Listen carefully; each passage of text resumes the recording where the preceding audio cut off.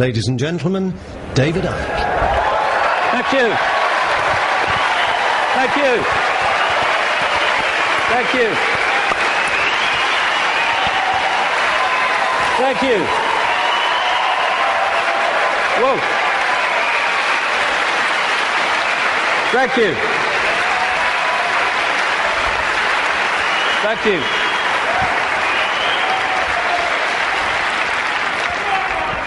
Good turnout then. Crikey. I remember talking to people in telephone boxes once and having room to walk around all those years ago, but amazing things have happened since. My thanks first of all to the extraordinary Linda for putting this event on, and Sean and all the team.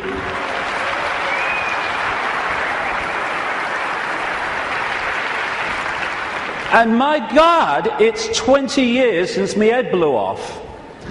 20 years on, I hope I've contributed one thing, and that is to let people realize that if you believe in something, if you keep putting one foot in front of the other and don't get caught in defending yourself or feeling sorry for yourself or falling for the fear that what other people think of you because you're saying something that's different, then if you keep putting that one foot in front of the other, you get somewhere.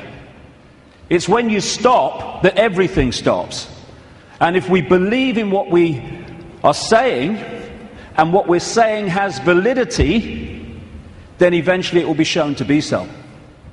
But that process only plays out if we keep walking. And you realize over 20 years that whatever people are saying about you today, they'll say something else tomorrow, so don't get caught up in what they're saying today, whatever today is. Because the fear of what other people think is the state of perception that stops people making a difference. Because you can only make a difference in a world of uniformity if you operate outside that uniformity, and that's always going to get you laughter, it's always going to get you ridicule and condemnation. And we either want to make a difference and we take that on and say whatever, or we don't, in which case nothing changes. And when I look back at this last 20 years, I can see very clearly in my life what happens to all of us.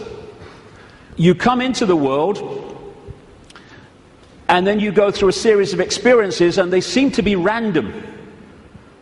They don't seem to be connected. Well, this is happening now, and that's happening then, and this is happening today. But when you look back, you see how it's been a journey of connected, often fantastically synchronistic experiences that are leading us in a certain direction. If we choose to go. If we don't choose to go, then we just run on the spot, which is where most of humanity is because of the way the system is structured. So when I look at the different aspects of my life, I see the chain of events that's led to now. I mean, this was me when I came into the world. I was bloody happy to be here, I was. Mum, Earth's a shitty place, I want to go home. And I felt like that as a kid, to be honest. But then my life unfolded, and I became a professional footballer. Have you seen them teeth? When I saw that bloody picture, I've seen them teeth. Last time I saw a set of teeth like that, it was winning the Grand National. But the football side of it, which just seemed to be, I want to be a footballer. Actually, because I ended up playing professional football with rheumatoid arthritis, not recommended by the way, I had an iron will to keep going whatever. And my goodness me, that came in quite handy a few years later. Then I went into television. What a bloody poser, look at him. I don't know, you should curl my hair then, you know. And thank you. It's been a long time since anyone did that to me. In fact, that's the first time, I think. And what that did was show me the inside of the media, shite, and also gave me a public profile which was going to lead to something later that wouldn't be ignored, although at the time I wish it was being ignored. And then I went into politics, you can call Green Party politics, And I saw politics from the inside, how it's just a game, how it's irrelevant to human life, and how people who were fighting with each other in the public arena weren't doing anything but that behind the scenes. And then, bang, 1990. For a year before 1990, when I was still in the Green Party, I felt this presence around me. Even when I was in a room alone, or especially then, I felt this presence around me, like I wasn't alone. And this went on for the best part, like I say, of a year. And it got more and more powerful, more and more tangible. Long story short, I tell the story in the books. I went by a series of synchronistic chances to see a psychic. Never seen one in my life before. And I just wanted to go along. I told her I wanted hands-on healing for my arthritis, which was true. But the real reason was, would she pick up what was around me? And I went for a couple of times, and it was hands-on healing, very nice. Betty Shine, nice lady. And then the third time, she starts giving me this stuff. Ooh, this is powerful, she says. I've got to close my eyes for this one. And in 1990, out came all this stuff. I'm presenting the snooker at the time. You know, I'm with the BBC still, and out came all this stuff. I was going to go out on a world stage. I was going to reveal great secrets. And basically, there was a shadow across the world that had to be lifted. There was a story that had to be told. And I was going to tell it. Which, when I'm sitting with my bum on that little bench next to her in her healing room, sounded complete bloody craziness. But it's unfolded. And it's unfolded very quickly after that, where my life started to change. And I started to come across information that was pushing me in a certain direction. And then, in the same year, or just after the same year, 1991, I went to Peru just on a whim, on intuition, and ended up having extraordinary experiences on a mound in Peru, just down from where that is. This is Siyustani, not far from a place called Puno in southern Peru, over just out the shot there, on this mound, when this energy was coming in the top of my head, and I was shaking like I was plugged in the mains, for about the best part of an hour. And after that, everything changed.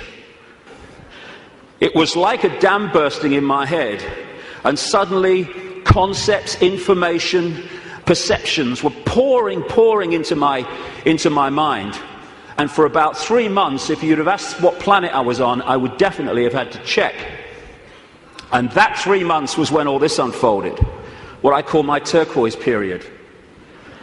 When it was like a computer where you push too many keys and it freezes and says, can't process this, thank you, I'm shutting down. And that's what happened to me basically in that 3 months. And then, after that time, everything morphed back. And people were coming up to me in the street after all the ridicule, they're saying, you're just like the bloke I used to know. I thought they said you got mad. Well, I may have looked like the bloke that I used to know, but I wasn't. I was suddenly seeing the world in a completely different way, and I was asking the big questions. Who are we? Where are we? Why is the world as it is? And from that time, the puzzle pieces started to be handed to me in really synchronistic, amazingly synchronistic ways. One of the, if you like, psychic communications that came through Betty Shine said in 1990, sometimes he will say things and wonder where they came from. They will be our words. Another one said knowledge will be put into his mind, and at other times he will be led to knowledge. Well, all I can say after 20 years of experience since that time is that famous advert in Britain, it does exactly what it says on the tin, is precisely what has unfolded since then. And that's how the information for all the books and everything has come. Another one was, arduous seeking is not necessary. The path is already mapped out. You only have to follow the clues. Again, it says, or it does what it says on the tin. Exactly that has happened. And it's this process of having insights and then 5 sense information, names, dates, places, documents, people coming to support that insight, that is what has been unfolding for 20 years. That's where the information has come from in the books.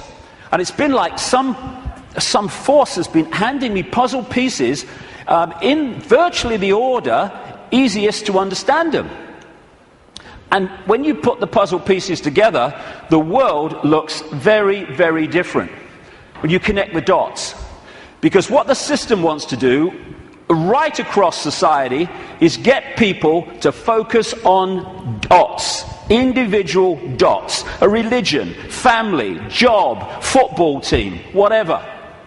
There's nothing wrong with focus as long as you hold peripheral vision and you can see how your focus connects out into other things. That's not what the system wants. It wants that focus so you don't have peripheral vision. And as you're trying to go through the maze we call life, the control system has set up endless ways to divert us, confuse us, and to keep us from the understanding that would set us free. And that's what I want to talk about in the first section today. The idea is to keep humanity constantly bewildered, so we don't know where we are, who we are, what even reality is. But when you connect the dots, and so many of them, as we'll see today, have on the face of it no connection to some of the others, when you connect the dots, the light goes on, and suddenly the picture forms. And what I'm going to do today, I can't fill in endless detail to support what I'm saying. That's in the books. And that's what books are for. Because even in the long, long day that we've got today, and all the hours I'm going to be speaking, I need that time just to connect individual dots and show how they connect together. Because that will make the world we live in phenomenally different to the one that sold us from cradle to grave. The elephant in the living room appears when you connect the dots. When you connect enough, the elephant it's so blatant. But when the dots are unconnected, there's no elephant there, because you can't see it. And that elephant in the living room is that there is a multi-level conspiracy, and it is multi-level, to enslave humanity in like a global concentration camp. The trick is to make sure the slaves don't realize they're slaves, so they don't do anything about their slavery. Although as this moves and moves towards its goal, that is becoming more obvious. When I first started on this journey 20 years ago, the first few years, all the information coming to me in like I say, incredible synchronicity of meeting people, seeing documents, coming across information, having experiences. That first few years were about what I call the 5 sense level of this conspiracy.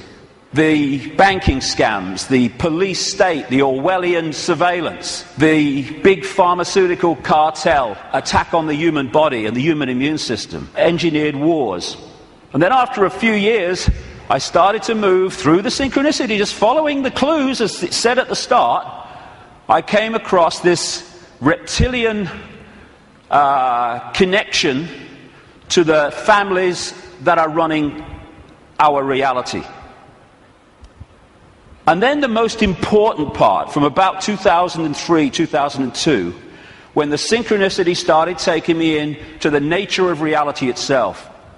And until we understand at least the themes of what this illusion is, we can understand nothing else about the world as it is and the way that the control system works. And then, over the last year, that synchronicity and the puzzle pieces has taken me into, perhaps for many people, I understand it, the most extraordinary area, which is that the moon is not what we think it is.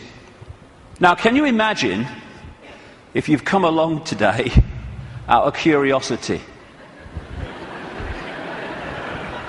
We're a few minutes in, and your eyes are on Bill. He just said reptile. He couldn't have done. He did. I heard him.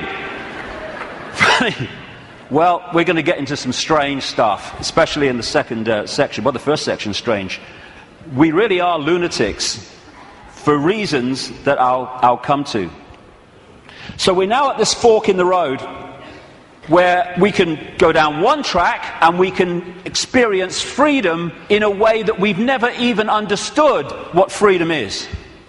We go down the other one, the one that the control system wants, then we're heading for a Orwellian fascist global state.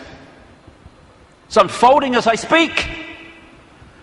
That choice, that fork in the road, is to become conscious, because most of humanity isn't, because it's manipulated not to be, or the control system's route, which is just to become a clone, a computer terminal of a control system, a merciless control system. The choice is between this, not too far down the road if we allow it, and this. Go hard, isn't it? Which one? Ugh. Freedom on a level, like I say, that we can't even begin to imagine from the perception of awareness that we've had so far. We perceive just a fraction of what freedom is, even when we talk about freedom. And we can break out of this. We can break out of this maze, this vibrational prison that we've been encased in. But to do that, as I said at the start, we have to stop doing what has put us in there. And that is conforming to the world that we are told the world is. Stop being in the herd. Stop being in the box, because there is another way. And if we don't take another way, I'm not saying the other way, we live in all possibility, but if we don't take another way from the way we've taken this far, how can anything change? It can't. If you always do what you've always done, you'll always get what you've always got. Real simple. And we don't have to all be the same. You can look the other way.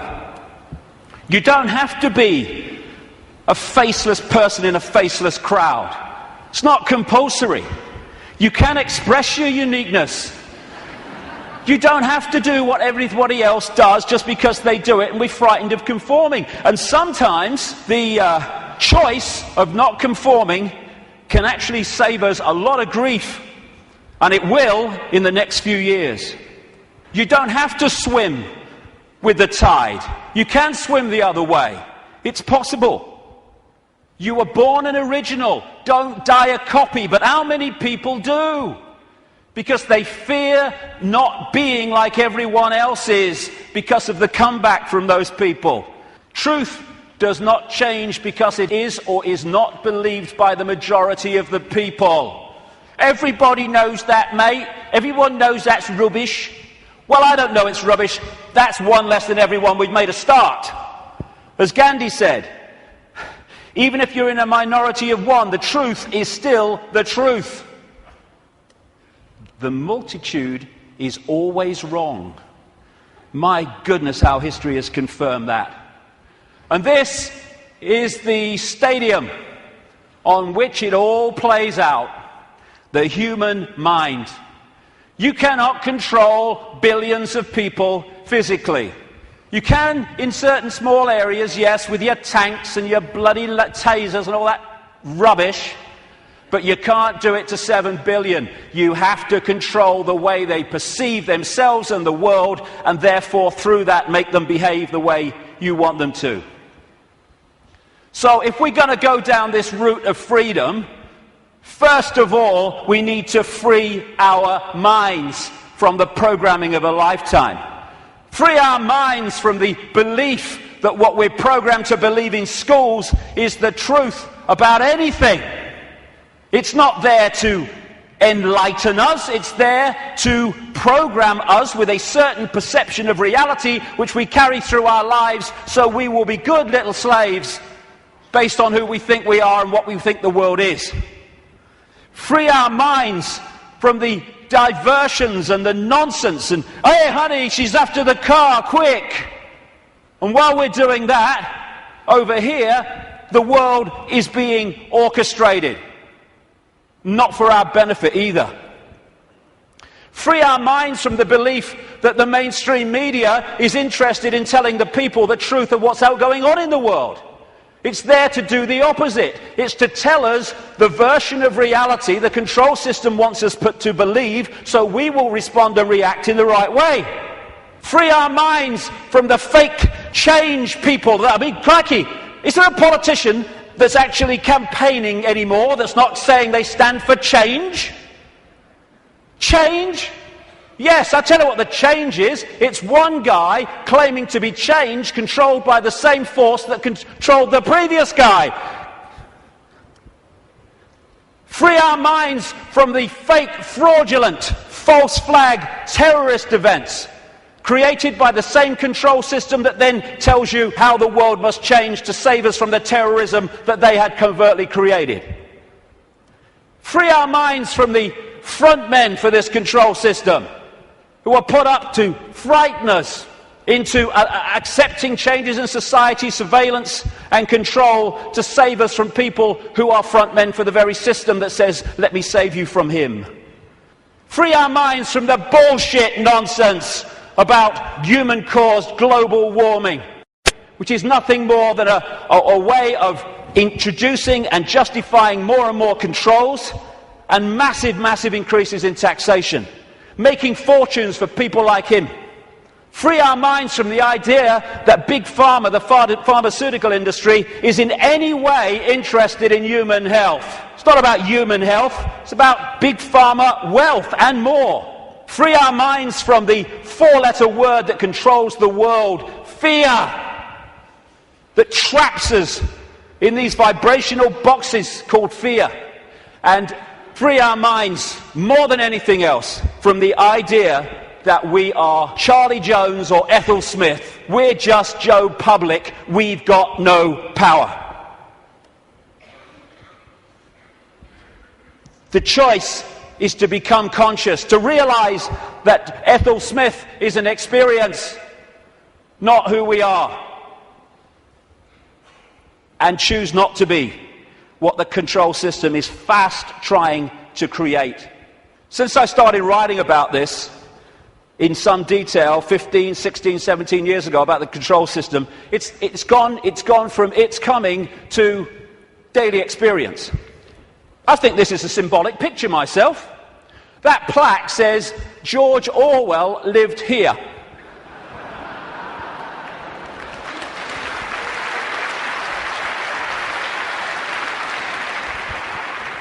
We've got peaceful demonstrations in America being scattered by excruciatingly painful sound technology.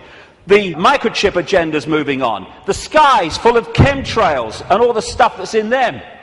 The food we are given to eat, if we choose to eat it, is full of chemical cocktails that are destabilizing our ability to think straight and be emotionally stable.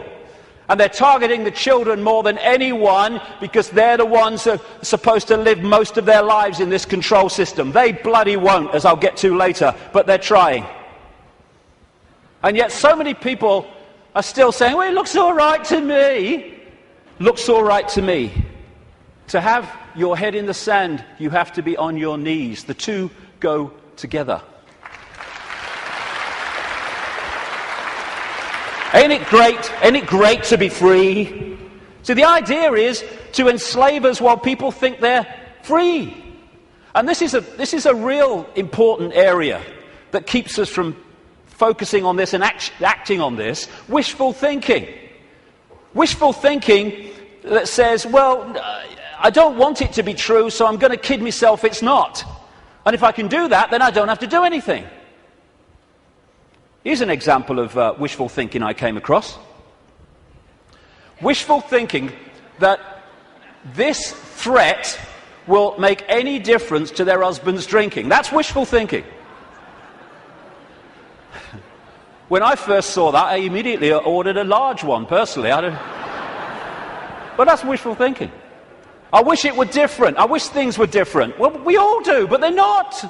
They are as they are, and I find myself saying this all the time now. It is what it is. And if you accept what it is, you can change what it is. If you're in denial of it, you're not going to change it because you're kidding yourself it doesn't exist. This control system is coming in. It's coming in fast at the moment. And we have to get it from talking about it to doing something about it. And it's crept up on us, step by step, while we're watching the game shows and celebrity world and sport and stuff. Nothing wrong with any of those things. But if you're there and you've not got the peripheral vision, they will keep you from seeing what's going on. And now the future is here. It's not sometime never. The future is here. And we've got to go from that to that pretty damn quick. And we can and we will. In many, many ways. As Martin Luther King said, the ultimate measure of a man is not where he stands in moments of comfort and convenience, but where he stands at times of challenge and controversy. And we are at a time of challenge and controversy, and we'll see what we're bloody made of, frankly. But the great news is, and I'm going to get into this big time in the last section, this is a time of fantastic awakening. Like I say, when I started on this journey consciously anyway, 20 years ago, the number of people that were in any way interested in this information, whether it's the nature of reality or the control system and its agenda, was tiny, tiny, tiny. It was a lonely road. Not anymore.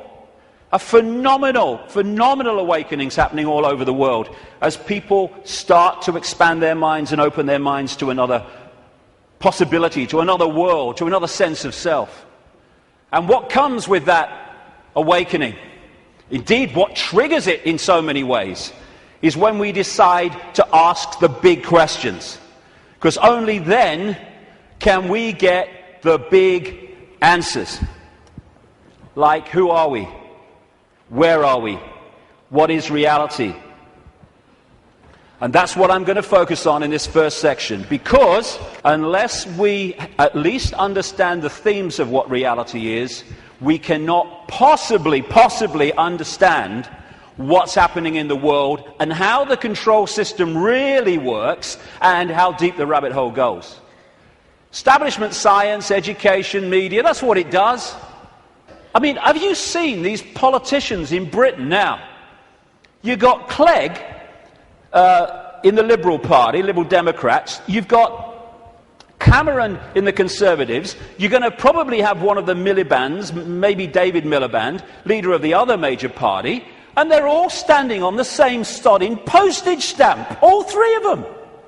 Same background, same basic perception of the world and politics, and that's exactly the same with science, education, and media. They all stand on this same postage stamp, and anyone wants to step off it and explore in other areas, stop him! Stop him! Ridicule, condemnation, stop his funding. And people say, well, if what you're saying is true, science would tell us. Yeah, okay. Like the media would tell us, right? Yeah, okay. What the control system doesn't want us to know is that this reality, in terms of its physicality, the one we think we're experiencing now, is an illusion. There is no physicality. There is no out there. Everything I'm looking at now out there is going on in here. I'll come to how that works. It is so simple. As the great American comedian Bill Hicks said, great man. All matter is merely energy condensed to a slow vibration. We're all one consciousness experiencing itself subjectively. There's no such thing as death. Life is only a dream, and we are the imagination of ourselves. And that's the control system's bottom line, manipulating our imagination of self. You can trick the brain into seeing things that aren't there. These are pictures of paintings, etc., on the flat surface, the flat road, the flat pavement. And yet you can trick the brain into reading them as three-dimensional. That's on a flat pavement. So's that. Is that a woman's face, or is it a flower and a butterfly? Very easy to trick the brain to decode reality in a certain way. For instance, is this a man and a hand, or is it a Mexican, a woman, a bush, and a dog? Depends how you decode it. And the control system, en masse, is manipulating 24/7 the way that we decode reality, so we decode it in line with what suits the control system. As Einstein said, reality is an illusion, albeit a persistent one. And the reason it's persistent is because we live in a virtual reality universe. A fantastically expanded, advanced version of a gigantic computer game.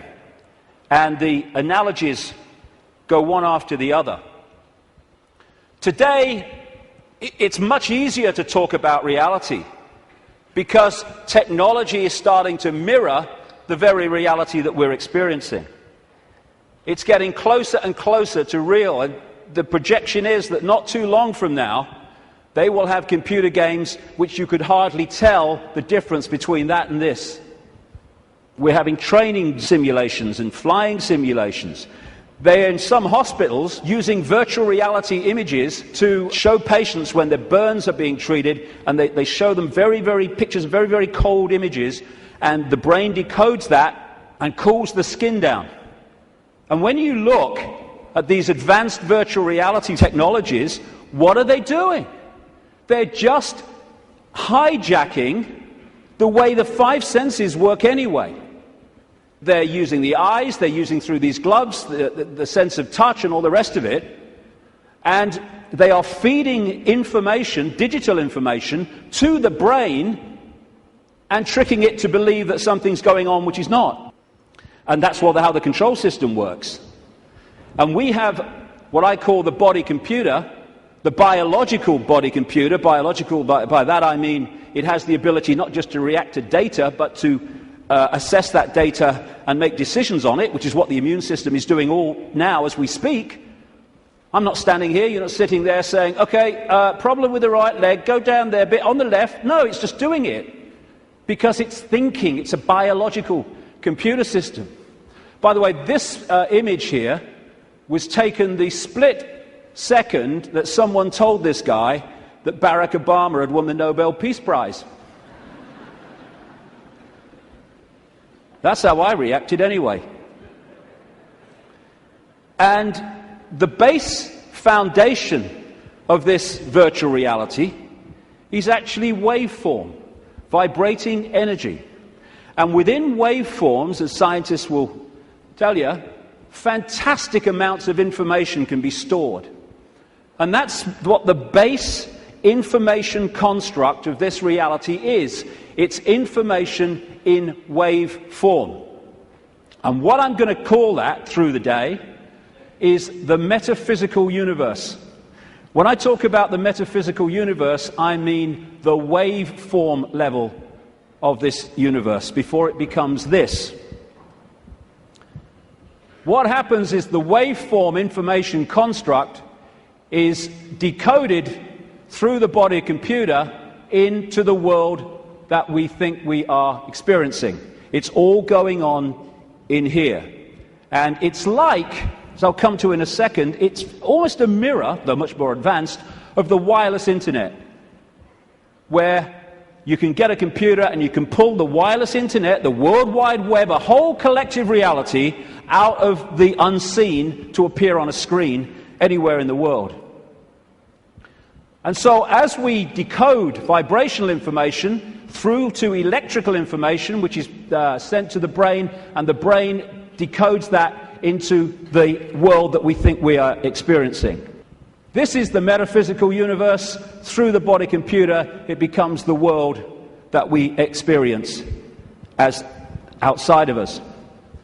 The five senses, which of course, as I say, virtual reality computer games lock into, that's how they work, they change vibrational information into electrical information, which goes to the brain to be decoded into what is holographic information. I'll come to that. So this is absolutely right, this scene from The Matrix, where the Neo character says, this isn't real, and Morpheus says, what is real? How do you define real? If you're talking about what you can feel, what you can smell, taste, and see, then real is simply electrical signals interpreted by your brain. That's all it is. And imagine if you can manipulate the way the brain interprets reality, because you know how reality works and the population doesn't, because you bloody well keep it from them systematically. The five senses are a decoding system. The most obvious one, of course, is sound. That's a vibration, comes to the ear, message to the brain, brain hears the sound. There is no sound until we've decoded it as so. Sound is just a vibration until we've decoded it. Sound exists in here. Same with taste. Electrical signals to the brain decodes it. This is how you can, through stage hypnotists, etc., get someone to eat a potato but taste an apple. Because you implant the belief here that it's an apple, and so the electrical signal with the potato code goes there, and it doesn't read it like that, it reads it as an apple. Even on that basic level, think of the potential for manipulating the way we see reality individually and collectively. And different parts of the brain, like with smell, are specifically there in the body computer to decode those senses. Same with touch. Exactly the same. Even movement. There is no movement until we've decoded that movement. There are conditions of the brain, which some people have, where they don't decode movement. So often they don't even see it. They'll see a car in the distance, the next thing, whoom, it's gone. Nothing in the middle. They see someone pouring a cup of tea, and all they see is a static arc of tea. It's all an illusion. It's a computer game. A very, very sophisticated one. I love that. Crikey, talk about having a laugh. Hey, Ethel, come and see who's in the telly. Don't you mean on the telly? No. Stage hypnotists are playing with this system all the time, like I say. And there are some other hypnotists I made earlier. These don't know they're hypnotists, most of them anyway. But that's what they're doing. They are, all the time, giving us a sense of reality, a belief in what is real. And if the brain takes on that belief system, it then starts reading reality in line with that belief, and it becomes a self-fulfilling reality. So we live in the equivalent, as I'll keep saying, a very, very advanced equivalent of the holographic internet, the World Wide Web. If you say to people, tell me about the internet, they say, yeah, well, it's graphics and websites and words and colors and the pictures. Yes, it is. But the only place that exists in that form, the internet, is on the screen. Everywhere else, it's electrical circuits, etc., etc. You say, tell me about television. They'll say, well, it's moving pictures on a screen. Yes, it is. But the only place that television exists in that form is on the screen. Everywhere else, it's electrical circuits and, in some cases still, many cases still, broadcast frequencies. And we live in what I call the cosmic internet, where information in the energy around us, I'll come to where it comes from in a minute, is then pulled out of the unseen. Just as these guys sitting out in the open, no wires, no connections, they are pulling the unseen out onto the computer screen. And if you think of it, because people say, well, if you're creating your own reality in your head and all that stuff, why do we all see the same stage? Why do we all see the same car?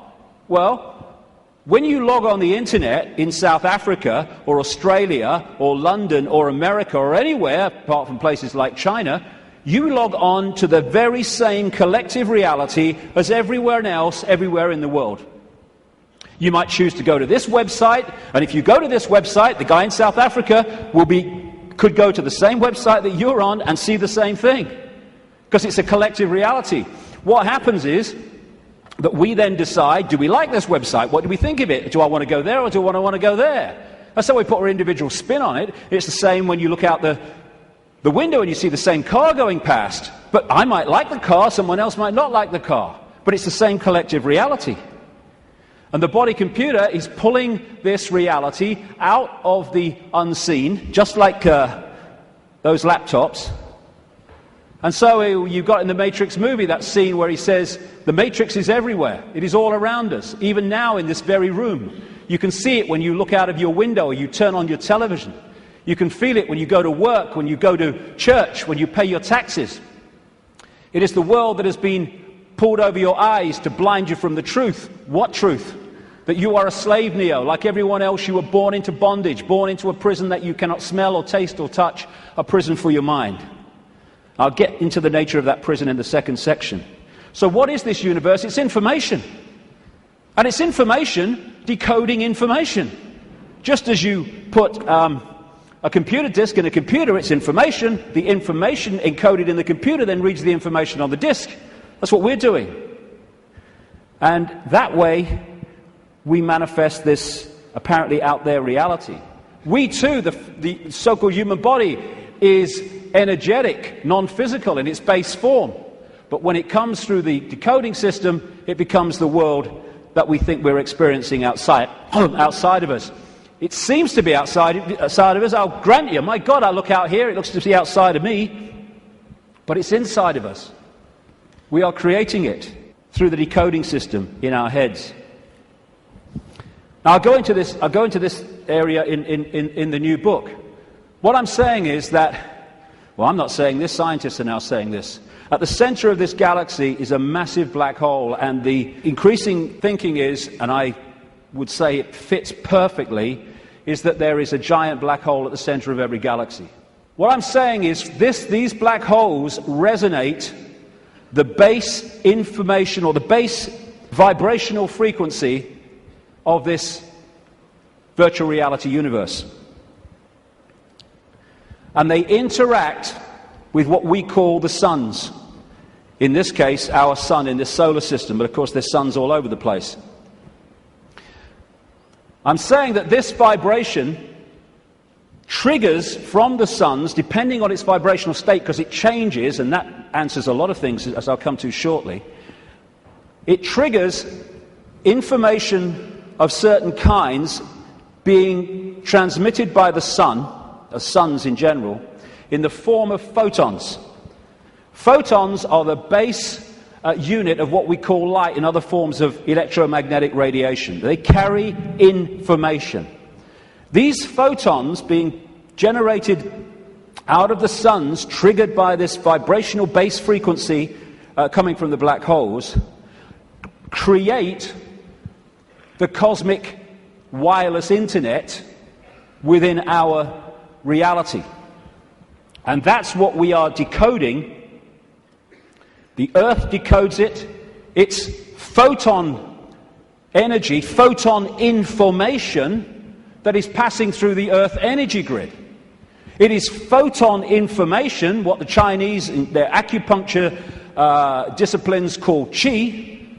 That qi is actually photon energy.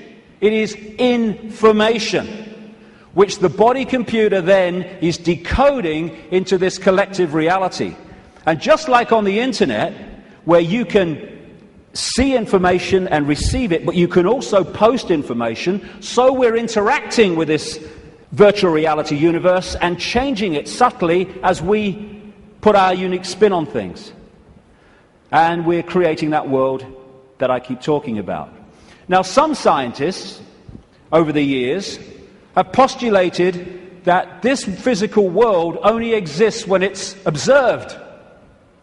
I agree. Why? Because of this. When you put a computer disk into a computer, it does not read all the information on the disk at the same time. It reads that part that it is observing, whatever that laser's hitting at the time. All the other stuff is still in information form. It's not been transferred to the screen as pictures, etc. And we do the same. When we observe, decode, then we bring it into this reality. But without that, this is just the base vibrational metaphysical universe, which is the basis of all of it. Then no light gets in the brain. So how do we see light? How can I look at that light and see it? No light ever gets in the brain because the brain's decoding information into that light. So when you see things like in the Matrix movies, those lines like, there is no spoon. It is not the spoon that bends, it is only yourself. Exactly. Because the only place the spoon exists in physical form is in here. And you bend it by bending the way you decode reality. Miracles are simply overcoming the programming of what's possible and not possible. You know, we are of course programmed to believe that when you walk through fire, you get burned. And if you walk through fire or hot coals with that belief, that decoding state, you'll burn your bloody feet. But as so many people have shown, if you can go into another state of consciousness and override that, you can walk across hot coals and not feel a thing. Why? Because an illusion cannot burn an illusion unless you believe it can. There are no miracles. There's just understanding how to manifest all possibility. And that understanding comes from the fact that we acknowledge, we understand that we are consciousness. Disembodied, no form awareness, having an experience. Like a Central American shaman said, we are perceivers, we are awareness, we are not objects, we have no solidity. We, or rather our reason, forget this, and thus we entrap the totality of ourselves in a vicious circle from which we rarely emerge in our lifetime. And that vicious circle is what the control system wants to keep us in, because then we're controllable. If we understand who we really are, what we really are, it's impossible to control by a bunch of control freaks. The body is the way our awareness experiences this reality. If I want to interact with this reality, which is a frequency range, I have to have an outer shell, we all do, that vibrates within this frequency range, because our consciousness is vibrating much too quickly. It's like Radio 1 trying to make connection to Radio 2. They're on different wavelengths. It's never going to happen. So we take on this outer projection we call a body, and therefore I can pick this up and interact with this reality. What the control system wants us to do is to believe that that projection, that vehicle to experience this reality, is who we are, because then we go from, I am all that is, has been, and ever will be, I'm Charlie Smith, I'm Ethel Jones, I've got no power. It's the whole bottom line of it. We say I'm going on the internet. We don't go on the internet. The computer goes on the internet. And we observe the internet through the computer. And our mind-body is the vehicle to experience this reality. That goes on the internet. Consciousness, the real us, observes, just like the World Wide Web, observes the internet through that vehicle. And like I say, the idea is to get us to think that we're that and not that. I had a vision when I was sitting in the bath a couple of years ago now, maybe. And I've asked my great friend, the brilliant Neil Haig, to knock this up from what I saw. I'm sitting in my bath, and I saw billowing energy, yellow, kind of white-yellow energy. And I took that immediately to be consciousness. Then an eye appeared in the energy, the consciousness, and then a telescope appeared.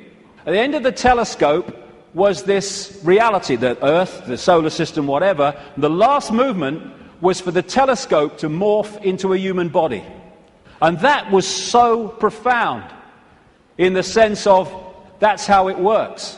And because of the limitations of this focus, we see ourselves, if we don't stay in contact with that, in very limited terms. Death is just putting the telescope down. Well, I've had enough of that. Earth's a shitty place.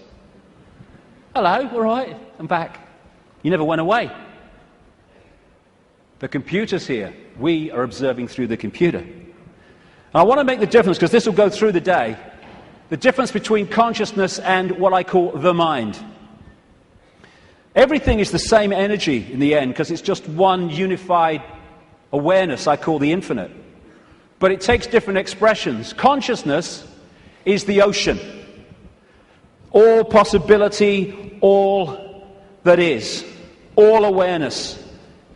And the mind is like a frozen, denser expression of that, and therefore has great, great limitations in terms of awareness and perception compared with that. And one of the reasons is to interact with this reality, which is much denser than consciousness, we have to have a denser conduit, which we call the mind-body.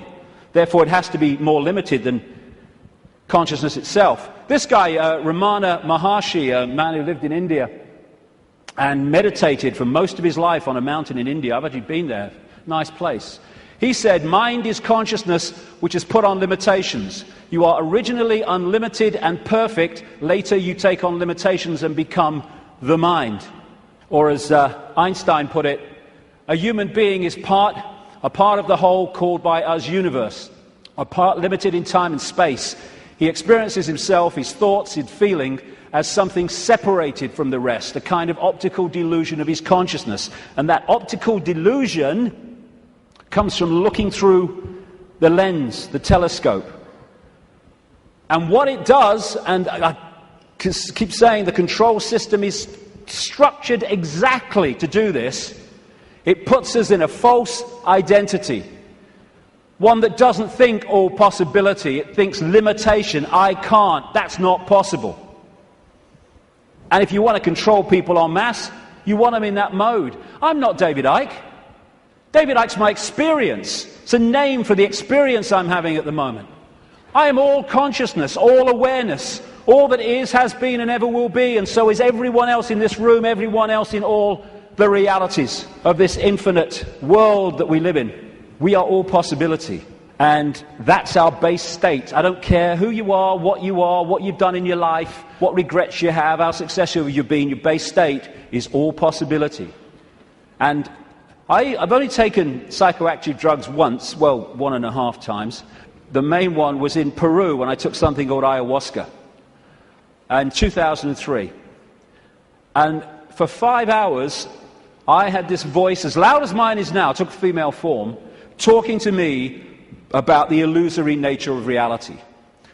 And when I came back out to Britain, it happened in the Brazilian rainforest, I started following up names, dates, places type information, what I was told. And it was extraordinarily accurate. It's amazing that mainstream science has sussed most of this, but doesn't realize it as, because all the disciplines don't talk to each other. When you connect the dots, you realize they've already established that this is an illusion. But that doesn't go down well because it's too close to the truth. And how I experienced that state beyond this world, beyond vibration, was as stillness and silence. And that's what all possibility is, the stillness and the silence. There was a great line that voice said to me when it was explaining the nature of reality. It said, if it vibrates, it's illusion. If it vibrates, it's illusion, because our core level is stillness and silence. I experienced that. Amazing feeling. There are no negative emotions, there's no fear, there's no worry about not making the rent and all this stuff. They've all gone in that realm. And people think of nothing. All that is, has been, whatever can be. That's all potential, all knowing. And everywhere and nowhere. People think that's a paradox. You can't be everywhere and nowhere, but you can in all possibility. In all possibility, everything is possible. So everywhere is nowhere, nowhere is everywhere. Everything and nothing. Again, not a paradox. All possibility is everything and nothing. And as I was saying, we think of nothing as nothing's there. There is nothing. But within the nothing, within the silence, is everything. Within the silence, for instance, is all possibility. And then when I start talking, I have pulled one possibility out of all possibility, which is manifest as vibration, my voice. And then I stop. It goes back into all possibility. We don't think that this building is defined by the nothing. We think it's defined by the something. But the something is only there, and this building is only in its form because of the no thing, apparently no thing, in between what we perceive as the something. The silence this is why when people are in silence, they go somewhere else. And so many people are frightened of the silence. Get in the car, whack the record on, get in home, put the telly on, noise, hold you in 5 sense reality. When people go into the silence, that's when they get their insights, because they're accessing other levels of themselves beyond the 5 senses. So out of the no thing comes the realm of form. This is something called cymatics. If you go on the internet, you can see it, videos of it, like YouTube. What they do is they put particles on a metal plate and they play sound across it. And it's incredible. It just forms into these amazing geometrical shapes just because of the sound. And when the sound stops, boom, it all goes back to all over the place. And then the sound changes and another form comes in. And these worlds of form, frequencies, vibrating frequencies, are created in this way, out of all possibility. And there are endless, infinite realms with different so-called laws of physics, different challenges, different experiences, all vibrating at different speeds and therefore able to share the same space. All of these different realms are sharing the same space that I'm sharing now, just as all the radio and television stations broadcasting to this city are sharing the space that I'm sharing now and the space that they're sharing with each other. So we live in a frequency range, and that frequency range is dictated by the range of frequencies that our body computers can decode. And it is extraordinarily tiny. We're virtually blind in terms of what exists. The vast majority of this universe is what scientists call dark energy or dark matter. And they call it dark not because it's pitch black, but because we cannot decode it. Therefore, it is not in our realm of experience. We have to work it out by its impact on things that we can see. And the electromagnetic spectrum is 0.005% of what is projected to exist in this universe. And visible light, which is the only frequency range that we can decode, is a fraction of the 0.005%. So this is it. Visible light. This is our world. And we look out and we think we can see everything. But we can't. We can see what we can decode. And therefore, we operate within a dimension, we might call it, and it's penetrated by other dimensions, which allows those other dimensions to interact with ours, which I'm going to get to in the second section, because that is fundamental to the control system. What we're doing is we are putting our focus of attention into this reality through the body computer, and therefore this seems to be the only world that exists. But the space we're occupying is teeming with life of endless varieties. So if we come into this world of mind and we hold a connection to consciousness, we are in this world physically and we can experience this. We're going to go to the pub, yeah, let's have a beer with you, yeah. But we're not of this world in terms of the point of observation. We are in this world, but we're observing it from here. We can see things here that this can't see. And that's why the control system has to keep us here. And a structured society to make that happen. To keep us in bewilderment by being only able to decode and experience reality through the five senses. And once you are in the five senses, and you're not getting inspiration, insight, intuitive knowing from higher levels of your consciousness, where do you look to get a fix on who you are, where you are, and the world you're living in? There. And who controls that? The control system that controls the media, politics, education, science. The idea is isolate us in the five senses, isolate us in body-mind, and then program the body-mind to see the world that suits the control system.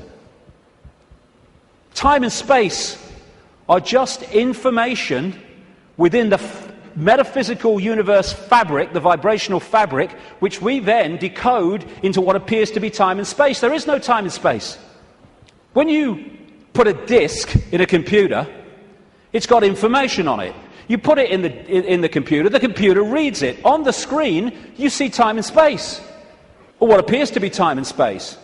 But all it is information on the disk being read by the computer and being put on the screen. That's what we are doing all the time. Time's an illusion. And my goodness me, if we fall for that, then we totally get encompassed by time, that time exists. You can say it's 1 o'clock, I've got to meet someone at 1 o'clock, so you're there at the same time, and synchronize that, but all along you know that it's just a construct. It's not part of you, this time. Because no time is where consciousness operates. And if we operate completely connected to time, then by that very nature we're going to disconnect from consciousness, which is on another level of perception. Our time is just crazy. You cross an invisible line in the ocean, you go into tomorrow, you go the other way, you go into yesterday. There is only the now. That's all there is. People say, no, there's the past and there's the future. Well, okay. When you think of the future, where are you? You're in the now. When you think of the past, memories, where are you? You're in the now.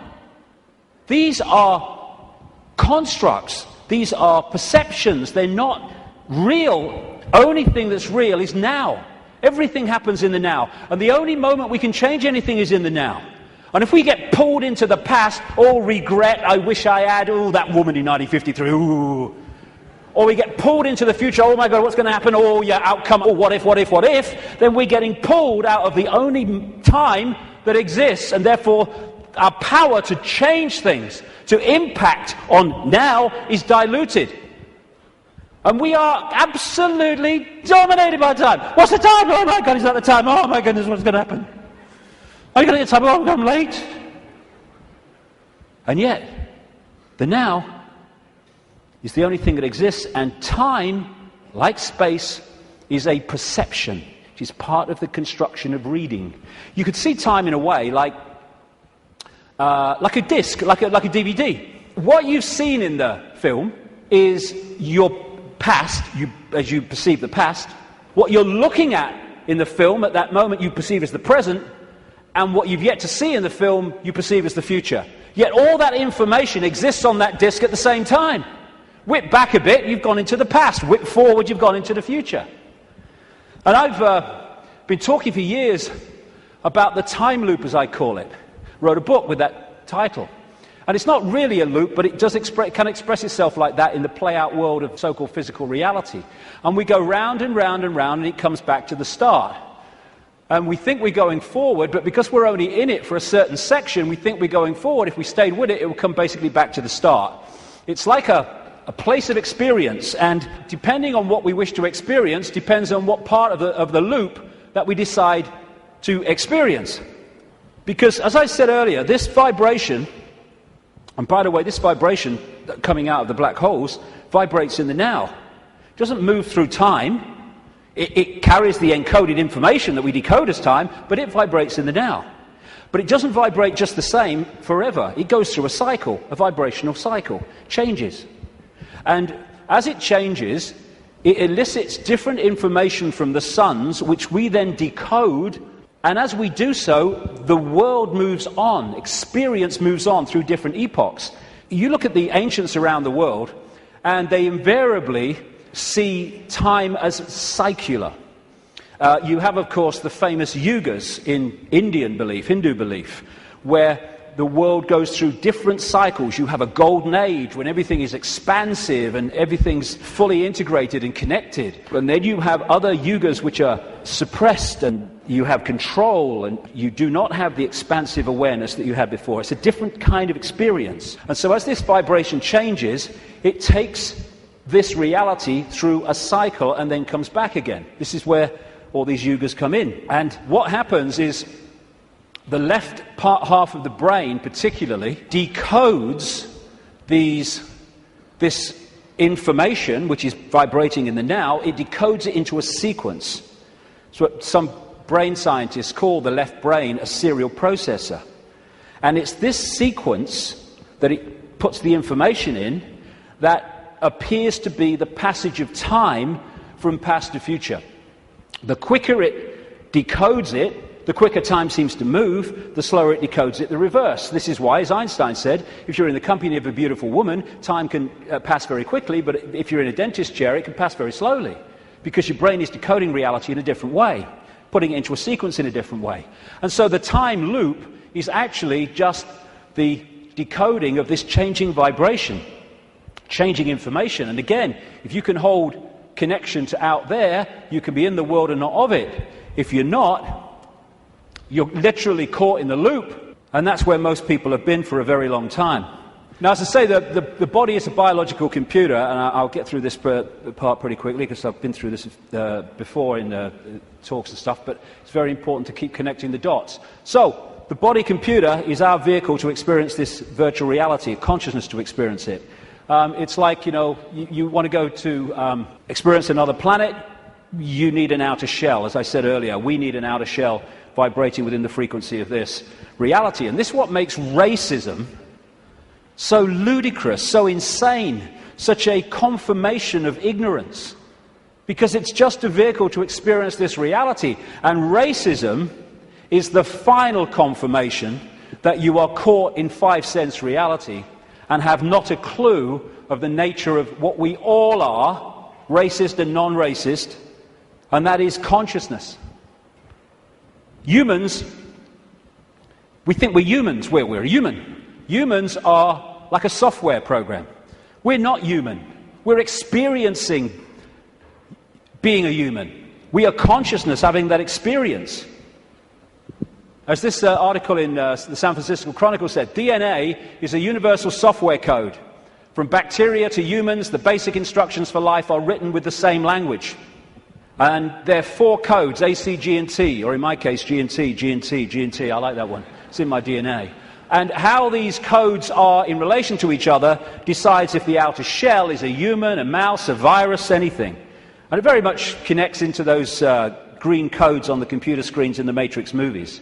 And the body computer, biological computer, has the ability to think and assess for itself, ticks every box when you go through it.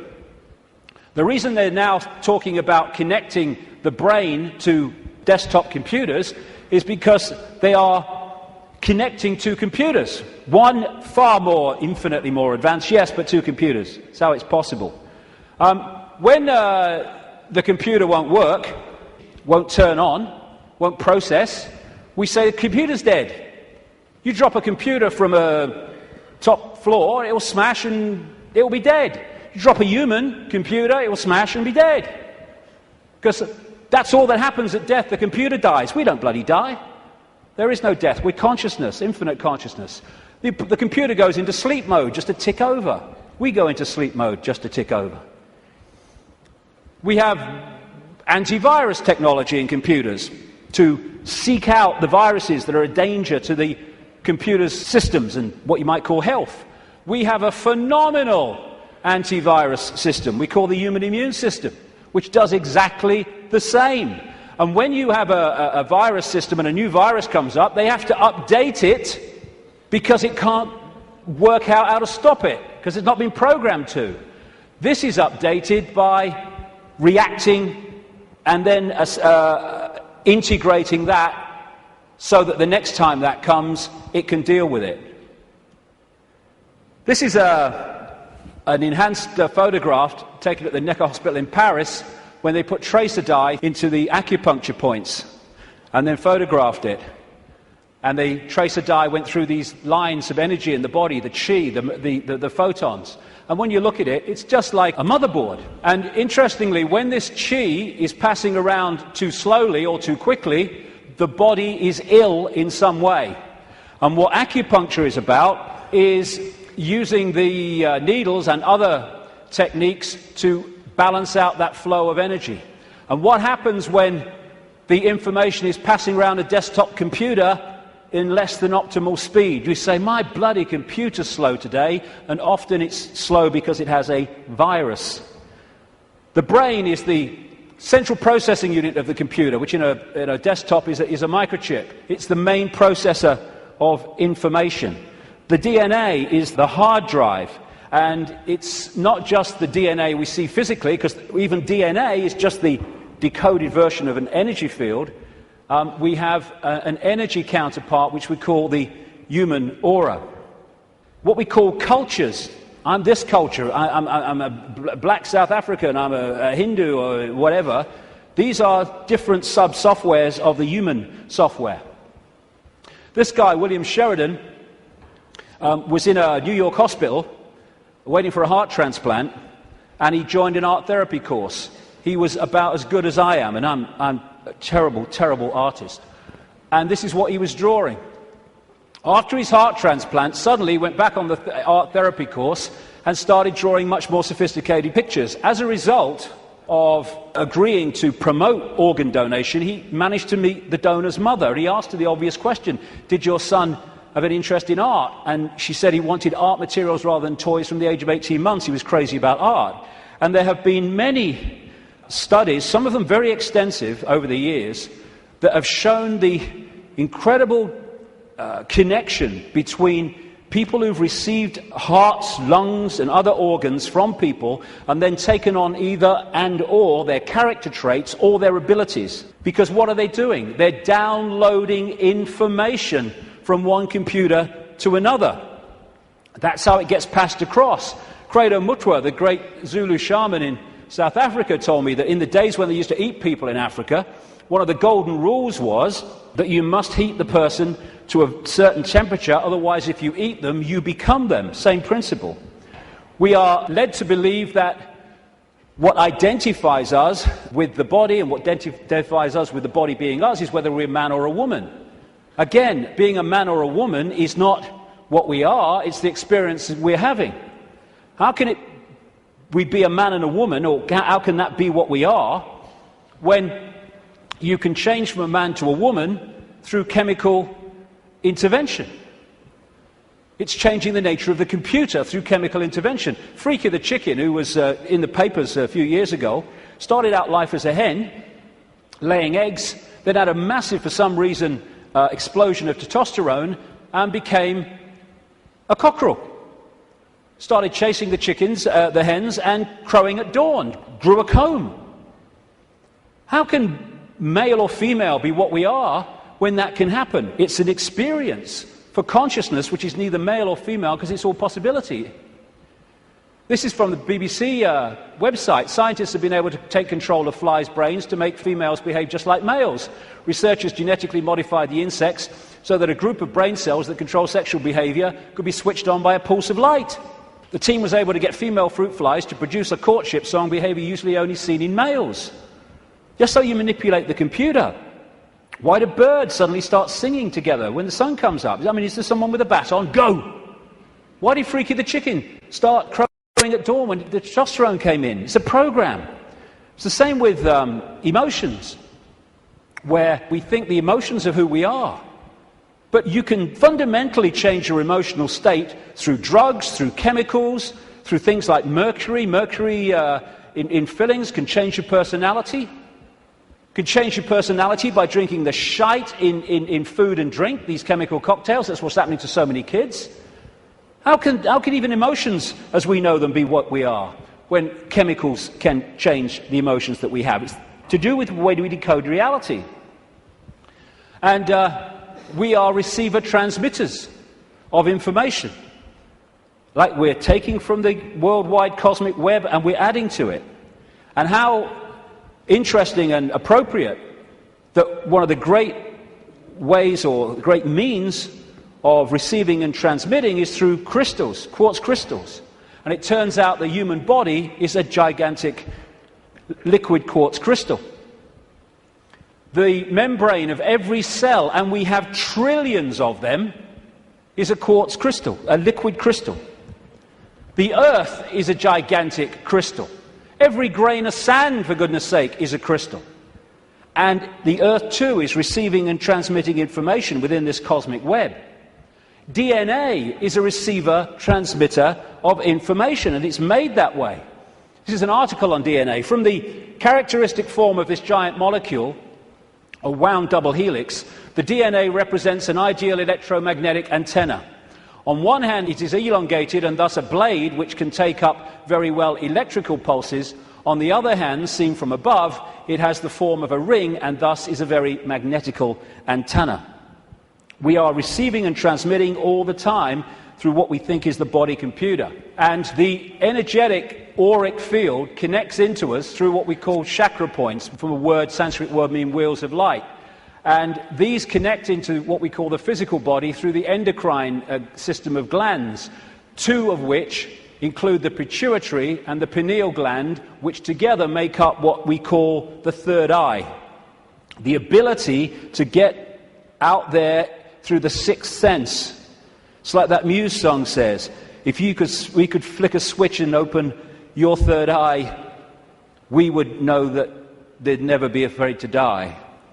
Words to that effect. Exactly, because we'd be out there. Now, anything that can shut these down holds us in five-sense reality and stops us from breaking out into the greater self. That's where they want us, and that's where they've got so many people, the vast majority, in that state, in a false identity. The world looks so solid, I grant you, but it can't be. It can't be, even though it seems to be. And if you bang your head on the wall, again, like walking through the fire, believing you're going to get burned, you'll bang your head.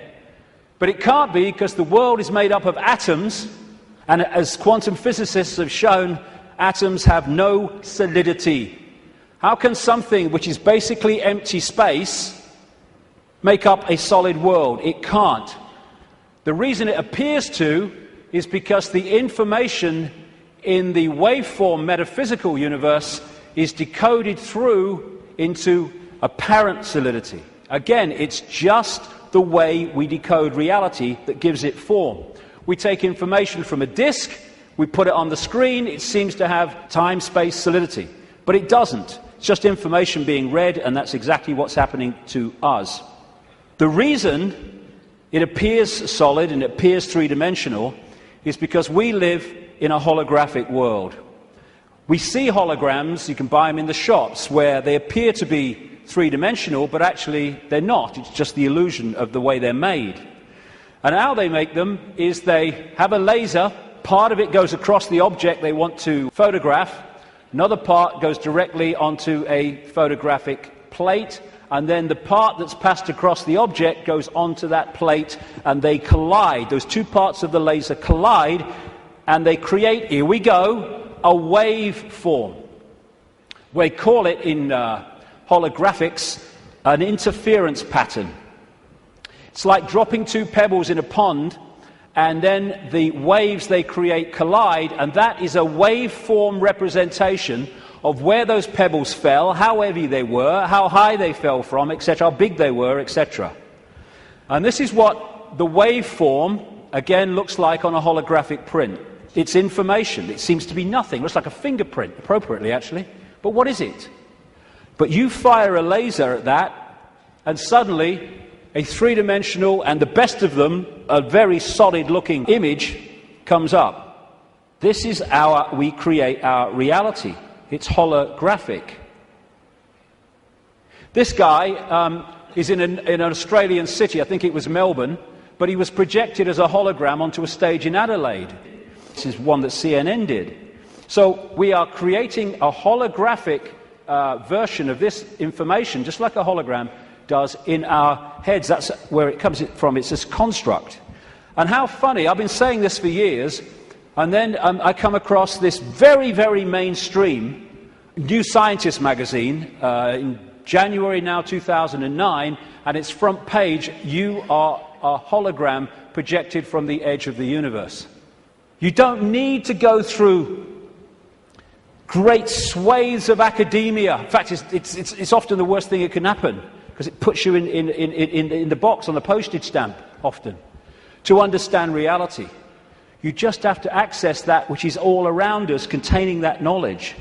And then you have the question, how can something be a waveform and a particle at the same time, which is what quantum physics has found and gone, what? How can that be? Very simple.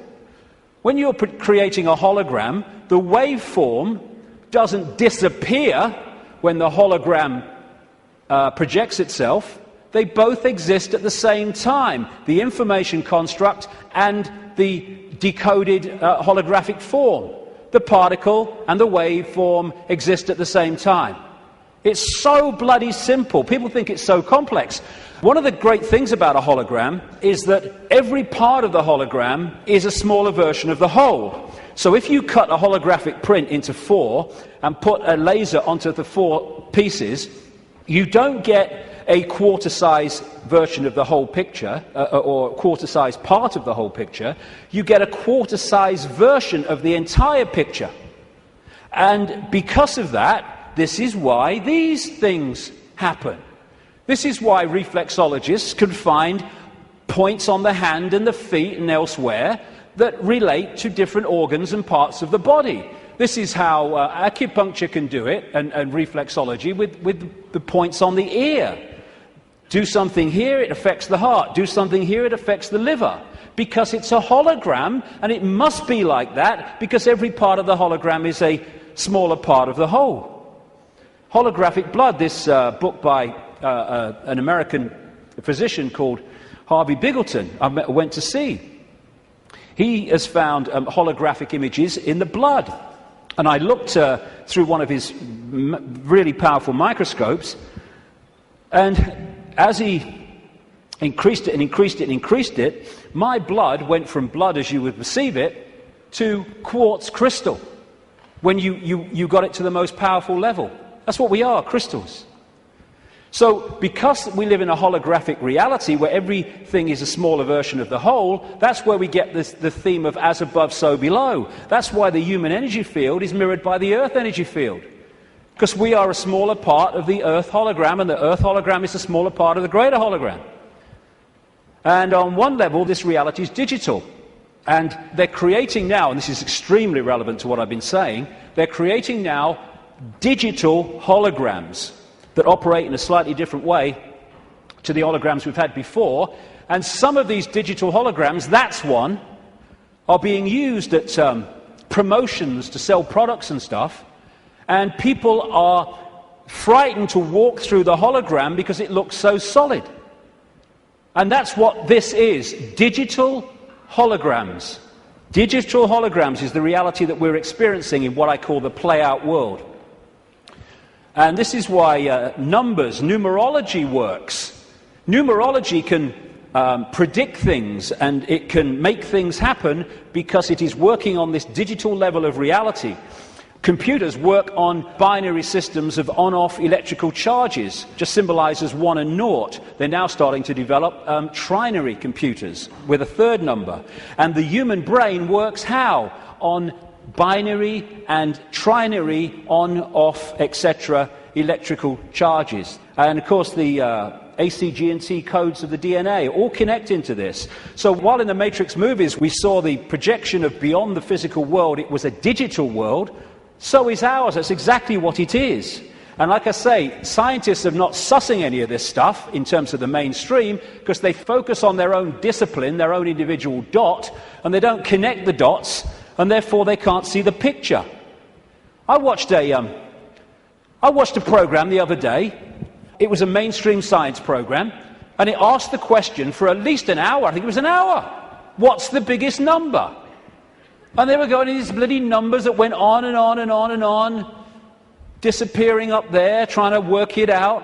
Well, I'll tell you the biggest number. That's the biggest number. Infinity. There is no biggest number. There is only all possibility. And numbers are the digital level of this reality. And because of that, numbers represent vibrational states. As a result of that, you can manipulate reality through numbers and numerology. Because you're manipulating that level of the decoded construct. So what does all this mean? We live a false identity. We think we're humans when we're consciousness. We're multi-leveled awareness. Not just the body, consciousness. And some near-death experiences have experienced and then come back to tell the story of what they've experienced when they've been through, sometimes they experience it as a tunnel, and then come back when their body releases the consciousness for a short time. And this is one that encapsulates all of it. He said everything from the beginning, my birth, my ancestors, my children, my wife, everything comes together simultaneously. I saw everything about me and about everyone who was around me. I saw everything they were thinking now, what they thought then, what was happening before, what was happening now. There is no time, there is no sequence of events, no such thing as limitation of distance, of period, of time, of place. I could be anywhere I wanted to be simultaneously. This body computer is what gives us the delusion of all those things. And I'll just finish on this bit. Key to holding us in servitude is to keep us in the left hemisphere of the brain. We have two, the right brain, the left brain, and we have a bridge called the corpus callosum, which bridges the two and should pass information between the two. And the right brain, they are very, very different states of being. The right brain is the out there, the creative, the connection with all that is. The left brain is what deals in numbers, in language, in sequence, and puts everything in hierarchical structures and all the rest of it. And what the system wants, it wants us in there. Because when we're in there and not in there, we are there. And the whole system is structured to put us there. The education system, everything. I found this. Different functions of the right and left brain. What the right brain wants to do is say the colour. What the left brain wants to do, language, it wants to say the word. And it's interesting when you try to go through these and say the colour, how difficult it is for many people to say the colour instead of the word, to say green instead of what the left brain wants, which is yellow. And the functions of the two are massively different. This lady, a brain scientist, neuroanatomist called Jill Bolte Taylor, became well known when she had a stroke in the 1990s, I think it was. And she had a stroke in the left brain and stayed awake for most of it, and therefore experienced what was happening.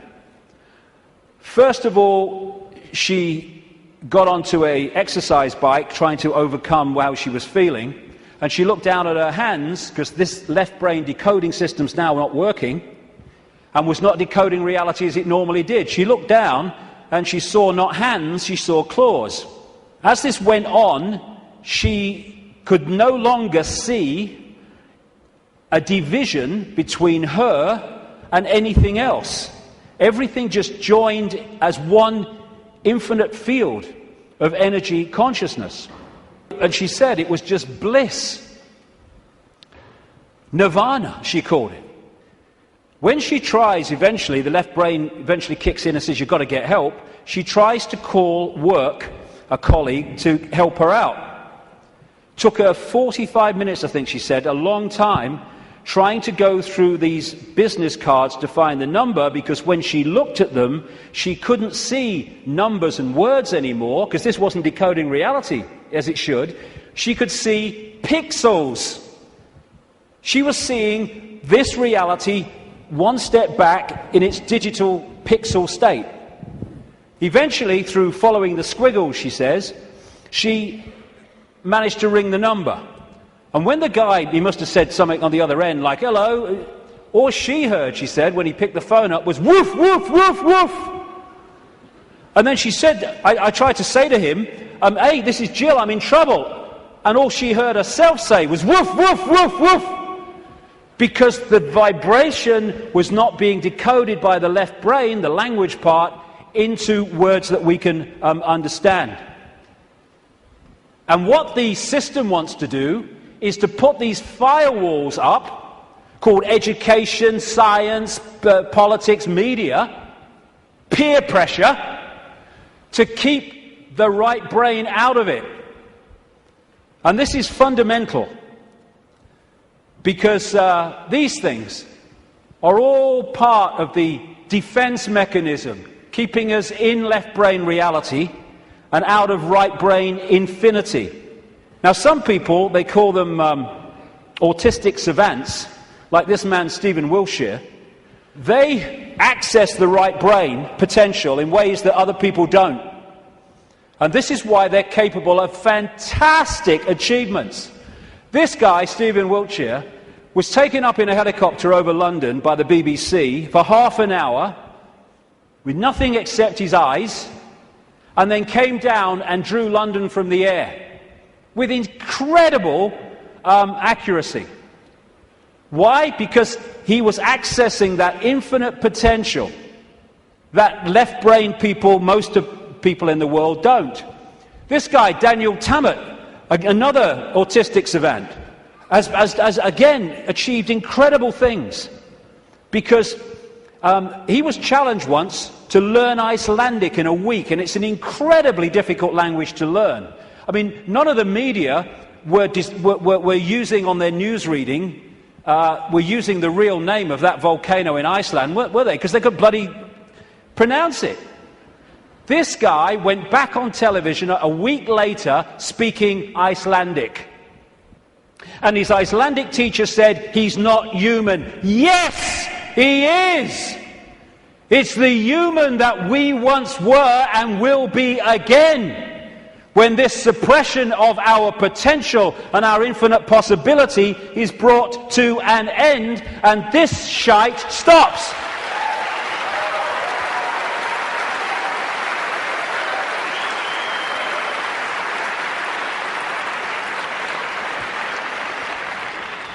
We worship the intellect. Oh, he's got a great mind. Oh, he did this at Oxford. Oh, he's gone to Harvard.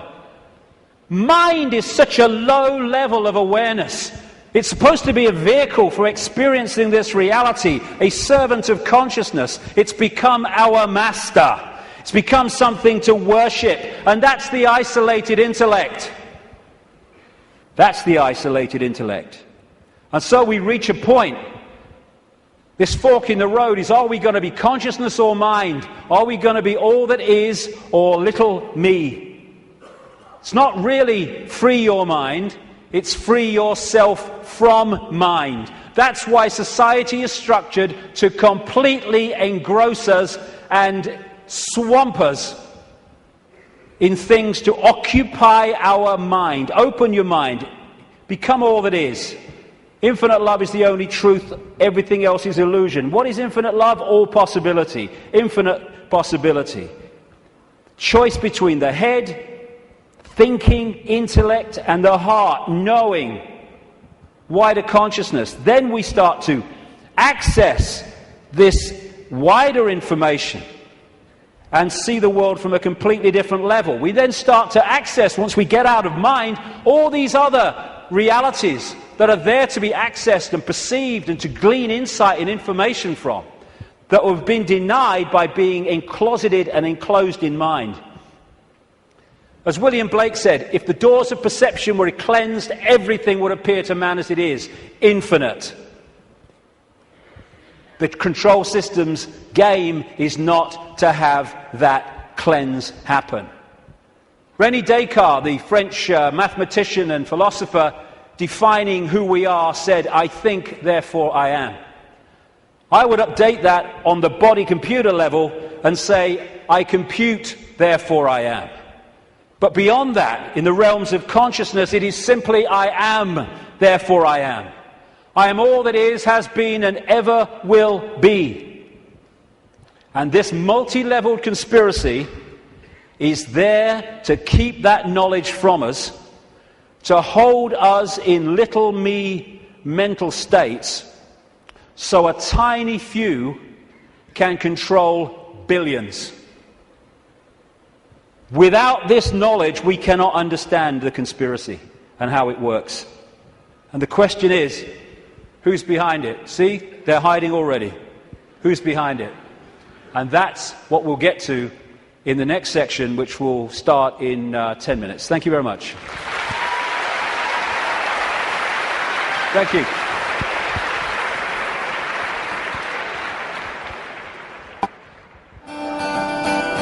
Love will set you free.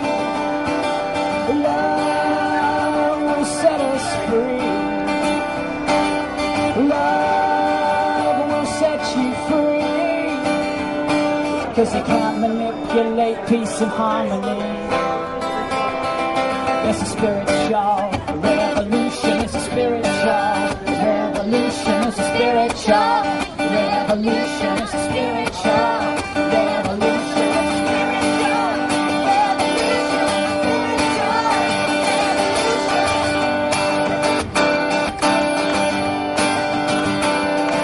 It's a spiritual revolution. All part of your evolution. Your fate is still unknown. So wake up, my friends. The future now depends on you. so please lead us home.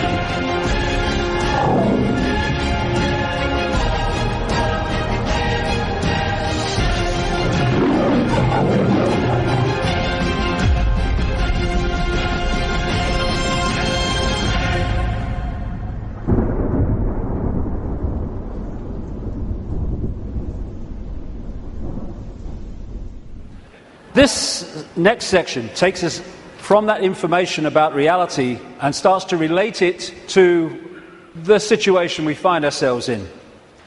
There are 20 years between these two photographs, and in that time, really amazing things have happened. So many people have gone from that to that, and it's an exponential curve that's gathering pace all the time. And people are starting to see what is increasingly there, that we are watching the unfolding imposition of a fascist global state, or communist global state. They're the same either way. I'm sure people in fascist Germany and people in Stalinist Russia thought there was a big difference between the worlds that they lived in. Different names for the same basic control system. But I would suggest that if we stay only at the level of the five senses, only at the level of the world we see banking scams, manipulated wars, Orwellian imposition, then we're not going to get truly what is going on. Because I say this, look at it. This world has been changing and is changing so rapidly in terms of all different aspects of this control system, the way they manipulate education, manipulate wars, put in the people they want as presidents, give us all this shite through food and drink, control the media, manufacture the global warming scam, big pharma, and 9/11 and all that stuff. And it's coming in such a coordinated way. So if we are going to think that this situation that we're seeing unfold goes back to a few men and women in dark suits or whatever sitting round a table saying what's our next move, we are clearly massively missing the point. And the vast majority of people who over the last few years have started investigating this, they will not go any further. They will not go any further because A, their belief systems won't let them, often their religious belief system, but also they are fearing what other people will think about them if they go into some of these areas I'm going to go into now. What people make of it is up to them. My right to say it is up to me. So yes, it's not just people sitting around a table somewhere in the world discussing the next move. There's the level where we see this unfolding in the news and what have you. Then there's this other dimensional, non-human level to look at, as I will in this section. Then there's the level of the nature of reality, which I've introduced already. And then there's this whole stuff about the moon, which I'll get into in this section too. And the rabbit hole doesn't end there. It goes deeper and deeper and deeper. And the deeper you go into the rabbit hole, the more we understand what the game is, the more we can change the game. And it's all about the control and programming of perception. That's the only way the few, and it is a few compared with the global population, that the billions can be controlled. Manipulating how we interact with reality, keeping from us that we are consciousness, putting us in these bubbles of our sense of limitation and I can't, manipulating the way we decode reality, and therefore making us see the world as the control system wants us to see it. That's the basis of all of it going through the day, because that's the basis of all of it going through the whole conspiracy. So yes, of course, on one level it does manifest as dark suits sitting around a table discussing the next move. But that's still the play-out world of this conspiracy. It's not its origin. It goes beyond them into the advisors in the shadows, the Mandelsons in this country. Peter Mandelson, if he's not manipulating, he gets withdrawal symptoms, that man.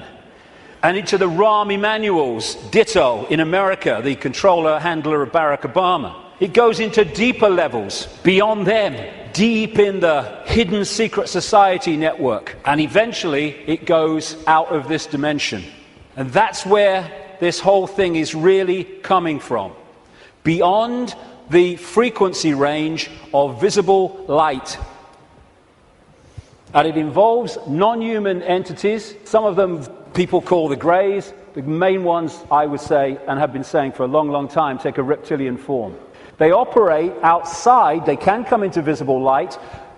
But in terms of the reptilian part of this, they can't stay here for that long. So people say, why don't they just come and take over? Because they can't. Or they would. They can come for so long, but their vibrational difference, incompatibility, means they have to leave. They can't stay for long, although there are technological ways they can stay for longer.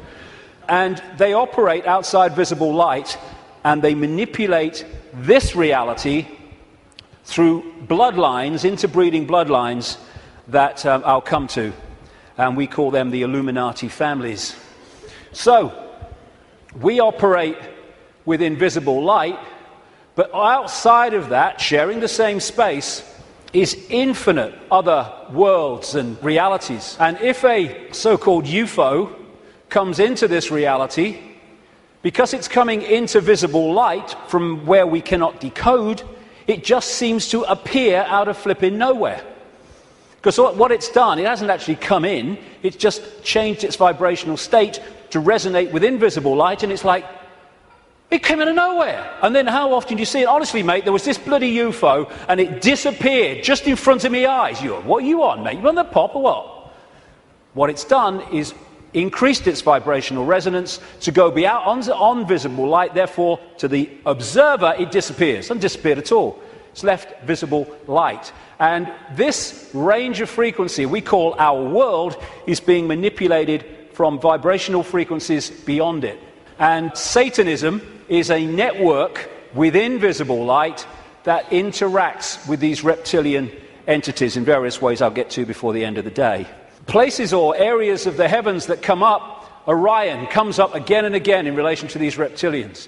And in terms of non-human visitations, so does the Pleiades, so does, in terms of the reptilians, area of the heavens they call the Draco constellation, which appropriately, coming through the word derivations, brings us draconian. And of course, draconian laws are the Orwellian laws coming in. Very, very appropriate. Sirius is involved as well. So, I won't be able to get into this today. There's a lot more to know anyway, but so is what happened to Mars, is all involved in this story, how it became the devastated place it is but wasn't before. And when I talk about these areas of the heavens, I'm not necessarily talking about those places with invisible light. Because just as we are multidimensional, so planets and stars, etc., are multidimensional. And just as a planet might be devastated within visible light, it's not necessarily devastated on other vibrational frequency levels of itself. Because the Earth, too, operates in visible light, but also multi-levels, like everything else. Another major part of this story is that when these reptilian entities started intervening, they manipulated human genetics through interbreeding. Not necessarily physical interbreeding, interbreeding through technological methods, and also changing human form by changing the messages, the information, I'll come to this before we finish this section, that the DNA is picking up. And through that, you can change a form by changing the information the DNA is picking up. And it's no accident that humans have massive, fundamental reptilian genetics. This part of the brain, which scientists call the R complex or the reptilian brain, will be very, very important as we go through this second part of the day, because it's fundamental to how human behavior and human perception is manipulated to see the world as we currently see it. This interbreeding is talked about and recorded all across the world in the ancient accounts.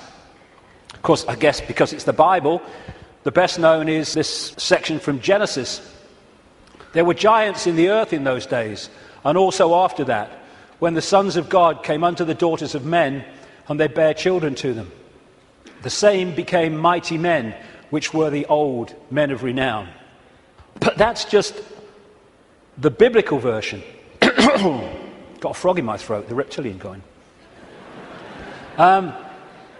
All across the ancient world, you see similar stories and accounts of this interbreeding. Something else goes parallel with the reptilian story. Again, not just in the Bible with the Garden of Eden and all that stuff, which of course the serpent was dominant, but across the ancient accounts. And that is the connection between the reptilian intervention and what we call the fall of man. And again, this is universal. And these themes will come together again and again as we go through this next part.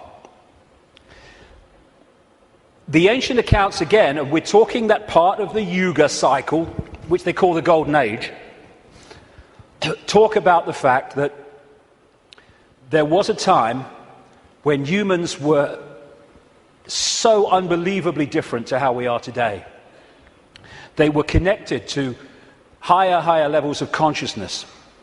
They were in this world, but they were certainly not of it.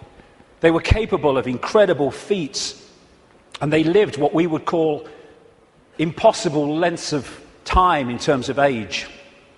And then there was a sudden change, the fall of man, as it was called. What I call this is the schism. There was an energetic schism at the level of the metaphysical universe, the waveform-based information construct, and that, as it was decoded through into this holographic reality, obviously mirrored in the holographic play-out world the schism in the information construct. And this is a portrayal of that, a symbolic portrayal of that.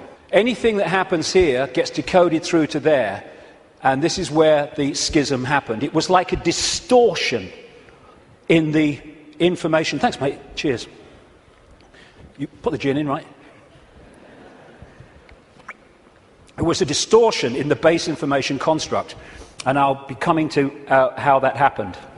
There were many consequences for this, and one of them was there wasn't just a schism in the energetic level of the world itself. There was a schism was passed through into human personalities. We became distorted also from the magnificence and harmony that we were before.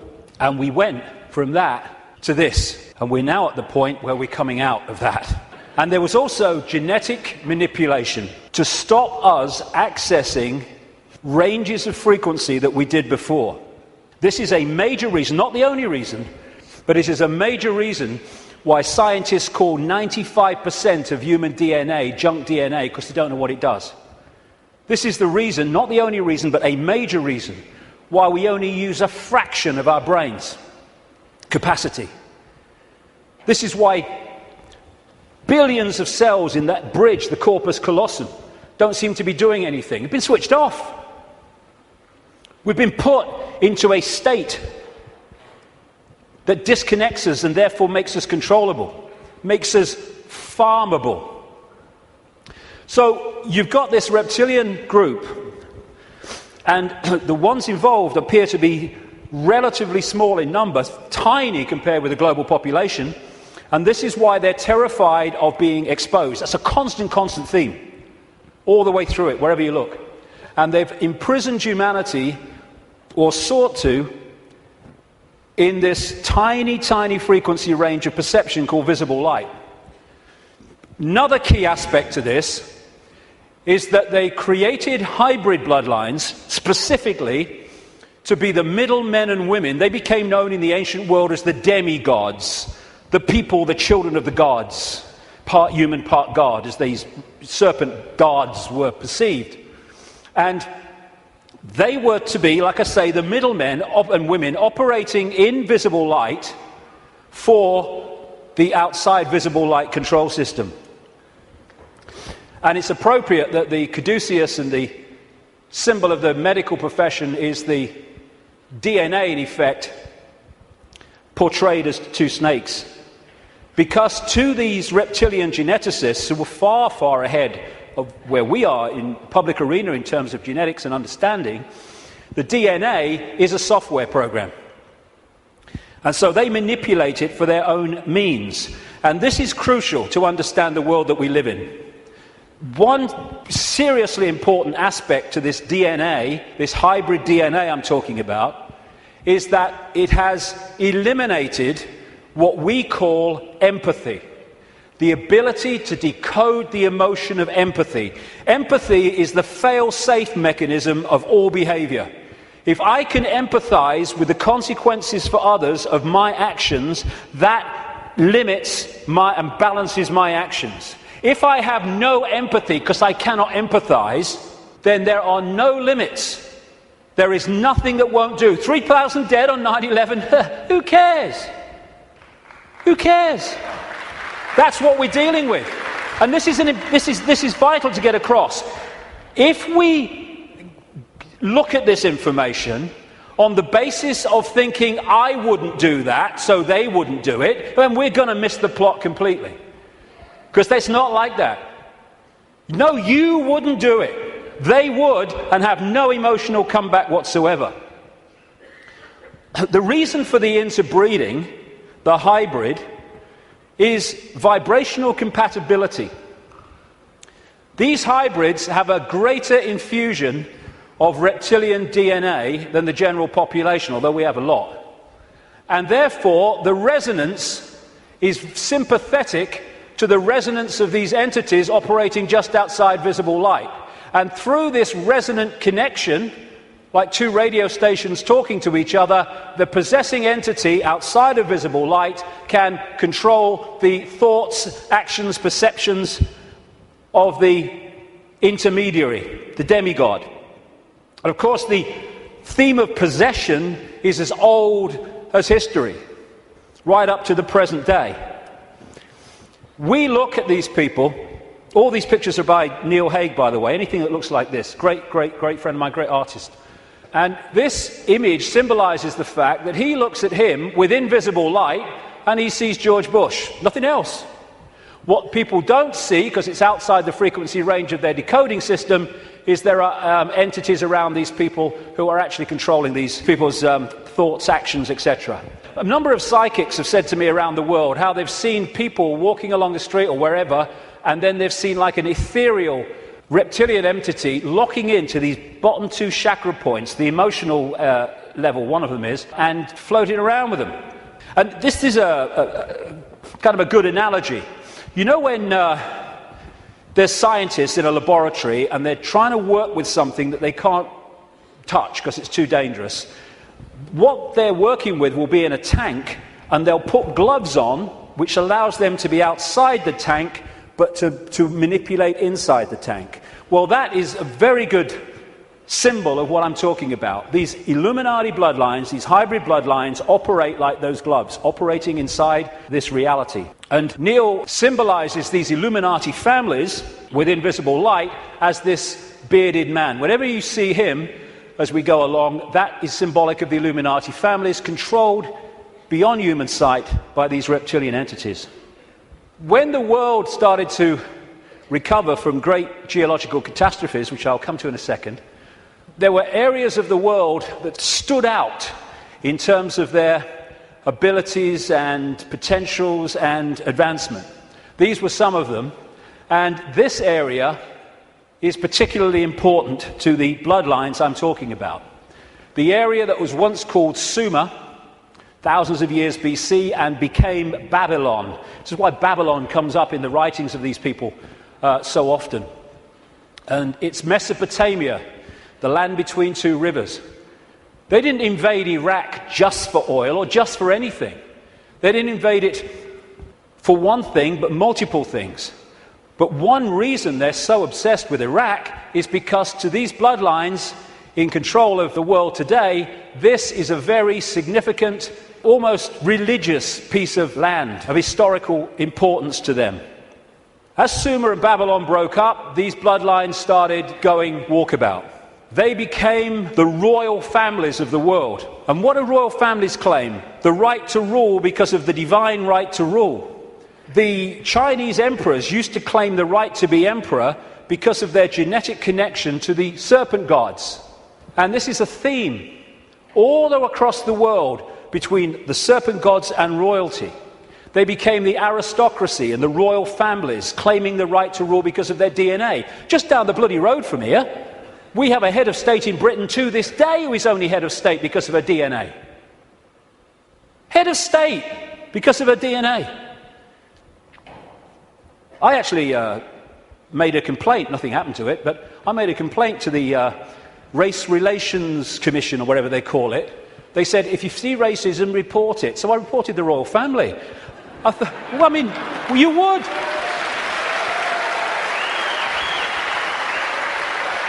You would. Because they go, racism, we must stop racism. All these bloody politicians go, well, get down to Buckingham Palace then. You're saying you can only be head of state, not only if you're bloody white, effectively, but if you only come from the same bloody family. Ridiculous. Anyway, it's always been and it still is. And so these aristocratic and royal families moved on. Eventually, when the people started to rebel against overt royal control, dictatorship, these families, some of them stayed in the royal families overtly, and there's still some around, like ours. But these families moved into politics, into banking, into business, and became the dark suit, but they still perceive themselves as royalty, as special because of this genetic connection to the serpent gods.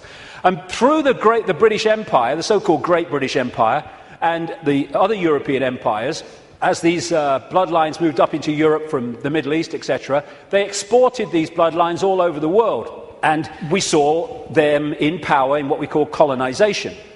But there's two types of control. One has a finite life, one can go on forever until it's exposed. The one that has a finite life is a dictatorship that the people under dictatorship can see, touch and taste. Communism, fascism, apartheid. People know where they stand, and eventually, therefore, they will rebel against it because they know what they're dealing with. The greatest form of control is a control you can't see. Prison without the bars. You can't see the bars because you'll just sit there. People do not rebel against not being free when they think they are. And that's the idea of replacing the colony control with another kind of control called freedom. So what happened is, as these colonies, like the United States as it became, etc., and all the others around the world, as they were given independence, what was left out in those countries were the bloodline, under different names, the secret society network that manipulates the bloodline agenda, and those countries have gone on being controlled ever since. But because they have the ability to have a vote every 4 or 5 years, they don't realize they live in a tyranny. And that's how it works, the prison without the bars, and until it's exposed, it'll go on forever. And so these kind of people, especially the Rothschilds, they are major, major players in this. They are the middlemen for the manipulation of this reality from these entities mostly outside of this reality. And what they've created is like a global transnational corporation. What you have with a corporation is you have a headquarters somewhere in the world, and then in each country you have subsidiary companies of that headquarters, that central point. And all the subsidiaries in the world carry out the policy of the central point. Well, what these Illuminati hybrid family networks have done is create exactly the same, but instead of companies, they are secret society networks. So you've got the center of the web in Europe, for historical reasons, at operational level anyway, places like London, not the British government, the secret society centre in London. In Rome is another one, the Roman Church, Rome, and other points in Europe. And then in each country, you have families from the network in those countries whose job it is to run the networks that control that country's business, banking, politics, media, all of it.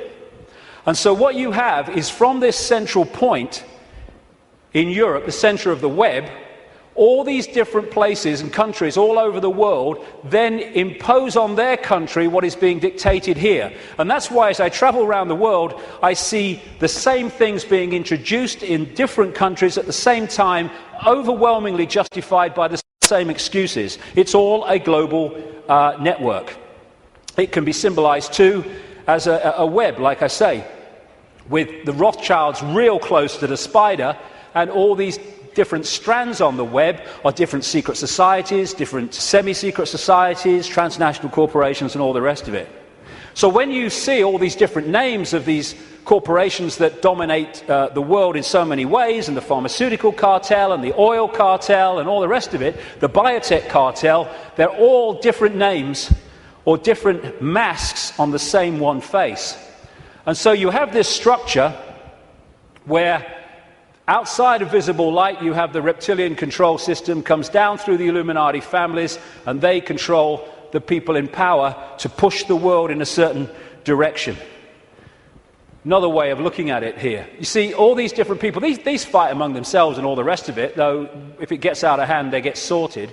So these sit on the top of all these different countries. They control these different areas of their societies, and the people are then played off against each other. These buggers don't go to war, they tell these buggers to go to war. And if we stop going to bloody war, game over. But we do. Ridiculous. That's part of becoming conscious.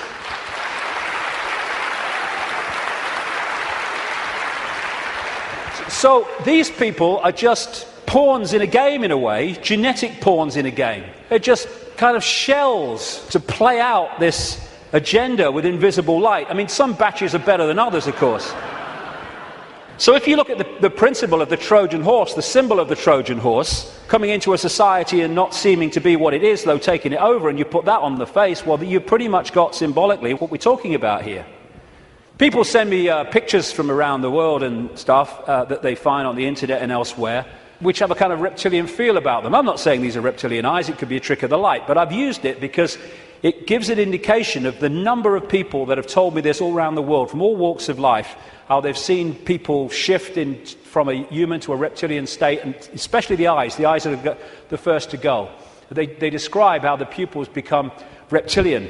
And interestingly, a great friend of mine has an associate who, I don't agree with it, but he's been doing a research project to develop iris scan technology, and it led to him looking very deeply into 2,300 eyes. And he said he knew nothing about what I'm saying, probably never heard of me. And he said to my friend, the amazing thing was that about 4% appeared to be of reptilian type and appearance. And that is a recurring number, in my research anyway. 5% seem to be of this hybrid nature. So these people are reptilian hybrid human reptilians. And you look at the eyes, but behind the eyes are something else. I had an experience with this guy, Ted Heath. He was Prime Minister of Britain from 1970 to 74, took us into the European Union as it became. And it's a long story, I've told it before, but he looked at me in a dressing room in a television station, and as he looked at me, this is what his eyes did.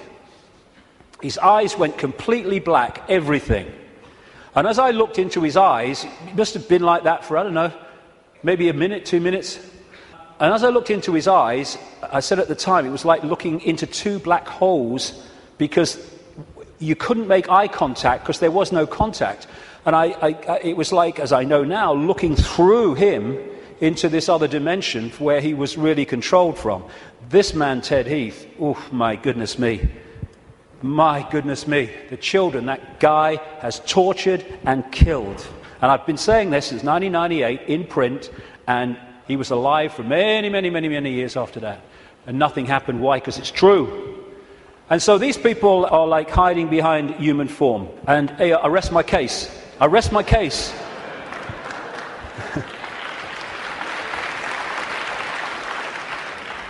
Ooh, you look tasty. And this lack of empathy in this hybrid DNA explains why these guys do what they do. Now, when you open your mind, instead of saying, well, it's not possible, it's ridiculous, when you open your mind and say, okay, I'm not going to just accept this stuff, but I'm going to flow with it and see where it goes, you find that this stuff I'm talking about is absolutely in your face when you bring it from the subliminal to the conscious. The oldest form of religious worship in the world has been taken back 70,000 years to an area of the Kalahari Desert in South Africa, and it is worship of the serpent or worship of the snake. This man, Reverend John Bathurst Dean, wrote a book, a very, very good book, 1933, called Worship of the Serpent, in which he studied serpent worship around the world. This was his conclusion.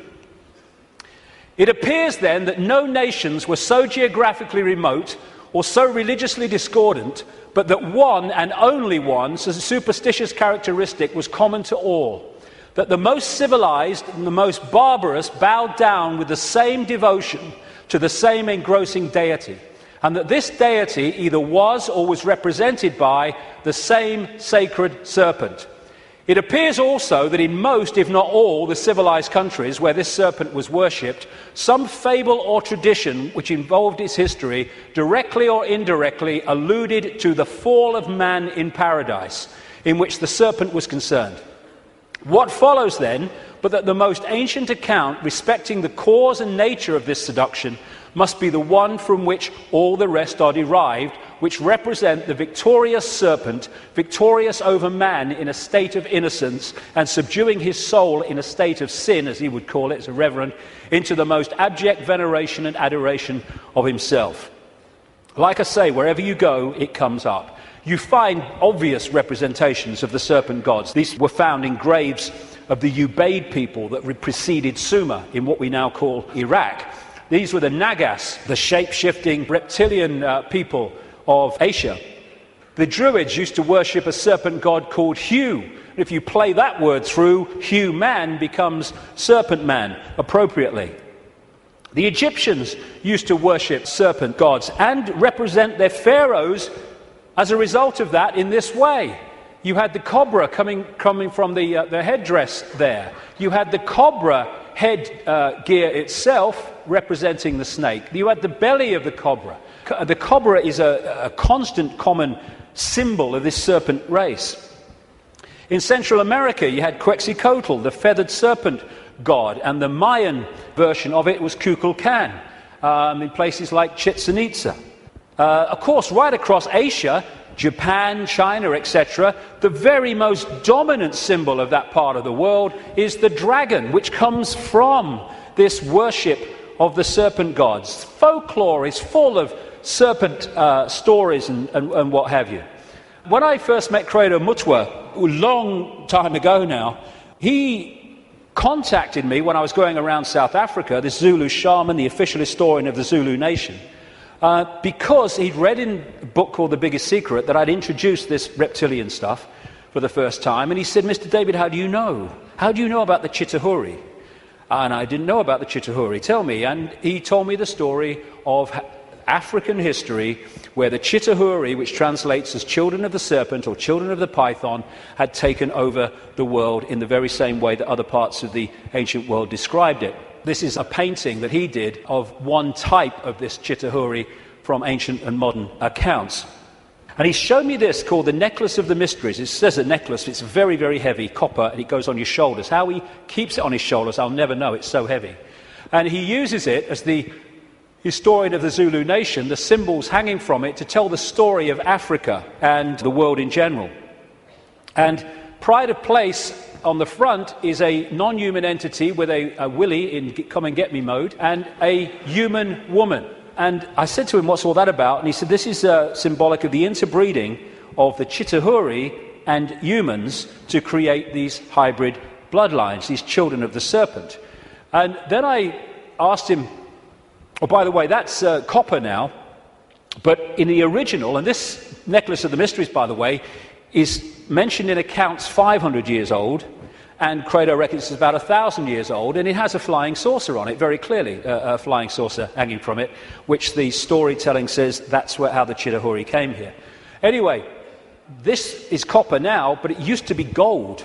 Someone stole it, and they couldn't afford to put gold back. And that takes us to North Africa in Egypt, and the base story of the Egyptian myths, and that's the golden penis of Osiris, which all relates into this golden bloodline, this special bloodline. And when I said to Cradle, why is it not reptilian, he said, because the Chitahuri, and this is a theme I've found all over the place, the Chitahuri said you must not portray us as we really are. Some people did, most people didn't. They had to do it symbolically, so they made it absolutely, obviously not human, but not reptilian for fear of the consequences. And when I was writing the new book, Human Race, Get Off Your Knees, I came across a work in progress, I think it's finished now, by a man called Pierre Sabac, and he was producing a book called The Murder of Reality. And Pierre Sabac spent 7 years nearly pouring through dictionaries. He's crazy about words and derivatives, pouring through dictionaries and what have you, of all these different peoples and different languages and different eras. And he put together the fact that the language, the very language, if you follow the derivatives back from the language we use now and their origins, where the words came from, tell the story of this reptilian serpent god race taking over humanity, and also how they used to symbolize this race for reasons I've just said, not as they really were, but as eagles, as hawks, as owls, as angels. If you take the word angel back to its origin in Sabac's research, you get a word meaning snake or serpent. And so we have the eagle on so many countries' flags and logos, including the United States most famously. You have the owls, invariably with the goddess of Babylon, Semiramis or Ishtar. You have the story of the angels, especially the theme of the fallen angels, representing this reptilian race and interbreeding with humanity. And you have Horus, the son of God of Egypt, the virgin-born son, represented as a hawk, again with the reptilian imagery. This seraphim, one of the hierarchy of angels in Christian and Hebrew Jewish belief, seraphim word means snake or serpent if you take it back to its origin. You have the flying serpent disc, which is widely used in the ancient world. And another thing that they did was they symbolized the heavens as the upper ocean. We have the ocean that we have, obviously, and then you had the upper ocean, which was the heavens. And so they talked about the gods and the serpent gods coming in their heavenly boats through the upper ocean. And so you have a lot of marine symbolism, which doesn't relate to the sea, it relates to the upper ocean. And it's reading this. These bloodlines were known in the ancient world under different symbols and different codes, like children from heaven and earth, and children of the gods, children of the sky. And another big symbol of these gods, these serpent gods, were the Watchers. They were called the Watchers. This is widely found. And that's why there's an eye, as Credo Mutwa confirmed, on that hand, on the necklace of the mysteries. That's the Watchers, that's the serpent gods. And that's why we have the eye on top of the pyramid, the all-seeing eye on the dollar bill, and why that is a massive Illuminati symbol in the secret society network. They are the gods overseeing the pyramid of control. One way that they often symbolized these hybrid bloodlines in the ancient world was as part human, down to the bottom of the torso, and then the legs or the bottom part being a snake. You come across this a great deal when you research this stuff. This is all symbolic of this half-human, half-snake symbolism. Over and over and over again you see it. And the cobra, like I say, is very much a common symbol of these serpent gods, as is fighting the serpent gods and battles with them. Even the word Messiah comes from Messa, the Nile crocodile, which they used the oil from the Nile crocodile to anoint the pharaohs. And even today in the British coronation ceremony, they symbolize that as part of our own ceremony appropriately. In the Bible, the devil is symbolized or described in reptilian terms. The old serpent called the devil and Satan, who deceiveth the whole world. He was cast out into the earth, and his angels were cast out with him. Fallen angels, again, the recurring theme. All these folk tales about kissing frogs and turning into princes and invariably you get reptilian themes, all part of the same story. And people send me images from all over the world as a result of the information I put out. It's amazing how many times you see this symbol of reptile and humans, or part human, part reptile. Or overseeing the gargoyles in the palaces and castles and churches of this elite are symbolic of that. And of course, over the last, 20 years or so, there's been a massive reptilian symbolism in children's stories and children's entertainment. And then recently, you saw this, is a quick one, this 16th century painting in the National Portrait Gallery of Queen Elizabeth I, they thought she was holding flowers because that's what someone had painted over. But with where what's underneath is coming to light, and this is a representation of it. It was in one of the papers, again holding the snake, very, very appropriate. And these aristocratic families, which became the hybrids, again used reptilian, dragon, and all these other serpent images on their various coats of arms and what have you. And one of the centres, like I said earlier, is London. Not necessarily London, the Great Conurbation, but the City of London and the temple that runs into the City of London. The City of London, of course, being the great centre of not just British finance, but global finance. And how appropriate that they, too, have the symbol of the flying dragon and the symbol of the Knights Templar Secret Society, a major strand in this web of secret societies, as the very symbol of the City of London. You pass these as you go into the city, of course. Another theme you find with images around the world is of serpents eating humans. And not nice, it isn't, of course, but they do eat humans. When these reptilians come into visible light, they use humans as their food, like humans use animals, cattle, sheep. And then you'll see the recurring theme all over the world. This is in Central America, the Mayan area. This is a painting by Cradle Mutwa from South African myths of the serpent gods, the Chitauri, eating humans. And this is Alfa Romeo. What's he doing there? What's he bloody doing there? Same thing. And in the garden of one of the palaces, or whatever you call them, mansions of Silvio Berlusconi in Italy, the leader and one of the world's most corrupt men, is again the same image. And outside of visible light, they feed off human energy, human emotion, especially, only low vibrational emotion, because that's all they can really access.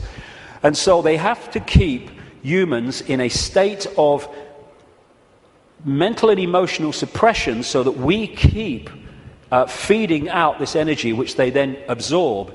And that will become relevant in the next section when I get into why paedophilia is so widespread among this elite. Because energy changes with the emotions we give out. When we give out love, it's a certain wavelength. When we give out hate, it's a very different wavelength. And the friend of mine in Japan has become very well known for taking water, name's Mr. Emoto, taking water, putting it in a container, and then he'll put words of love or hate or whatever on the side of it, because when you write a word, that word may seem in the decoded realm as a word you can see and read, but in the vibrational realm, it represents a vibration. If you could see the vibration of writing the word hate to writing the word love, it would be dramatic. In fact, you're looking at it. Because what happens is, after he's put the word on the side of the water, he then freezes the water really, really fast. I've seen his laboratory where he does it. And then he photographs the crystals. This is the crystal from a water that had love and appreciation written on it. This is the crystal that had hate written on the side of the water. And he's done whole books about this stuff with all these pictures in it. And this is the energy that these entities absorb when they're outside of visible light, which is most of the time. And therefore, they have to keep us in a state that keeps producing that. All this vampire stuff, because they drink human blood with invisible light because it carries the human genetic code and allows them to hold their vibrational compatibility with this reality for longer before they have to get the hell out of it. That's why they drink so much blood. And then there's this thing about shape-shifting, where, I've had a lot of, laughter and ridicule, so what's bloody new about this? And people say, well, you can't go from a solid body to a solid body and back again. And I'm saying, do you know? I agree with you. Of course you can't. But that's not what's happening, because there is no solid body. It's all happening as a decoding system. There is no solidity.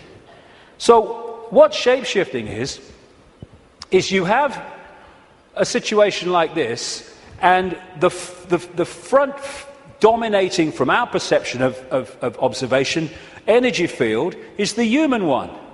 So we look at George Bush or somebody, and we see a human. But sometimes, especially at times of high emotion, this shift can happen where the reptilian field comes forward. And as it does so, becomes the dominant one, often briefly, the observer now starts decoding that. And then it shifts back, and you start decoding this. And to the observer, decoding that shift, creating the holographic reality in their head, which is where everything happens, to their observation, someone's gone from a human to a reptilian and then back to human again. It's not, of course, shifting solidity. She's a hologram like we're all holograms, and they can shift. This is where shape-shifting happens, what we call physical shape-shifting, illusory, in our heads. So the road to tyranny began when these reptilians arrived. Before that, like I say, the world was very different. The golden age, the time when humans were just extraordinary before the suppression.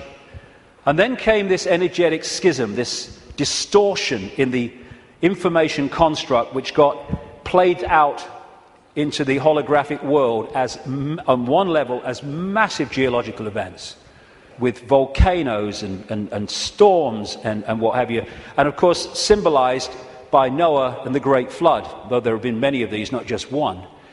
And Noah is simply a biblical version of much, much older stories that tell exactly the same story of how the earth turned over, how there was a massive flood, tidal waves, what we call today tsunamis, how there were great geological catastrophes and upheavals, and basically the world was, certainly the society that went before, was destroyed. It was a blank sheet of paper.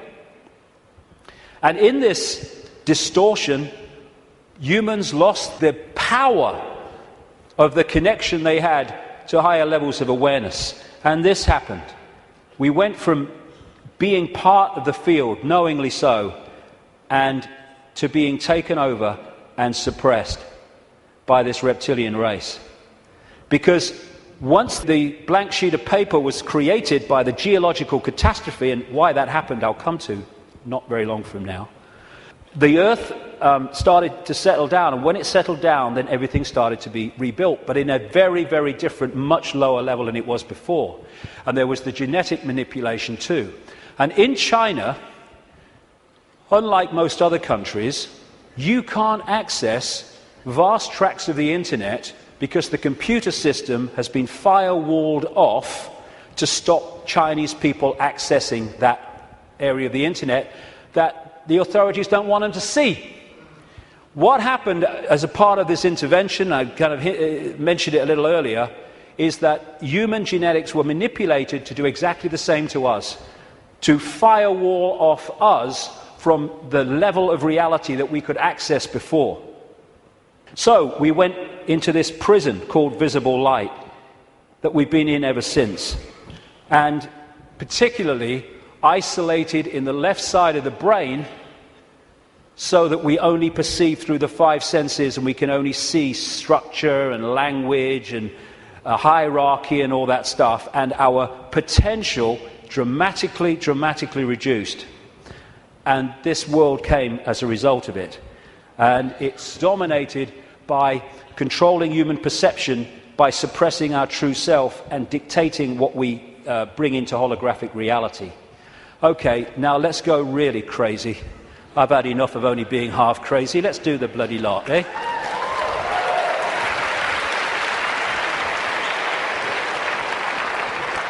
What I want to say before I go into this is this.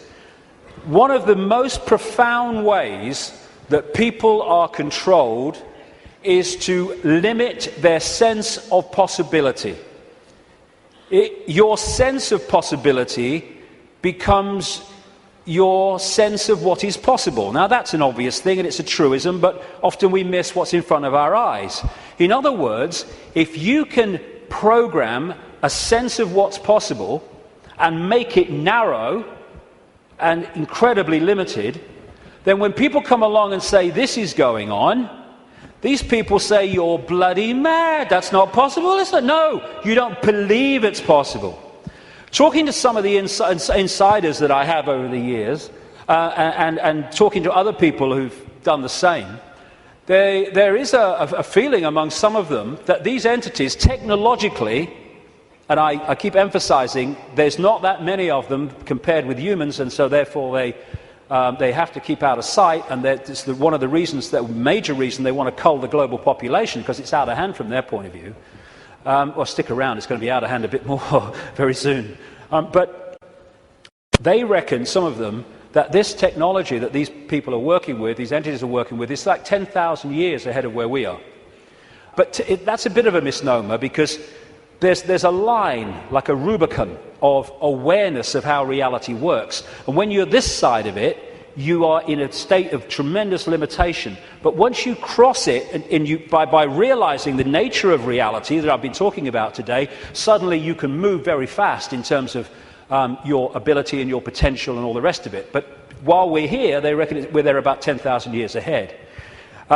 So we're dealing not with what we can do, but with what very advanced technological entities will do. Not spiritually advanced, intellectually, technologically advanced. What happened was that I was writing this latest book, and I sat down one morning. I've had one or two thoughts about this before, but they've come and gone. But I sat down one morning at the computer to start writing, and it was like, I've had this so many times in my life, in the last 20 years. It was like an energy field descends upon me, and suddenly I just knew the moon was not what it seems to be.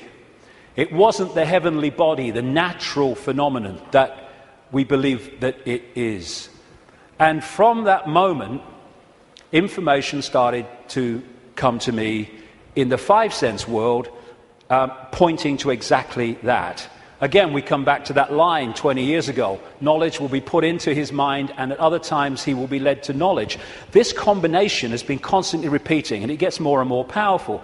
First I get an insight out of nowhere. The moon's not real. Where's that come from?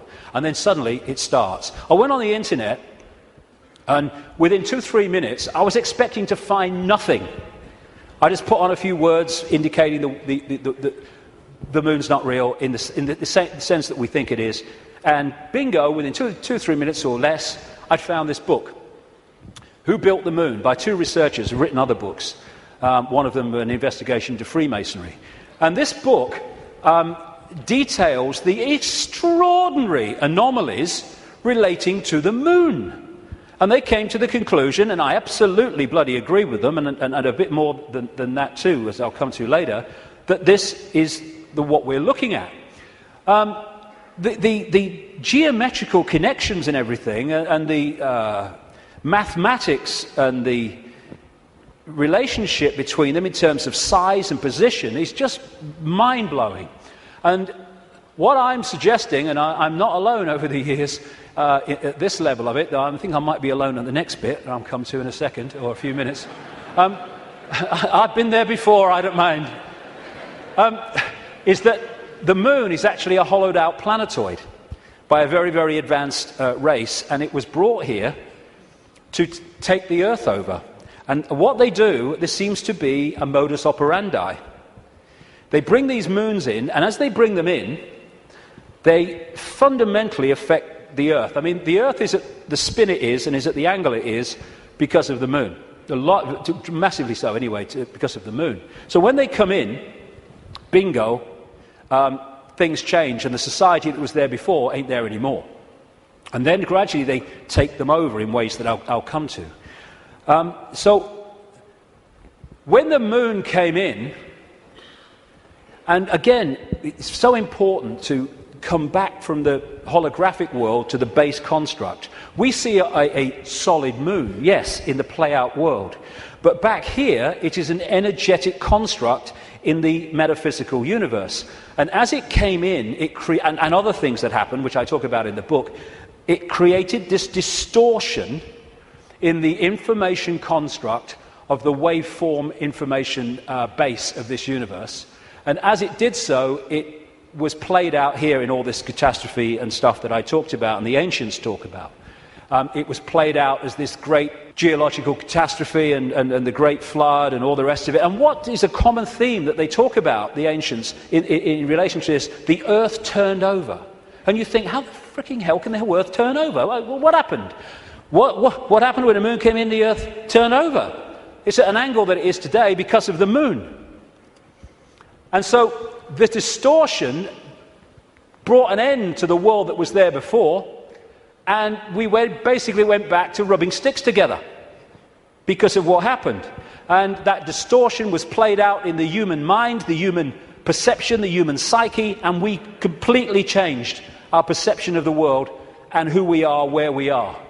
So in Who Built the Moon, like I say, I do recommend it, the way it looks at the anomalies and everything, and the connections between these three bodies. And these mathematical, geometrical connections only apply to these three bodies in the solar system. They don't play out against the other planets, just these three. And the moon is so perfectly positioned that because of where it is, when we have an eclipse, it is the same size as the sun. That's why we have the eclipse. And the authors of Who Built the Moon say this: the moon is bigger than it should be, apparently older than it should be, and much lighter in mass than it should be. It occupies an unlikely orbit and is so extraordinary that all existing explanations for its presence are fraught with difficulties, and none of them could be considered remotely watertight. When you go on and you say, where'd the moon come from, you get this story. And like so much in what we call science, that people take it as fact, it's actually a theory which repeated becomes fact. But then you go back and you find that it's a theory. And the first one is the moon was created by what's known as the whack theory, or the big whack theory. And that is that a Mars-type planet came in, smacked the Earth, great chunk came off, and became the moon. When the physics of that didn't work out, they came up with the double whack theory, where the Mars-type planet hit the Earth, bit comes off or whatever, and then the Mars-type planet thinks, well, I'll give him one with the right, I'll give you one with the left, comes back and whacks it again, the old 1-2. Talk about bloody desperate. And the truth is, and honest scientists will tell you, they have no bloody clue where the moon come from, and it shouldn't, by physics, be there. This guy, Isaac Asimov, a Russian professor of biochemistry, did a lot of writing on this sort of stuff, and he said this, quite rightly: we cannot help but come to the conclusion that the moon by rights ought not to be there. The fact that it is one of those strokes of luck almost too good to accept. Small planets such as Earth with weak gravitational fields might well lack satellites. In general then, when a planet does have satellites, those satellites are much smaller than the planet itself. Therefore, even if the Earth has a satellite, there would be every reason to suspect that at best it would be a tiny world, perhaps 30 miles in diameter. But that is not so. Earth not only has a satellite, but it is a giant satellite, 2,160 miles in diameter. How is it then that that tiny Earth has one? Amazing. Some scientists don't even talk about a planet-satellite relationship, but a planet-planet relationship. The moon's bigger than Pluto. The best explanation for the moon is observational error. The moon doesn't exist, that scientist said. Another one from NASA: it seems easier to explain the non-existence of the moon than its existence. And then we get the hollow moon. This is what I'm saying, and others have said, is that it's a hollowed out planetoid. In November 1969, the moon was hit by a lunar module to the equivalent of 1 ton of TNT. The shock waves built up, and NASA scientists said the moon rang like a bell. Maurice Ewing, a co-director of the seismic experiment, told the news conference, as for the meaning of it, I'd rather not make an interpretation right now, but it is as though someone had struck a bell, say in the belfry of a church, a single blow, and found that the reverberation from it continued for 30 minutes. It got a bigger smack eventually, which I'll come to. Frank Press from the Massachusetts Institute of Technology, MIT, said that for a rather small impact to produce an effect that lasted for 30 minutes was quite beyond the range of our experience. This is a guy called Gordon MacDonald. He said in the early 1960s, it would seem that the moon is more like a hollow than a homogeneous sphere. And this guy from MIT said the lunar orbiter experiments had vastly improved knowledge of the moon's gravitational field and indicated the frightening possibility that the moon might be hollow. Now we'll come to this bigger whack. A launch vehicle struck the moon with the equivalent of 11 tons of TNT, and NASA scientists said the moon reacted like a gong and continued to vibrate for 3 hours and 20 minutes to a depth of up to 25 miles. Ken Johnson, a supervisor of the Data and Photo Control Department during the Apollo missions, told Who Built the Moon author Alan Butler that the moon not only rang like a bell, but the whole moon wobbled in such a precise way that it was almost as though it had gigantic hydraulic damper struts inside it. These two Russian scientists from the Soviet Academy of Scientists wrote an article in 1970 in Sputnik magazine in Russia, headed, "Is the Moon the Creation of an Alien Intelligence?" And all these years later, it indicates to the fact that they were right. What they point out, and others point out, is the outer surface of the Moon is extremely hard and contains minerals like titanium. Moon rocks have been found to contain processed metals, including brass and mica, and the elements uranium-236 and neptunium-237 that have never been found to occur naturally. Uranium-236 is a long-lived radioactive nuclear waste and is found in spent nuclear fuel and reprocessed uranium. Neptunium-237 is a radioactive metallic element and a byproduct of nuclear reactors and the production of plutonium. Some lunar rocks have been found to contain 10 times more titanium than titanium-rich rocks on Earth. Titanium is used in supersonic jets, deep-diving submarines and spacecraft. Dr. Harold Urey, the winner of the Nobel Prize for Chemistry, said he was terribly puzzled by the rocks from the moon and in particular their titanium content. He said the samples were mind-blowers and that he could not account for the titanium. The two Russian scientists said in their article, if a material had to be devised to protect a giant artificial satellite from the unfavorable effects of temperature, from the cosmic radiation and meteorite bombardment, the experts would probably have hit upon precisely these refractory metals. Refractory metals are incredibly resistant to heat and wear. In that case, is it not clear why lunar rock is such an extraordinarily poor heat conductor, a factor which so amazed the astronauts? Wasn't that what the designers of this super Sputnik of the Earth were after? From the engineer's point of view, this spaceship of ages long past, which we call the Moon, is superbly constructed. They say it's a hollowed-out planetoid, and they say if you're going to launch an artificial Sputnik, then it is advisable to make it hollow. At the same time, it would be naive to imagine that anyone capable of such a tremendous space project would be satisfied simply with some kind of giant empty chunk hurled into a near-Earth trajectory.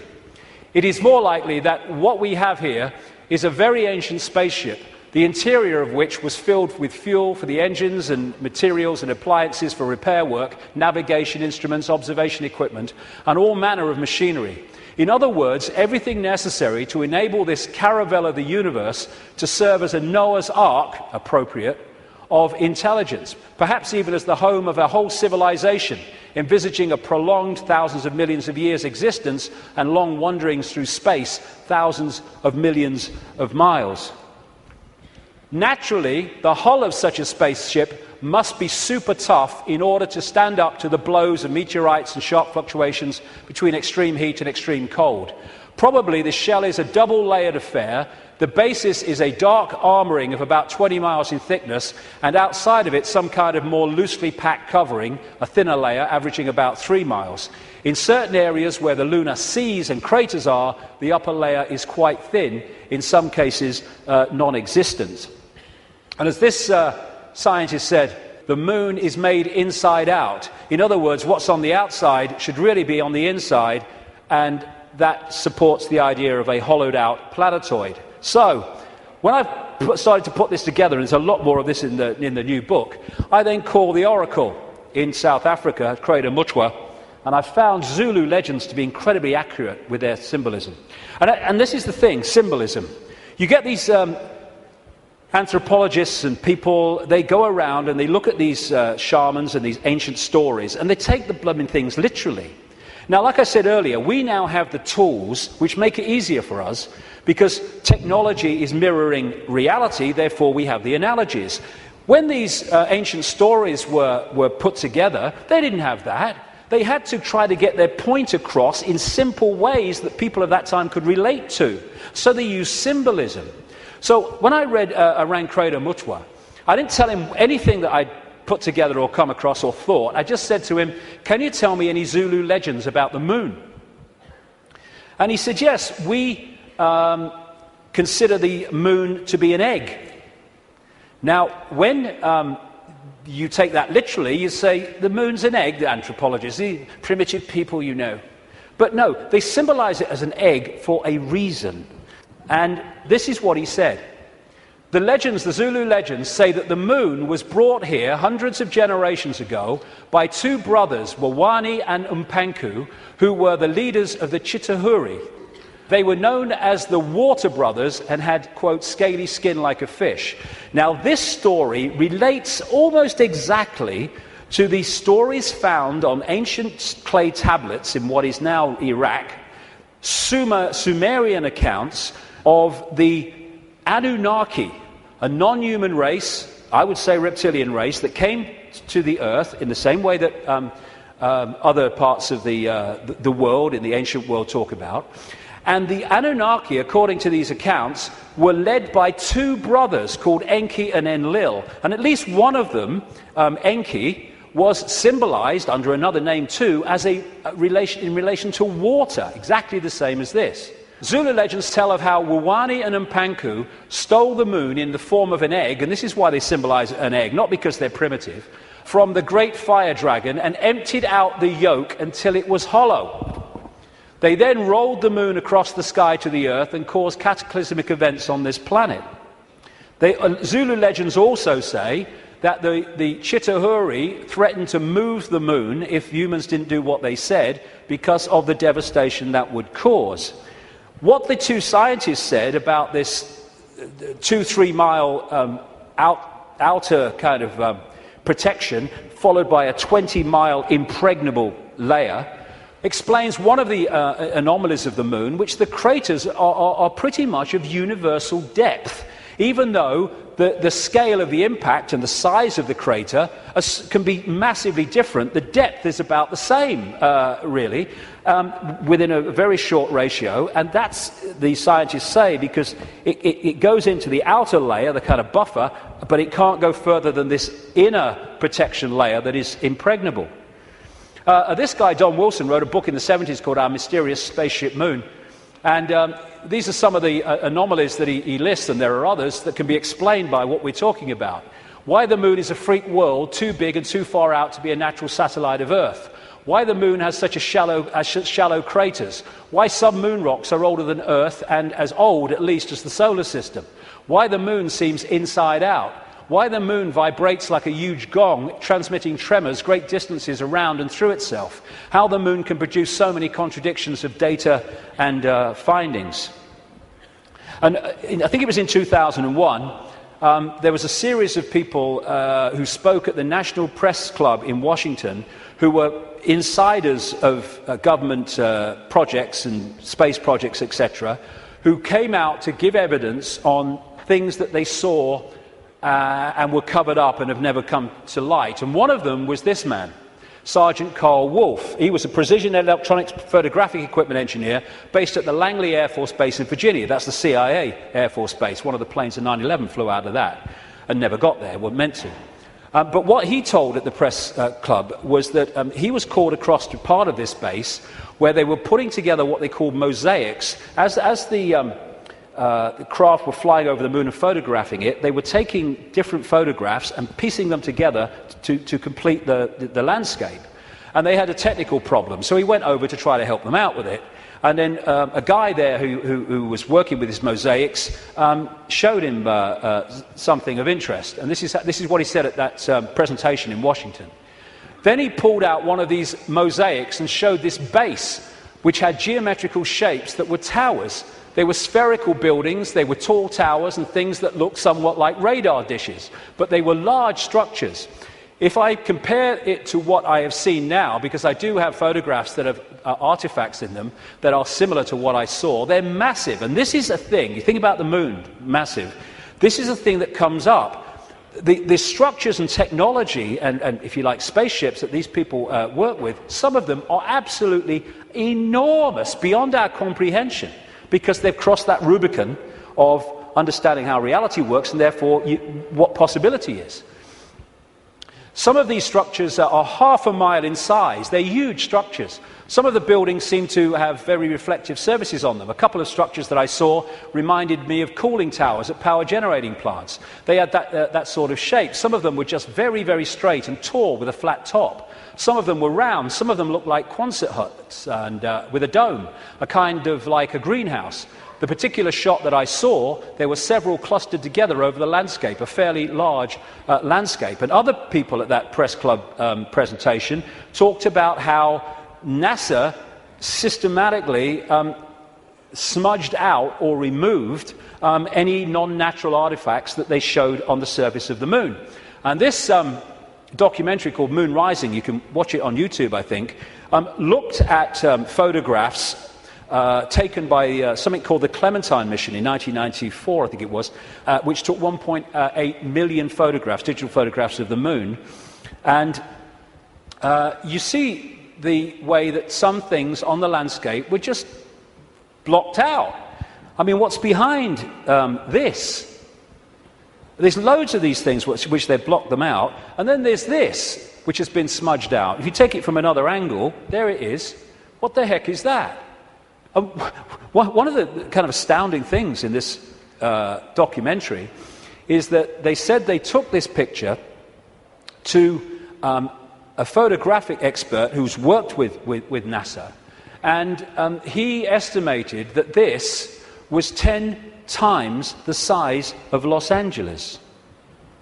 Because you're dealing with phenomenal understanding of how to create this technology. Because of the understanding of reality. And whatever it is, it certainly doesn't seem to be natural. You've got all these other things kind of smudged out, and you can only see even the smudging in close-up. And what I came across when I was putting this together is the Death Star in Star Wars. Now, George Lucas, as I've been saying in my books for years, is a massive insider in a galaxy far, far away. I don't think so. I don't think so. This is much closer to home. And, of course, in the Star Wars movies, the Death Star it looks very much, of course, like the moon, and it was constructed to move in on planets and take them over in the same bloody way that I'm talking about in relation to the moon, and there's more to know too. In many ways, this is so symbolic of what we're looking at here, and that's no accident with George Lucas involved. And interestingly, this is Mimas, a genuine moon of Saturn, and there's the Death Star. I found that quite interesting when you put them together. Anyway, there was also talk, and more recently there's been further talk in the last few weeks, that one of the moons of Mars, Phobos, is a hollowed-out asteroid. This guy said a long time ago in '63, chief of applied mathematics at NASA, that Phobos might be a colossal base orbiting Mars, and like I say, that's come back into the debate that it could be. And again, one of the Star Trek episodes was about a hollowed-out planetoid that became, in effect, a spacecraft, a world, and inside it. And so much of this science fiction that puts this stuff in our face as fiction ain't fiction at all. They're getting it from fact. So, like I say, there's not just incredible synchronicity in mathematics and size and position between these three bodies, but as the authors of Who Built the Moon point out, there's great synchronicity between things like Stonehenge and other megalithic structures and these three bodies, particularly the moon. And one of the things they point out is that the measurement, which a guy called Alexander Thom came up with, an engineer who studied all these sites in Britain and Europe, like Stonehenge, called the megalithic yard, which is a kind of a certain length.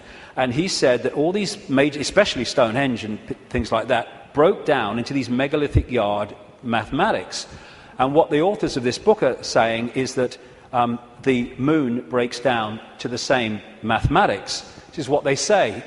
This all seemed very odd. The megalithic structures that were built across Western Europe were frequently used to observe the movements of the sun and the moon. But how could the unit of measure upon which these structures were based be so beautifully integer to the circumference of these bodies as well as the Earth? Well, maybe because those that built Stonehenge and these megalithic structures in the ancient world, some of which we'd struggle to build now, were also those controlling the moon. And okay, this could be controversial, but, you know, I've been known to be. I think that these structures were put there to suppress the Earth's energy grid for reasons I'll come to in a moment, because we are interacting with this energy field all the time. And how do you control all the fish at once? You control the sea they're swimming in. And the way to control humanity and suppress humanity is to suppress the energy field and the energy and information available in that field that we can access. And these fantastic structures were not done by humans alone, let's say that. Now this is where I am probably alone for the moment. I don't think I will be forever, but there you go. When I was, I do this more in detail in the book, but I'm trying to connect dots here. What I came across when I was putting all this together, again, was something I've termed the moon matrix. The first section today is absolutely crucial to understanding how this can work. The moon matrix is a broadcast frequency coming from the moon, which has, in effect, hacked in to the human body computer and to the virtual reality universe in general, and has created a sub-reality within the wider virtual reality. Because, I keep saying it, but it's important, we see the moon as physical, but actually its base construct, like everything else in this reality, is waveform information.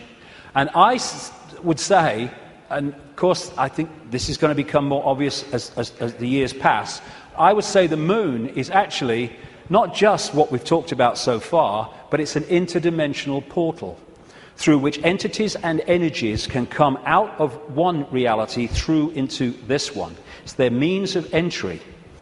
Its position, so perfect, as you'll see if you read not just my new book, but Who Built the Moon, its position in relation to the moon and the sun is so perfect because that has an effect on creating this sub-reality.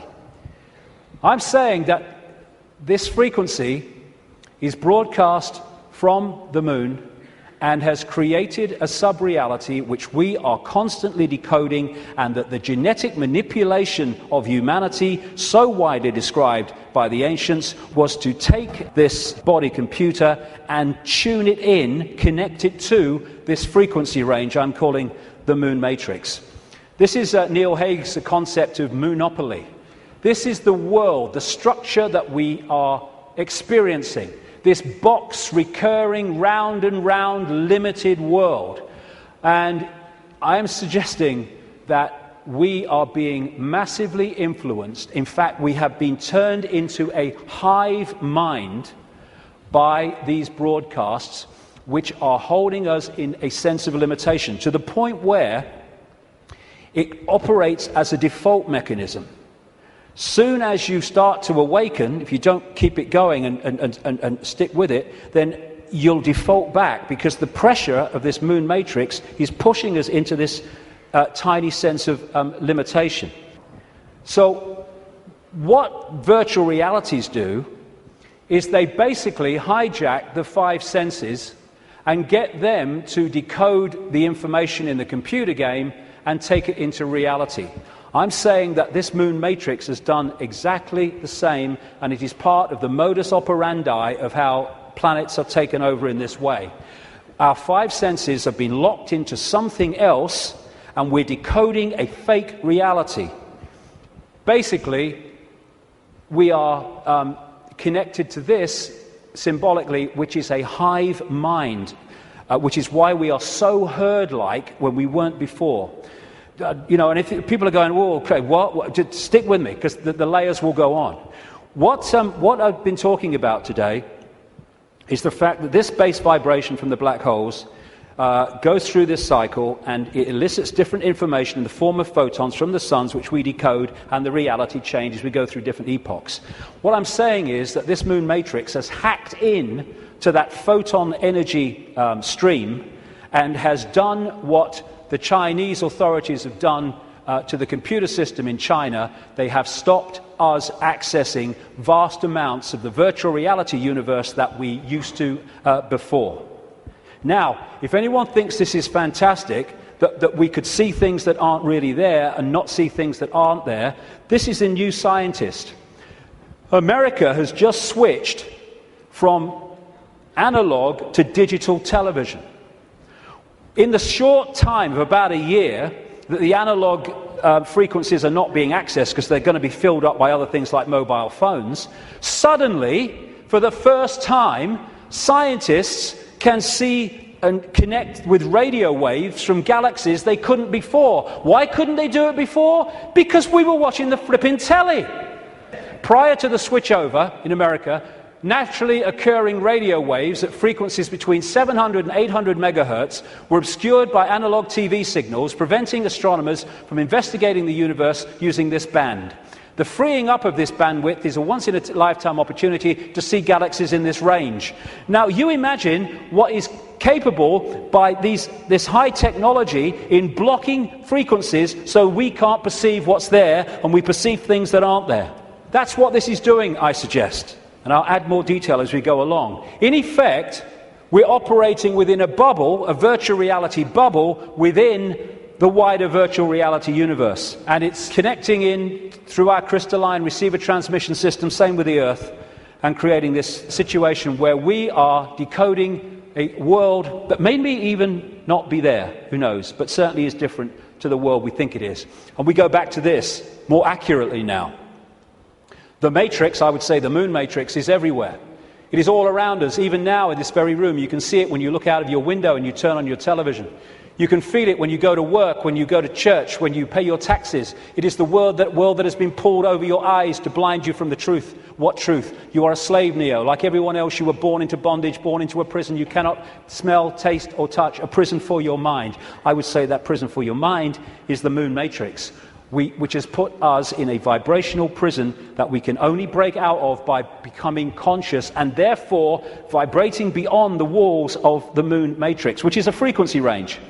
And if we're not held in that frequency range, that's why society is structured as it is, with its stress and its fear and its war and its conflict, then we start to break out of its perception prison and we start to say, bloody hell, why didn't I see this before? Because you were there, constantly decoding this thing. Now, like I was just saying, never mind what I've just said about some moon matrix, never mind that. Even by its very position, the moon is fundamentally affecting human behavior and human perception.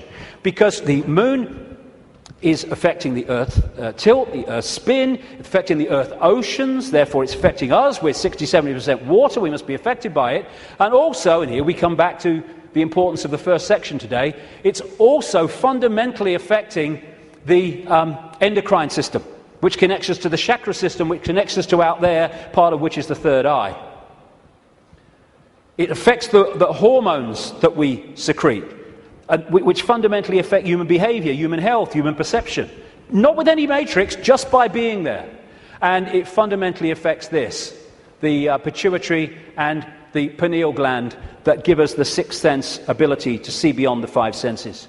And what it has done, it has shut down, in so many people, on purpose, the third eye, which in our previous pre-domination mode, we used to perceive vast areas of reality beyond which we can now. Moonth comes from moon. The moon, of course, as it goes around, fundamentally affects our perception of time. We have moonths because of the moon. It's a monarchy. It's a hybrid monarchy. And one of the major ways they control us, seems to be a modus operandi again, is money. Controlled by the Rothschilds. Now, I saw a film some years ago called They Live. It was a B-movie, and it was not just produced and directed, he wrote the music, every bloody thing, by a guy called John Carpenter. You follow John Carpenter's movie-making history, and you will see that he bloody knows a great deal. He'll say he doesn't, he bloody knows a great deal. He does movies and horrors and Satanism and all this stuff, and he did this movie called They Live, and I thought it was very symbolically accurate when I first saw it, but now it's unbelievably accurate. For those who haven't seen it, you go on YouTube, put John Carpenter They Live in, you can see it in sections still today. The story was this: it was set in the future, but the future was about now, because it was a few years ago now. There was a massive economic depression, and this guy comes along with his tools on his back. He's walking around America trying to find a job in the building industry. He gets a short-term one at this building site. At the end of the day, one of the other builders said, "Do you have anywhere to stay?" Because there's a massive economic depression. People are living in tent cities and corrugated iron makeshift villages on wasteland. Exactly what's happening in America now, incidentally. And he's now having nowhere to stay. So anyway, he goes back with him to stay at this corrugated iron tent little village thing on the wasteland. And he starts getting interested because there's things going on across the church, across the way, that seem very strange to him. And the villagers mocked up some kind of television in a kind of Heath Robinson way. And when they're watching the television, suddenly it breaks out of the main channel, and there's just a man's face on the screen saying, "They're here, they're controlling, you don't know," all that stuff. And then there's a police state raid on this village and on this church. And they bring the bulldozers in and the police and the helicopters, and they destroy the village. And this builder guy gets away, and he comes back, and he goes snooping around the church, and he finds some cardboard boxes. And he grabs one and runs into a back passage behind buildings, and he opens the box wondering what's in it. And there's sunglasses. And he's disappointed. Sunglasses? What are all these sunglasses in a church for? So he thinks, I'll have one. He puts them in his pocket, throws the others away, walks off into the street.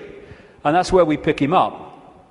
When he puts these sunglasses on, suddenly the world looks very, very different. It looks like this. He starts to realize that there are people that look human to his naked eye that are anything but human when he puts these sunglasses on. Not only that, where he's seeing adverts with his naked eye, drink Coca-Cola, holiday in Jamaica or whatever, what he can see with the glasses on is subliminal instructions: conform, stay asleep, consume, watch TV, submit, and all the rest of it. All on levels that he can't see. Other people who haven't got the glasses, they're interacting with various people, but he can see are not human. He looks at the president making a speech. He's not human when he looks at him through the glasses. Same with a number of people in law enforcement. Newsreaders were the same.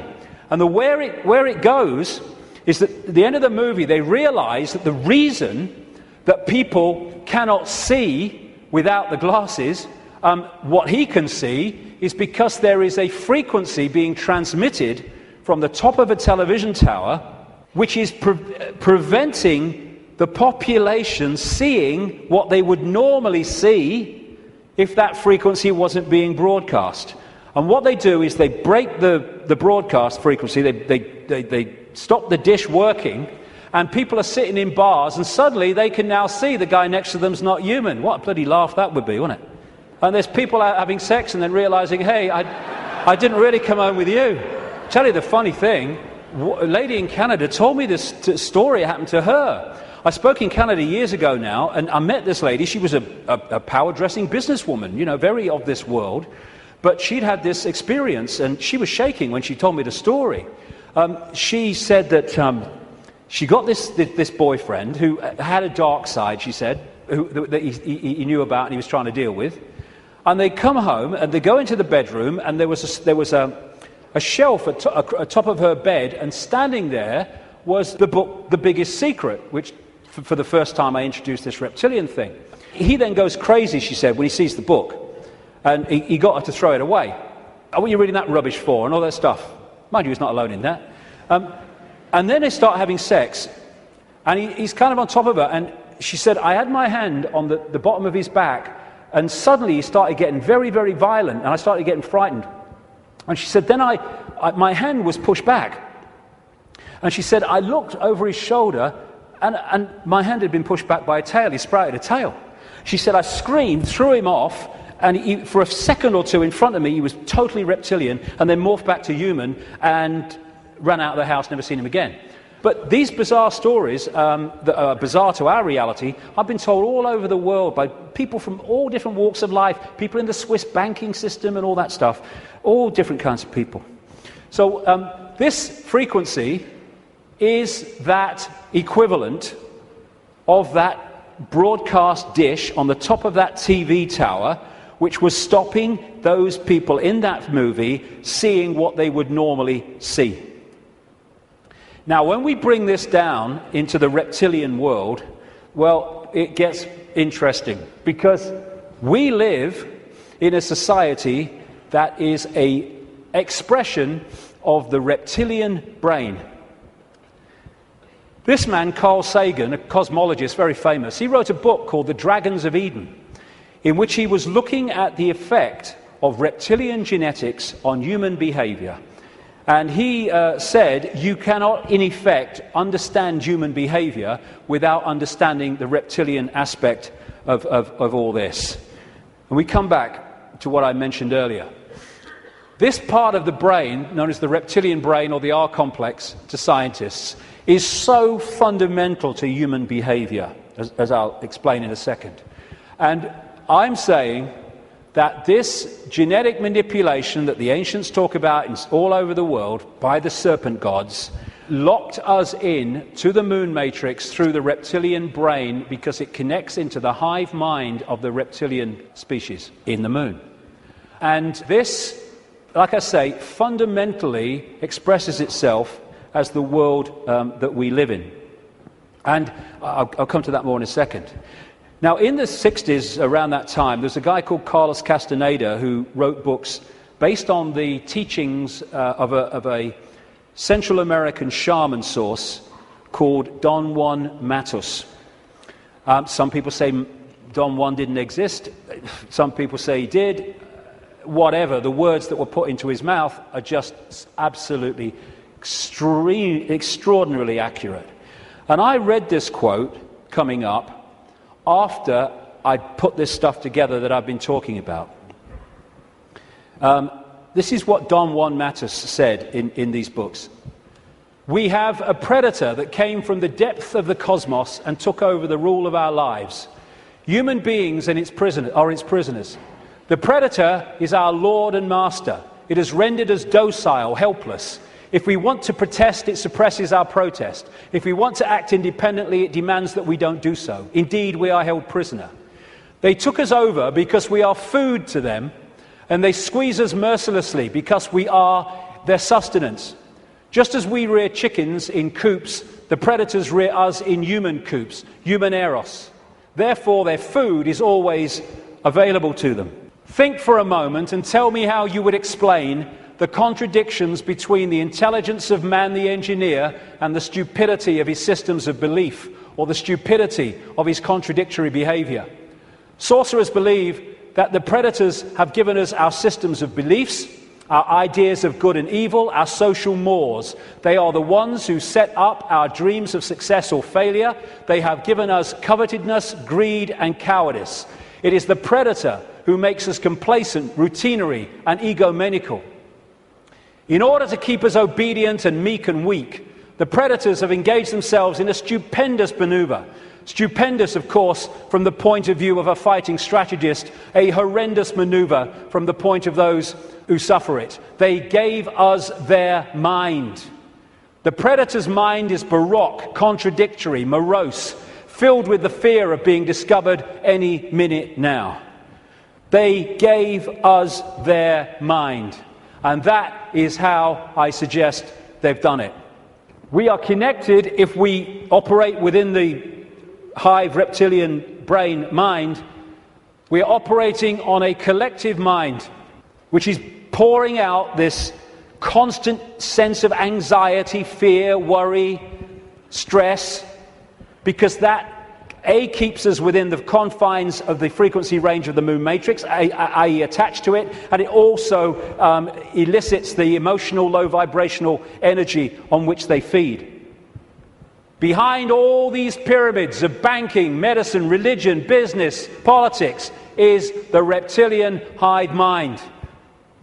It connects into all these control systems that run our society.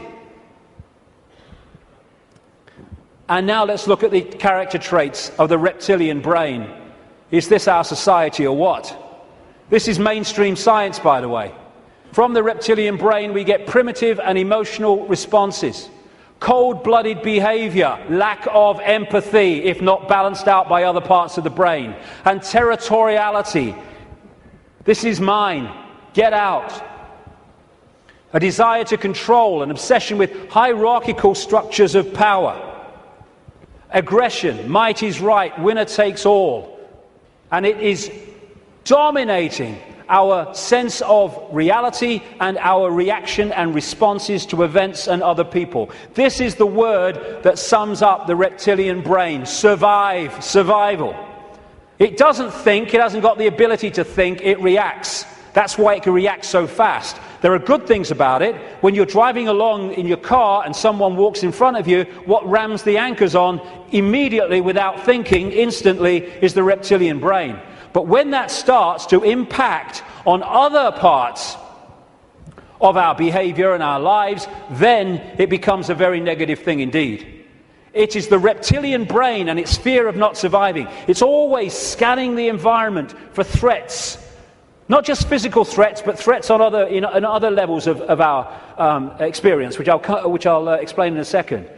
And therefore, the targeting of the reptilian brain and the constant triggering of it is what gives us this constant fear, this constant stress, worry that goes on in all areas of our lives. Will I meet the rent at the end of the month? Oh my God, will I lose my job? Oh my God. And the more that we can be put in fear, here we go, the more we operate in the reptilian brain. That's why we're constantly given reasons to fear and to be anxious. Be afraid, be very afraid. The big bag monster's coming as soon as we've invented him. And when he's gone, we'll have another. Terrorism! Ah! Global warming! Ah! Swine flu! Ah! The economy! Ah! I don't look like her! Ah! I don't look like him! Ah! Constant reasons to fear.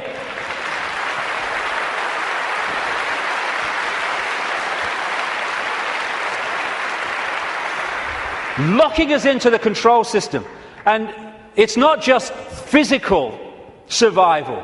It's survival of status, of power, of reputation, superiority, intellectual preeminence. Acquiescence to a hierarchy and authority is another aspect of the reptilian brain. I know my place. And you know, when you put information out that challenges the status quo view of scientists and academics, they react vehemently.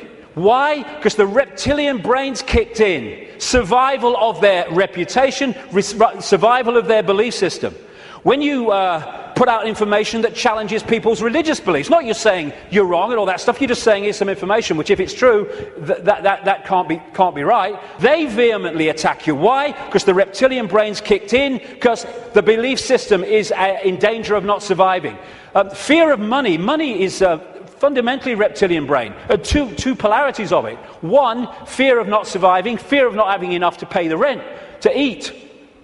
And on the other hand, you can get so locked into the reptilian brain, and this is what the hybrid bloodlines do, that you equate survival with far more than is necessary to survive. So you get people, especially in these bloodline networks, who have got more money than they could spend in 100 lifetimes, but they get up with the sun every morning to go and earn bloody more. It's an obsession, it's an addiction, and it's connected to the reptilian brain, which fundamentally drives our perception of reality. Don Juan Matus again. I know that even now, though you never have suffered hunger, you have food anxiety. which is none other than the anxiety of the predator who fears that at any moment now its maneuver is going to be uncovered and food is going to be denied. Through the mind, which after all is their mind, the predators inject into the lives of human beings whatever is convenient for them, and they ensure in this manner a degree of security to act as a buffer against this fear. Sorcerers of ancient Mexico reasoned, here we go, that man must have been a complete being at one point, with stupendous insights, feats of awareness that are mythological legends nowadays. And then everything seems to disappear, and we now have a sedated man. What I'm saying is, what we have against us is not a simple predator. It is very smart and organized. It follows a methodical system to render us useless. Modus operandi, done it many times. Man, the magical being that he is destined to be, he's no longer magical. He is an average piece of meat. There are no more dreams for man, but the dreams of an animal who is being raised to be a piece of meat, trite, conventional, imbecilic. This is what becoming conscious brings us out of. Control of perception is the bottom line of this conspiracy. You know, I'm all for exposing 9/11s and banking scams and engineered wars, but this is the bottom line, and if we miss it, then we're going round in circles and we'll get nowhere. Interestingly, the Zulu legends say that before the moon came, they used to worship the sun as female, and then everything changed. This change from perceiving the sun as female to worshipping it as male made possible the creation of warlike kings that took what they wanted by force. Everything changed when the perception of the sun changed, and the perception of the sun changed when the moon matrix kicked in and changed our perception of everything. And in so many ways, this Avatar movie, I'm not saying Cameron symbolized it like this, I'm saying what it symbolized to me. The blue people, who were in total harmony with everything else, I'm saying to me, are symbolic of humans as we were before the predator came. And then the American troops with their high technology, let's kill people, we want these resources, so let's just go and get them and destroy everything to do so. They symbolize to me this reptilian intervention. And they even have, in the Avatar movie, of course, the concept of the possession of the blue people so that they could infiltrate their society while outwardly looking like they do and not being known to be who they are. These reptilians look down a different timeline to us because they're on a different wavelength. They're able to see further into what we call the future than we are. And therefore, if you access this network of secret societies, especially the inner circle, you can access the projected future of human society which this is planning. Therefore, you can write prophetic novels which further down what we call the timeline turn out to be staggeringly accurate. All you need to do is to access that projection. And you do it by accessing the secret society network. This, the Fabian Society in London, created in 1884, is one of those societies. The deeper inner core that have access to that timeline and that projected agenda. And this guy was one of them, a Fabian. And that's the Fabian logo, by the way. The wolf in sheep's clothing. Perfect. Perfect. It created, in effect, the Labour Party in Britain, and it influences massively the left, not only the left, but what we call the left centre of politics, not just in Britain, but in other countries. Australia too, for instance, very, very powerfully. When people have said to me in the past, you know, what's planned, I've said to them, well, you can read two books and see it, just put them together.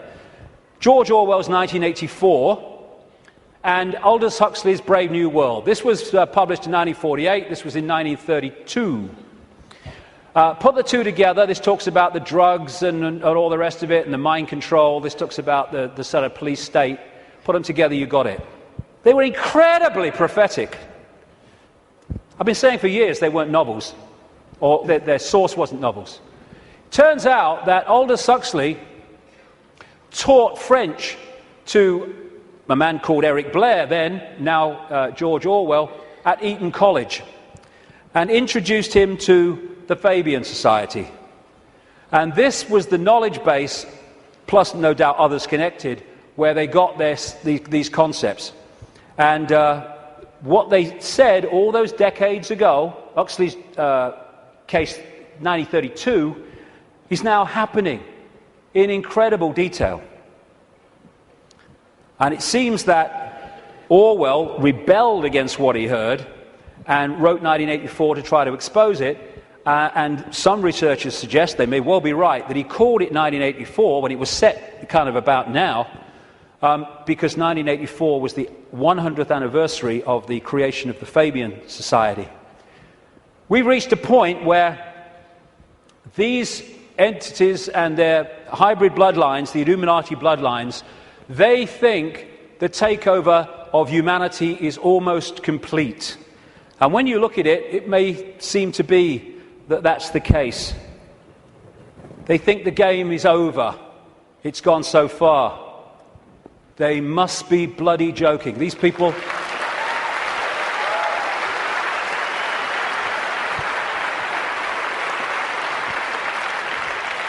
These people are in for the shock of their lives in the next few years. The shock of their lives. Because they can access so much, but they can't access beyond that. And they think the game's over because it seems to be here, but they can't perceive there.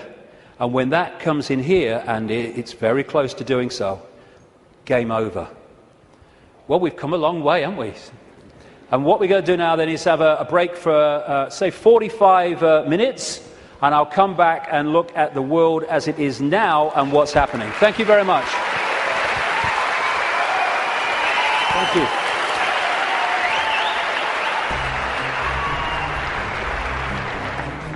Very good so far, yeah. The reason I'm here basically is to find out exactly what's going on in the world and find out exactly what the hidden conspiracy there is that's going on today, basically. It's not just David Icke that's saying this stuff about the moon. There's Alex Collier, the Andromedan contactee, who says that the moon was towed here from Ursa Minor, which is near the Alpha Draconis star system, by the reptilians. Yeah, I don't think he's necessarily said anything that I haven't known already, but he's very eloquent, and he's put it together in such a beautiful package that it just makes it very easy for anyone to understand. I just like the way David puts things across, you know. He's not afraid, he's got no fear in him whatsoever. Doesn't give one iota about what people think, and I think we can all learn from that, definitely. Ever since I was little, I've always thought that something was wrong. The way that society, because I believe that reality and the system that we live in are two completely different things. I've found it very difficult to concentrate in school because I was always told what to believe. It was very structured, and whenever I used to ask why, nobody could ever give me an answer. And it seems that David Icke seems to give those answers and opens up your perception to new possibilities. Some concepts of it I can agree with, definitely with the controlling aspect of it, because there's got, like, when you look at the controlling thing, there's got to be a way how they're really keeping us controlled. So I would say with that aspect of it, yeah, I do agree with it. I have read and I have seen many videos, and I think he's great because there is a lot of truth in everything he says, and there will be a lot of changes from now on. I admire what he's doing. I think he's got a lot of courage to step out and enlighten a lot of people about what's going on in the world that the majority of us don't really understand or know about. So he's, I give him a thumbs up, really.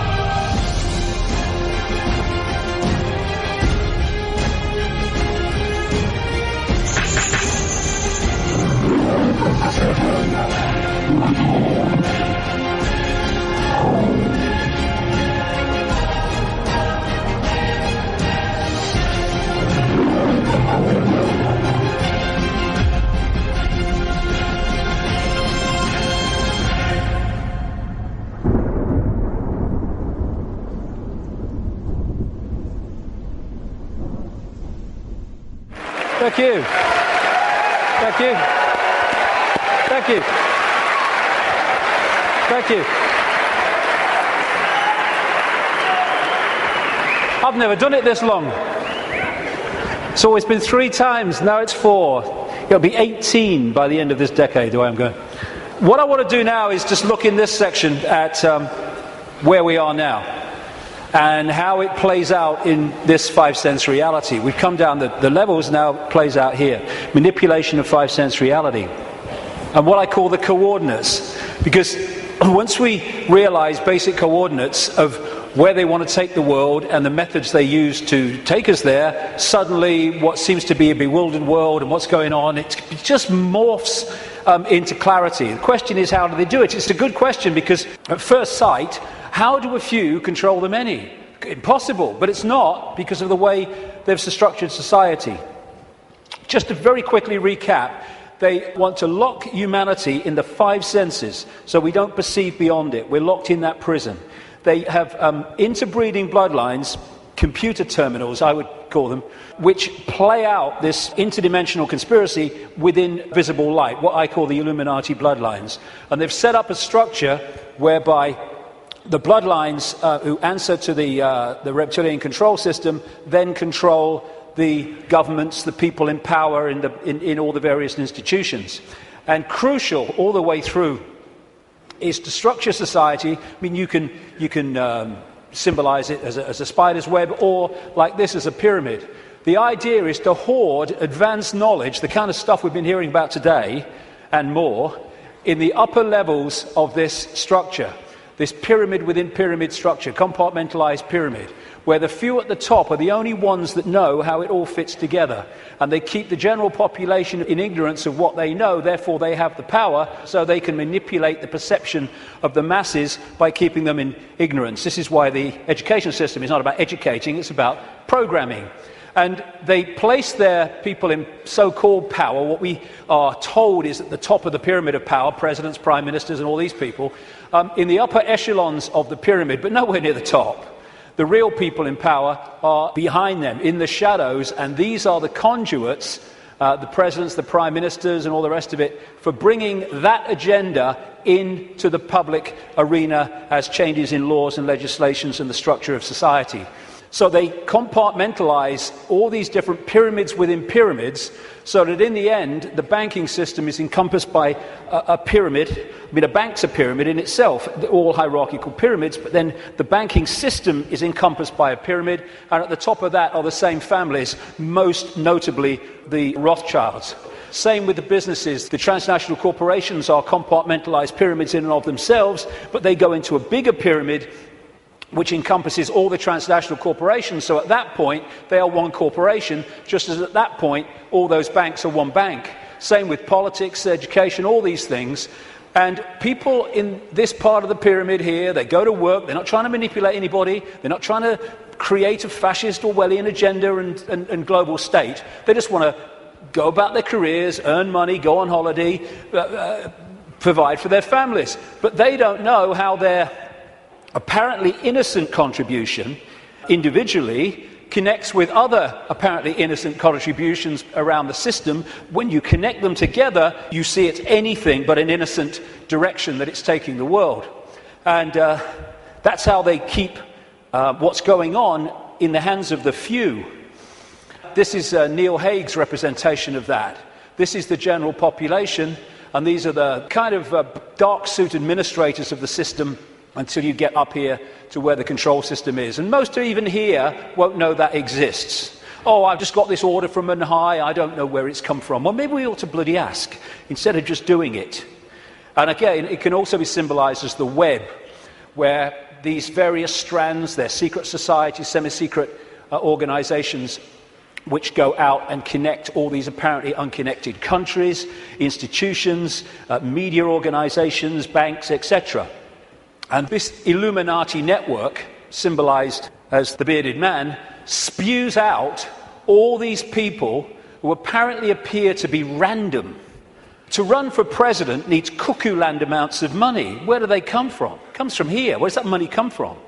And therefore, you have two people put up for president who are there because of the money provided by this network. Therefore, they've chosen not only who it's going to be, but they've sorted out what the policies are going to be in return for that money. And this is what they do. We think we're choosing our leaders. We're not. It's a myth.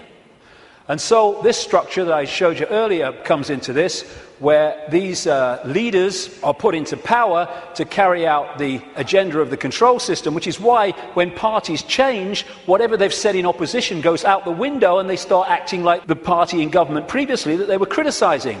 The common denominator is whoever gets in power basically introduces the control system, and whoever's out of power opposes the control system verbally, which means that you have the illusion of choice when whoever's in power unfolds the agenda. So there is no choice. It's a myth. And they control these institutions and play the people off against each other, divide and rule, both within countries and between countries, keeping everything in a constant state of confusion and conflict. And that's the key. Manipulating confusion and conflict is child's play. Manipulating harmony, manipulating respect between each other is a nightmare. So they have to keep the world in constant states of conflict. Now, when you bring it down to an individual country, as we come down this structure, this is what you find in every country.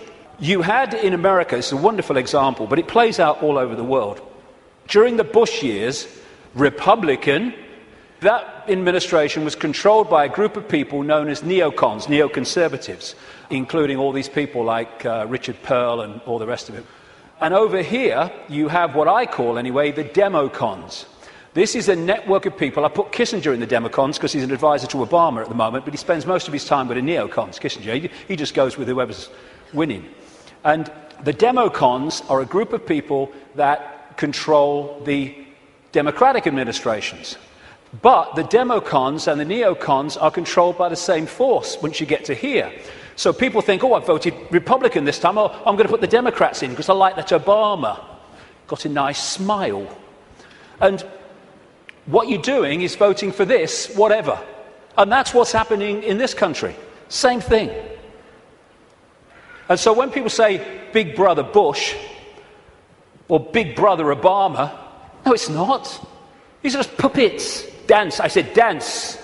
When I say jump, I mean Olympic high jump record. This is the thing. You take one mask off, you put another mask on. And because it's a different mask, we think it's a different administration. We think controlled by different forces. No, no. And what you have is the movie playing out in the public arena, people who appear to be in opposition to each other when they're controlled by the same puppeteer. And once you look beyond the movie, that's when you start to see what's really happening in the world. So the cards are moved around in line with an agenda for the constant, incessant centralization of power. And it's done with people who, I keep coming back to, have a DNA with empathy deleted, which means anything goes in pursuit of this agenda. And the people are misdirected, diverted by the way society is manipulated and controlled, increasingly so with more and more laws affecting the fine detail of our lives, so that we spend so much time surviving and rushing around, we don't lift our head up and see what's going on. So puppet people are essential to the few controlling the world. And when we cease to be so, and it's happening more and more, then this will be over. Humans have been put into this round and round and round circular lifestyle where 1 week leads into another week and another week, just a repeating cycle of action and work and sleep and eat and work and sleep and eat for so many people. And this is the structure that they're moving towards. Why? Because when you're the few and you want to control the many, you have to centralize decision making. The more diversity of decision-making there is, the less control any central point is going to have over it. So what you need to do is constantly centralize power, so control over more and more and more people goes into fewer and fewer hands. We started with a tribal situation a long time ago. The people in the tribe decided what was going to happen. We then brought, as part of this centralization, it's gone over at this whole period I'm talking about, the tribes came together into what we call nations. And now, a few people at the center of the nation are dictating to all the former tribes that make up that nation. We're now well into the next stage of that, which is bringing nations together under unions like the European Union, so a few people at the center are now dictating to all those nations which are made up of all those tribes before. And the next stage of that, which they're already preparing for, is to take us into a world government that would dictate to these unions that are building up, like the European Union, the American Union that they want via the North American Union, the Pacific Union, evolved out of organizations like APEC, Asia-Pacific Economic Cooperation, and the African Union, already in place, evolved out of the Organization of African Unity and other bodies. And what they done in many of these unions is start them off as free trade zones, just for jobs, that's all it is, no worries. And then they've turned them into fully fledged dictatorships, which is what happened in the European Union. And the reason is that you've got to centralize power if you want to get more and more control in the hands of the few over more and more people. So coordinates. Some of these things I'm going to talk about in this section are quite controversial, but they need bloody saying, so sod it. Methods of manipulation. Coordinates 2. How do they manipulate this? One of the coordinates, one of the methods of manipulation, a massively important one to understand, is one I've dubbed problem, reaction, solution, where you want to change society in a way that if you do it openly, you'll get resistance, massive resistance from the population. So what you do is you create a problem covertly, you blame someone or something else for it, you pass that fake version of the event through the unquestioning, pathetic mainstream media to the people, unquestioned overwhelmingly and certainly uninvestigated, and you want the people to react to the manufactured problem with outrage, with fear, and you want them to say, do something. What are they going to do about it? At which point you then offer solutions openly with changes in legislation and society and its structure to advance your agenda. And because of the problem, reaction, solution, you do not get the resistance here that you would have got without the manufactured problem. 9/11 is a bloody classic. Another way of describing this is ordo ab chaos, the Latin motto of the 33rd degree of Scottish Rite of Freemasonry, order out of chaos, problem, reaction, solution. Create the chaos, then offer the order, your change out of that chaos. So like I say, 9/11 was a wonderful, classic, most blatant example of it. You want to change society, so you create a massive problem. As a result of that problem, you offer the solution, all there, written and ready, the Patriot Act in America and around the world, their versions of it, to change society and to launch a war on terror and an invasion of countries like Afghanistan and, by implication, Iraq. This is Zbigniew Brzezinski, President Jimmy Carter's National Security Advisor and a major mentor going back to the 1980s of Barack Obama. This is what he said in 1997 in his book. Moreover, as America becomes an increasingly multicultural society, it may find it more difficult to fashion a consensus on foreign policy issues, except in the circumstances of a truly massive and widely perceived direct external threat. Therefore, we create one, 9/11, and bingo, we then introduce what we say must happen to stop the terrorists. In other words, we change society and advance our agenda, the Orwellian state and all the rest of it. These buildings were brought down because they were made to come down. And similar buildings around the world that burnt for longer and were much more fierce never came down. And these are the only buildings of their kind who've ever come down because allegedly of fire. The official story of 9/11 has just left the room. And I've gone into that in great detail before. I'm just using it as an example of problem, reaction, solution. But when through the web you control the intelligence agencies, you control the governments, you control the media, and you control countries, and you control the manipulation of fake terrorists like Osama bin Laden, then you've got all the pieces you need to orchestrate the problem, reaction, solution, and to then use this to change society in the image that you have desired. And this is a classic. Adolf Hitler proposing the creation of the Gestapo in Nazi Germany. An evil exists that threatens every man, woman and child of this great nation. We must take steps to ensure our domestic security and protect our homeland. Or actually, word for word, what was said after 9/11. The Second World War, problem, reaction, solution. This is why it is no paradox, no coincidence or contradiction that the same people can be shown to have funded the Nazis, that funded the Americans and funded the British, overwhelmingly based around the cartel of the Rothschilds. They created Nazi fascism, they created Soviet communism and the capitalist world. They brought them together in conflict, the second conflict in a very short time, and afterwards the world was exhausted mentally, physically, emotionally. Something must be done. This can't go on. What are they going to do about it? Gotcha. Because of all this conflict, all this war, it's terrible. Terrible. What we're going to do is we're going to centralize power with the United Nations, European Union, which was justified in many ways by let's stop European countries fighting among themselves because we'll trade. Well, they stopped fighting among themselves because they stopped orchestrating it. That's why the Bretton Woods Agreement with the World Bank and all that stuff all came in as a result of the Second World War.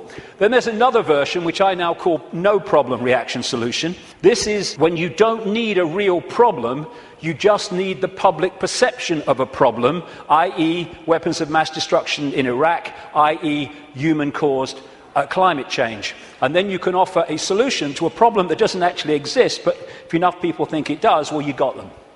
Totalitarian tiptoe, as I call it, goes in conjunction with problem reaction solution. This is real simple. You start at A, you know you're going to Z, but you know if you go in a big leap, the change is going to be so big and so quick that people are going to go, what's happening? What's happening? Turn that television show off. What's happening? And so you go in steps, as big as you can get away with, but not so big that you get too much of a reaction. And as this quite rightly said, you really think it would be this obvious. Well, it's becoming that obvious now as we move along, but up to this point it hasn't been, unless you looked for it. The European Union was turned from a free trade zone, nothing to worry about, just for jobs, into what it is now, a centralized dictatorship, through the totalitarian tiptoe. And here is the founding father of the EU, as they call him, Jean Monnet, a Rothschild frontman. Europe's nations should be guided towards the superstate without their people understanding what is happening. This can be accomplished by successive steps, each disguised as having economic purpose, but which will eventually and irreversibly lead to federation. And the word fascism, which comes from this symbol, the fasci from the Roman Empire, is individuality tied together and ruled by the axe. The central point, European Union, precisely described. Globalization, which is the constant centralization of power, which is more and more power in the hands of fewer and fewer over more and more people. This is a totalitarian tiptoe. More and more, the globalized economy is taking over, so that every country is dependent on every other country, therefore has no power of individual action and individual decision-making. Free trade, which means freedom to exploit, which means you can get sweatshop workers here to make your stuff for a few cents, and then you ship it over here and you sell it for as much as you can get. It's called free trade. Everyone's in favour of free trade. You can't be against free trade. This is also part of this globalized centralization of power, which is designed to do this, and it increasingly is doing this. It means that if you're dependent within your country or your community on things outside of your influence, then everyone is dependent on everyone else, therefore has no self-sufficient ability to make decisions in their own lives and their own communities and their own countries. And the reason that they want to do this is they want to make everyone dependent on something outside their control, because dependency equals control. It's like abundance and scarcity. We live in a world which could be incredibly abundant. Nobody should be hungry on this planet, for goodness sake. Africa could feed the bloody world. It can't even feed itself. Why? Because of the manipulation of that continent by this crowd. And so we have all over the world, because there's no empathy, no consequences for them emotionally of their actions, we have manufactured scarcity, because abundance equals choice equals freedom. Scarcity equals dependency equals control. And that's why we have manufactured dependency. We have people hungry in a world of plenty. Coordinate 3, the cement. There are certain organizations, networks, rings, that act as the cement that holds the web together and holds people within the web together. Close to the spider people are the Rothschilds. And when I talk about the Rothschilds, one thing, I'm not talking about all people called Rothschild. The vast majority of people called Rothschild won't have a clue what other Rothschilds in that dynasty are doing. And secondly, I don't even mean only people called Rothschild. I mean the Rothschild bloodline, which has infiltrated many other enormous numbers of other families and groups, which then come to power under other names other than Rothschild. Because if the president's Rothschild, the bloody guy here is Rothschild, the bloody newsreader's Rothschild. What's going on? Instead of that, you have people under different names. So I'm talking about the Rothschild bloodline and the scions of that family, the people that run that family. Not everyone called Rothschilds. A lot of people in that family called Rothschild who don't have a clue what's going on. But they, through these various cements, control all these different and various apparently unconnected organizations. Now, one of the cements, of course, is the secret society network. That's pretty obvious when you look at it. And these are some of the major ones, but there are even more exclusive ones as well that operate in tiny, tiny cabals. But it's not just the secret society networks. They connect into the satanic networks, where they literally carry out human sacrifice and such horrors, which these bloodlines have been doing all the way through. Now, no one has a problem with the fact that then primitive ancients used to sacrifice people and torture people and all that stuff, but that was at one time kind of acceptable because it was the way they did things. As it's become unacceptable, it's still gone on, same bloodlines involved, but it goes on secretly, obviously. And this is the paedophile rings, the sexual child abuse rings, which connect into that and connect into that. That's not saying everyone in a secret society is a paedophile. It's not saying every Satanist is a paedophile. It's not saying every paedophile is a Satanist or a member of a secret society. But there are rings, connections between these organizations and groups that hold them together. It's a bit like the Olympic rings. They connect into each other. And you find, this is why, as I researched this over these last 20 years, when I have researched through people in power like politicians and bankers and even some media people and stuff like that, you know, after this time of researching this and the recurring themes, that when you get far enough into it, you're going to come across a secret society, but you're almost certainly going to come across either or both Satanism and child abuse, sexual abuse, paedophilia. And there's a reason why the ratio of such people is massive in the upper echelons of this control structure than it is in the general population. There's a blueprint which you find in every community and every country. It's a blueprint of how this works and how the Satanists and the pedophiles and the secret society people end up in positions of power and influence to direct this conspiracy. So the pedophilia and the secret societies and the Satanists operating in these interconnecting rings then infiltrate their people right across the web, which holds the whole thing together. Now, Satanism is staggeringly common compared with the public perception of it. And there's a number of reasons for it. First of all, they're sacrificing people literally to the gods, the serpent gods. When you see these ancient accounts all over the world of how they used to sacrifice people, young virgins often, and what does young virgins code for? Children, to the gods, because they put them through the sacrifice ritual and they build up the terror. What happens is the terror reaches a point where a certain adrenaline pours into the blood, and the people doing the ritual then drink that blood and they get a real high from that adrenaline. But as the sacrifice is going on, the victim is also releasing energy, very powerful, low vibrational energy, and the entities, or entity, whatever it is, just outside of visible light is feeding off that energy. They're feeding off us like vampires in so many ways, and that's one of them, and one of the reasons for these sacrifices of people to the gods. The other thing is that and I've talked to Satanists who've seen this happen, or former Satanists around the world, they create an energetic environment which is almost a stepping stone, like halfway house, which allows these entities to come in to the ritual. I've talked to people who've seen these entities manifest in the rituals because of the way they have created the energetic environment.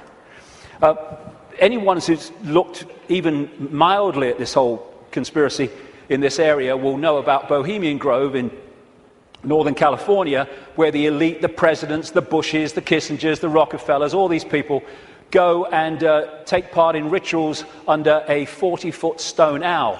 And from what I am told by people who've been there in a victim state, they, in smaller groups, because it's 2,700 acres of redwood forest, actually do sacrifices there too. And all these people are involved with their satanic gods and all the rest of it. But it happens all over the world, and it happens in a sequence on certain days. You know, we've got a situation with Halloween where it's now like bloody Christmas. If people only knew what happens on Halloween, what happens across Beltane, May Day and all that stuff, to kids all over the world, in extraordinary numbers, there would be no celebration of Halloween. And what they're doing on one level, because they're interacting with the cycles, the astrological cycles, is why they do it at certain times when the planets, the moon probably, and everything is in a certain place, is they're manipulating what they refer to as the morphic field, the energy that we all live in. Like I said earlier, if you want to affect the fish all at once, then affect the sea. And in the new book, in an appendix at the end, I published this. I call it Confessions of a Satanist. It came to light early this year, and it is alleged to be, I can't vouch for its authenticity. What I can say is, after 20 years of researching this, it's bloody massively accurate. And it's supposed to be a guy who died in 2004. He was a high Satanist in Australia, who wasn't really a confession in the sense of I want to confess my sins. It was just basically an outline of how Satanism controls the world. And this is one of the things he says in that. What most people do not realize is that Satanism is a ritually based practice, and that this repetition, same place, same time, has over time left strong impressions upon the morphic field. They have to control the morphic field so that we stay in a low vibrational state, so we stay attached to that moon matrix I'm talking about. And of course, as I was saying, we are interacting with this field all the time, and taking in energy into the meridian system from it, and therefore it is affecting us. And as I mentioned earlier, I'm saying that this is part of the process of suppressing that field also, which is why they stuck them on vortex points. Now let's take this connection from Satanism, blood drinking, taking in the human genetic code to stay here longer, which is what some of these reptilians do, and the paedophilia. What's it all about? It's about energy. It's about vampiring the energy of children. The reason that we have sacrifice to the gods of young virgins, children, is because they want the energy of children before puberty, because when puberty happens, obviously we all know, there is a chemical change. Massive chemical change, at which point, from their point of view, the energy is not as pure and desirable. This is what John Juan Matos said in one of the Carlos Castaneda books. He's being quoted here by Castaneda.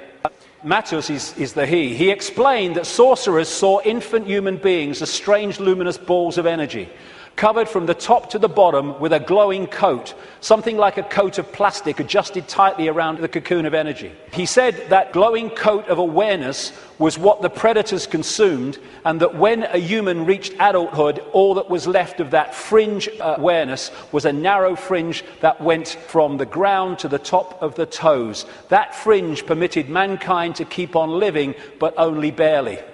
And that, although the pedophiles won't realize that, although the elite ones will, is what the paedophilia is all about, and why it is so rampant in the upper echelons of this control system. Because while the paedophile is sexually abusing the child, symbolically here, It is connecting into the energy field of the child. This is why they have anal sex with children so much, even girls. It's because they're connecting in to the lower chakra, the base chakra, and they're drawing that energy out, or the possessing entity is drawing it out and feeding off it. This is why paedophiles tend to be overwhelmingly possessed people, because the possessing entity drives the lust for sex with children, and then when it happens, they draw the energy off it, drawing the child's life force out. And politicians in this control system, again, this is why paedophilia is rampant among the political classes. This is what the Satanist confession said as well, that Australian guy.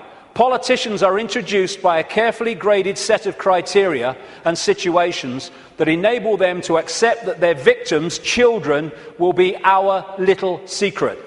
Young children sexually molested and physically abused by politicians worldwide are quickly used as sacrifices. In Australia, the bodies are hardly ever discovered, for Australia is still a wilderness.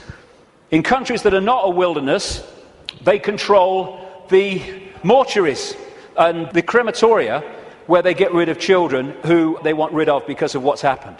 And it is rampant.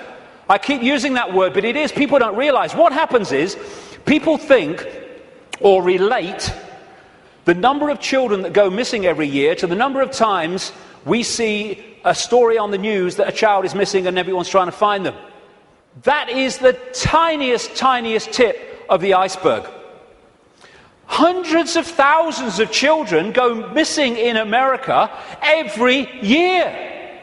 I've rung the states, because they don't have federal figures, tell you how many cars went missing federally, but not children.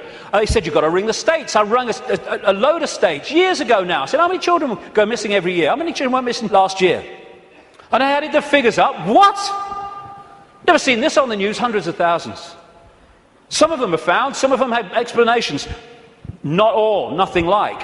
And what happens is that you have the cover-up. There are so many stories where the story of this Satanism and this child abuse starts to come to light, and immediately the lid goes on, because the system controls the various aspects that can keep the lid on.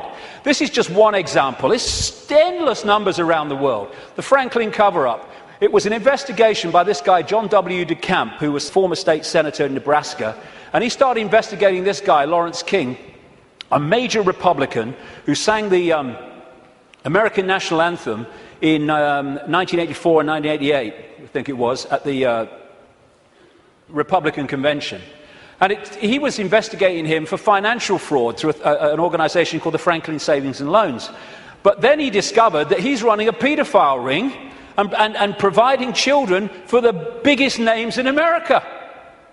And he wrote this book, The Franklin Cover-Up, Child Abuse, Satanism, again, they go together all the time, and murder in Nebraska. And what happened?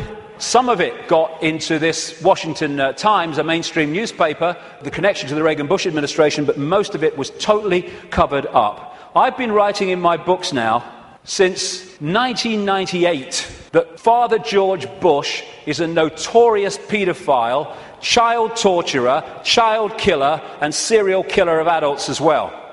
Said it on American radio. Still waiting for a response. And this is one example. A lady who became a friend of mine, Kathy O'Brien, who was in the American government mind control project since she was a kid. And met her many times. She still corresponds with me now and again. And I've met a daughter that she was talking about. Lovely, lovely girl. Totally shattered by these people. And that's one example of millions and millions that are going on around the world. And this is what she said in a book, Transformation of America. Kelly's bleeding rectum was but one of many physical indicators of George Bush's paedophile perversions. I have overheard him speak blatantly of his sexual abuse of her on many occasions. He used this and threats to her life to pull my strings and control me. The psychological ramifications of being raped by a paedophile president are mind-shattering enough, but reportedly Bush further reinforced the traumas to Kelly's mind with sophisticated NASA electronic and drug mind control devices. Bush also instilled the "who you're gonna call and I'll be watching you" binds on Kelly, further reinforcing her state of helplessness. The systematic tortures and trauma that I endured as a child now seem trite by comparison. They're not. I know what she went through. To the brutal physical and psychological devastation that George Bush inflicted on my daughter. And that's just one of these people involving one of the victims of this. It's incredible, the scale of it, and it's going on in this country. And what happens? The wall goes up. This is what DeCamp found. Suddenly ranks are pulled in, and the media won't touch it, the social services won't touch it, the police won't touch it, politicians won't touch it. It's the blueprint, it's how it works. And the Discovery Channel programme, produced by Yorkshire Television, was about to go to air, exposing that Franklin cover-up and the paedophile connections. Bingo, it was censored and pulled just before it was going to air. Never to see the light of day, although you can get it on the internet, because one copy survived. I was naming this guy, like I said earlier, Ted Heath, as a paedophile and child murderer from 1998. This guy's record of killing children is extraordinary. Prime Minister of this country. This fella, Thomas Hamilton, the man who went into Dunblane Primary School and killed 16 children and a teacher, he was a procurer of children for the Scottish political elite, which locks into the Westminster political elite, and the satanic rings that lock into both. That's why they took the records of this case and ordered them to be locked away for 100 years. And then, if you've been following my website recently, and many other websites too,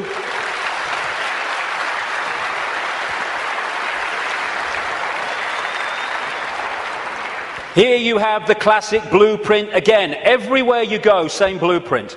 This girl, Holly Gregg, Down syndrome girl, her mother, Anne, and Robert Greene, a fantastic guy who's been helping them and committed so much of himself to this. When she started, Holly started saying what had happened to her, being raped and abused by the Scottish elite, suddenly the wall went up again. And Robert was arrested. He's been treated appallingly by the police, the Grampian police in Scotland. Grampian area of Scotland, by the way, notorious for Satanism. And he's now basically been told what he can't say, and he can't name people and all the rest of it, and he's... the case is ongoing. The media won't touch it, though maybe that might be changing, we hope. The Scottish law network or establishment will not investigate it. The police won't investigate it properly. Anne's brother, Holly's uncle, was blatantly murdered when he had seen Holly's father abusing her, and therefore had the ability to tell the truth and tell the story. He ended up murdered, and a cover story of suicide. When you see the story, suicide, are you kidding, was put together by the Grampian police. And Robert Greene is a man who, if there were more of his like in this world, then this world would be a very much better place.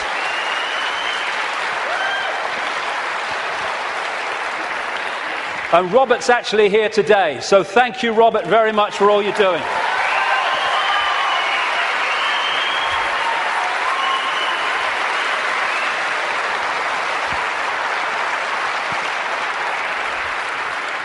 This is how they create the wall. You have again the pyramid system. Social services is a pyramid, a hierarchical pyramid. The police is, lawyers are, judges are, politicians are, the media are, all of it. The medical side, the doctors, the coroner's offices, they're all part of these structures. And up here, they all eventually fuse into the same group, the same ring of people, controlling force. And what they do is they put in these pyramids people in the positions of power who are in the ring, or in the club. You do not have to control everybody in social services to stop investigations or to enforce investigations to take children away for no good reason. You just have to control the level of social services that makes those decisions.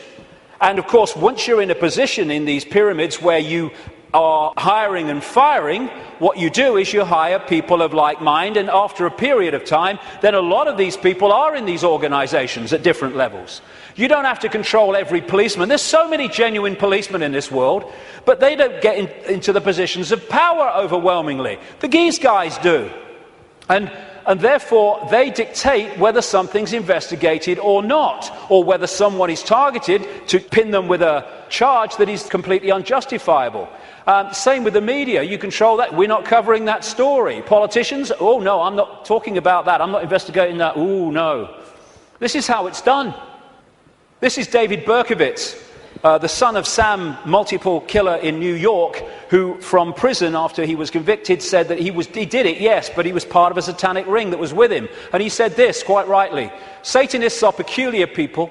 They aren't ignorant peasants or semi-literate natives. Rather, their ranks are filled with doctors, lawyers, businessmen, and basically highly responsible citizens. They are not a careless group who are apt to make mistakes, but they are secretive and bonded together, the cement, by a common need and desire to mete out havoc on society. It was Aleister Crowley who said, "I want blasphemy, murder, rape, revolution, anything bad." And now we're having, around the world, not least in this country, but America too and other countries, we're having the state stealing our children on the most extraordinary scale, with the most extraordinary excuses. There was one lady who came to light, not many do compared with the ones that are going on, because of the secret family courts where this stuff goes on in secret and can't be reported. And they say, oh, it's to protect the children. No! It's to protect the paedophiles and the Satanists. That's what the secrecy is for.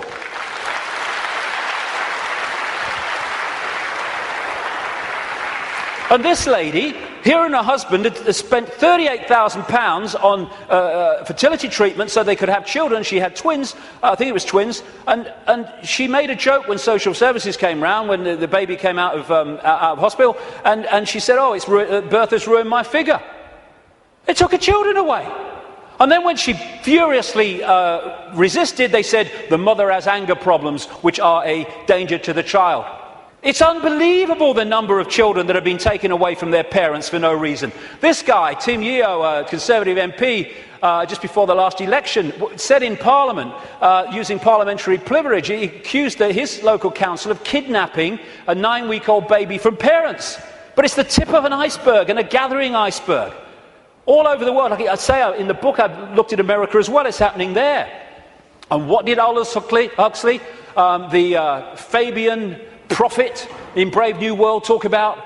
The fact that children were going to be taken away from parents, parents were going to become no longer, not even relevant, they're no longer even part of society, and the state was going to take control and bring up all children. And that is where they're moving towards. And this guy, Ed Balls, my God, whoever named him was psychic. He was children's minister up to the last recent election, overseeing, taking more and more power away from parents, giving it to schools and authorities. And this guy is a former chairman of the executive of the Fabian Society and still a leading light in it. Coordinates to the cement. Now, this might be controversial. I don't give a damn, really, because, you know, we've reached the point here where we've got to start saying what is and not running away from it. What I'm about to say now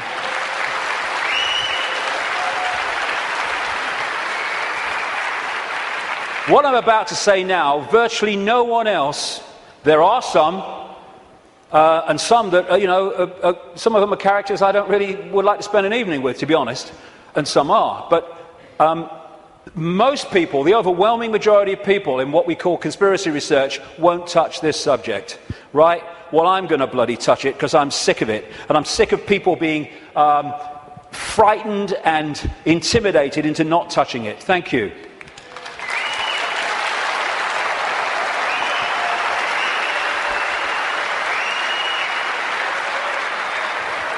Right. First of all, we as a human race have got to get our fricking heads around what this is, because it ain't what we're told it is. It's not about what's right and beneficial for Jewish people. Jewish people are its victims, not its beneficiaries. Jewish people have been hung out to dry again and again by this crowd that claim to have their best interests at heart, like hell they do. That's why I call this Rothschild Zionism. It was created by them, it is controlled by them to this minute, and it was created as a secret society within the web to massively contribute to the manipulation and control of our global society and individual countries, etc., etc. It's Rothschild Zionism. Anti-Zionism is not anti-Semitism, not that anti-Semitism means what we think it does, because Zionism is not about Jewish people. Even in its play-out way or world, it is a political system, a political philosophy. At its core, it is a secret society putting its agents in places of power. One of the very few things that Joe Biden, Vice President of the United States, has ever said, which is true, is you don't have to be Jewish to be a Zionist. Because of the propaganda, we equate Zionism with Jewish people. It's not how it is.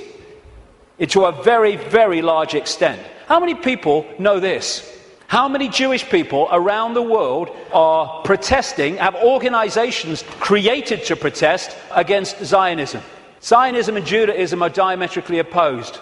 Zionism is state-organized terror. How many times do we see this in the newspapers? Never. End of Zionism equals peace. Israel, stop killing Palestinians. I am Jewish and I want that. Why don't we hear about this?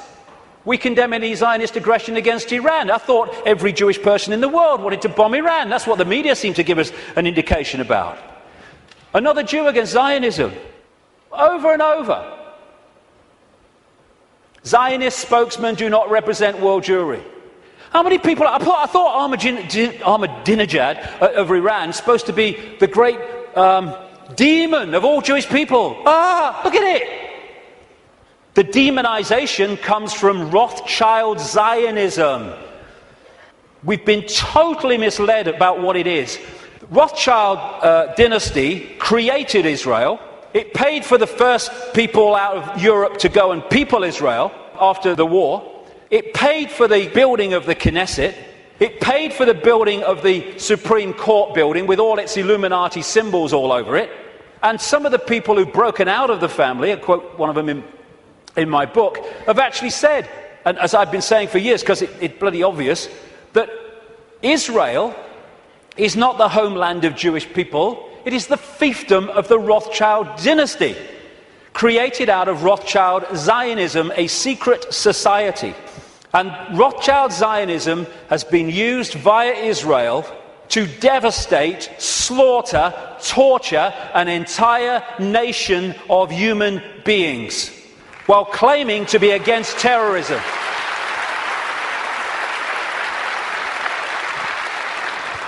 This is the dictionary definition of genocide: the systematic and widespread extermination or attempted extermination of an entire national, racial, religious or ethnic group. Never can what is happening in Palestine and Gaza have been described so accurately. More and more people killed through war, killed through bombing attacks, killed through shootings, killed through lack of food and adequate medical care. Gaza, the most crowded piece of land on earth, is little more, ironically, than a concentration camp. And the world looks on.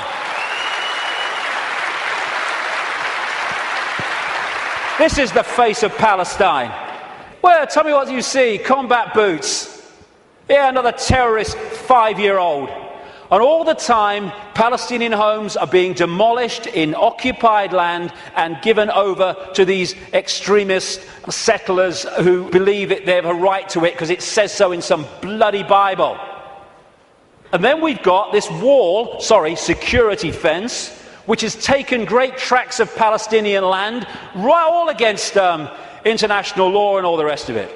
And here is a children's playground being sacrificed as the wall continues, security fence continues its endless way.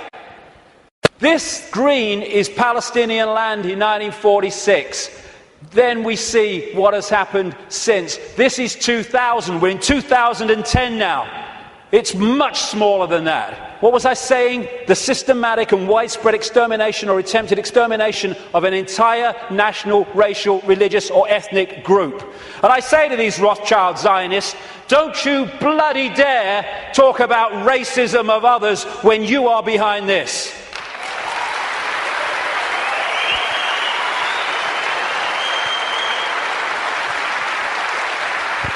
Israel is an apartheid society, not just between Israelis and Palestinians, but through Israeli society. It's incredibly apartheid.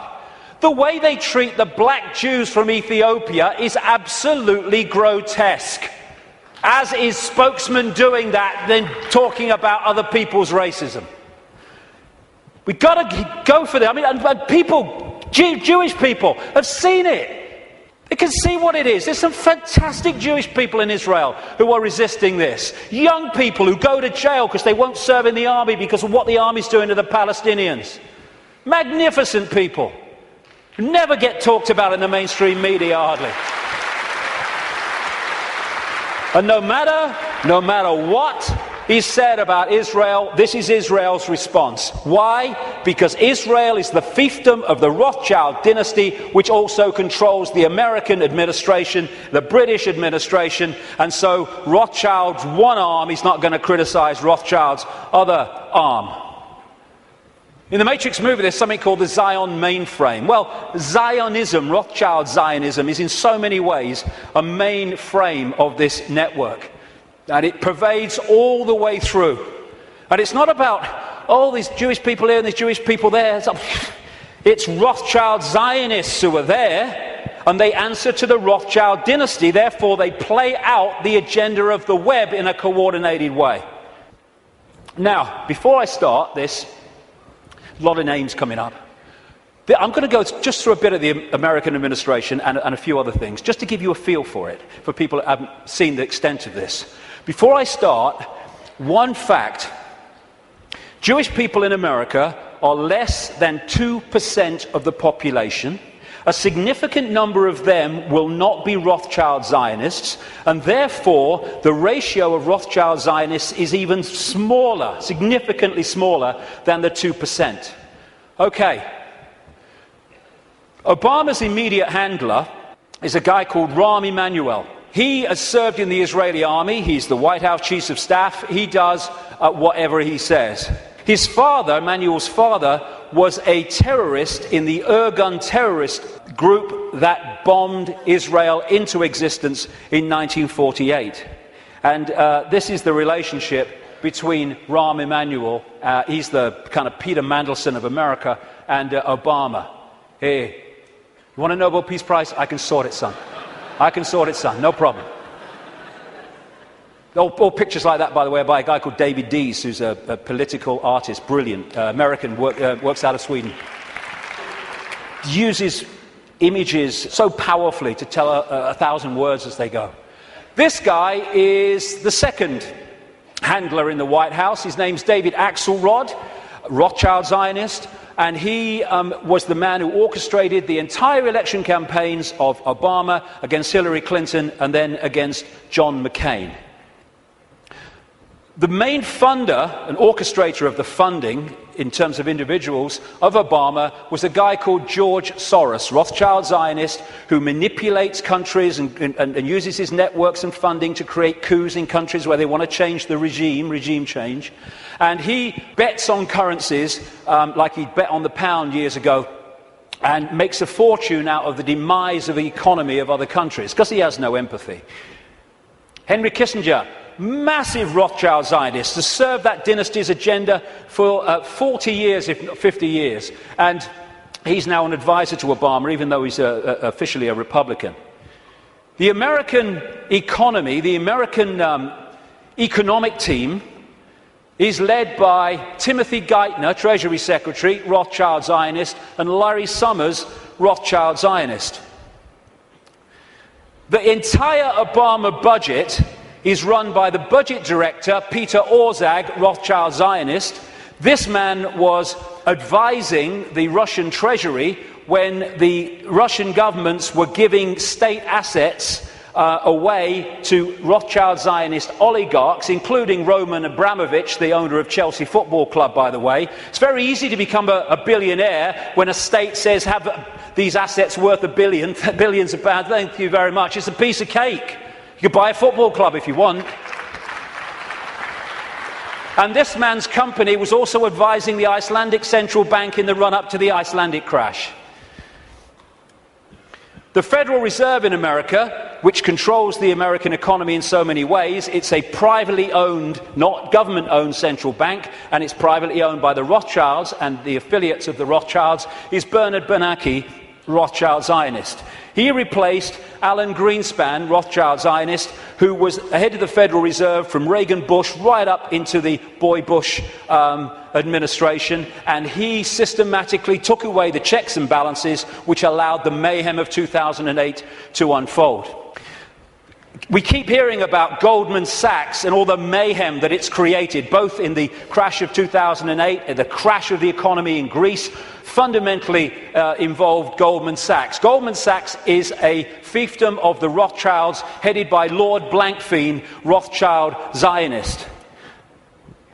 The World Bank, headed by a Rothschild Zionist. The IMF, International Monetary Fund, headed by a Rothschild Zionist. European Central Bank, headed by a Rothschild Zionist. A stream of so-called czars, as they call them in America, controlling different policies and areas, policy areas of the Obama administration, Rothschild Zionists, including Cass Sunstein, who has actually written a paper saying people who have conspiracy theories should either be banned from expressing them or taxed for expressing them. Taxed! Climate change policy in the Obama administration is controlled by Carol Browner, Rothschild Zionist, and Todd Steen, Rothschild Zionist. Major area of policy.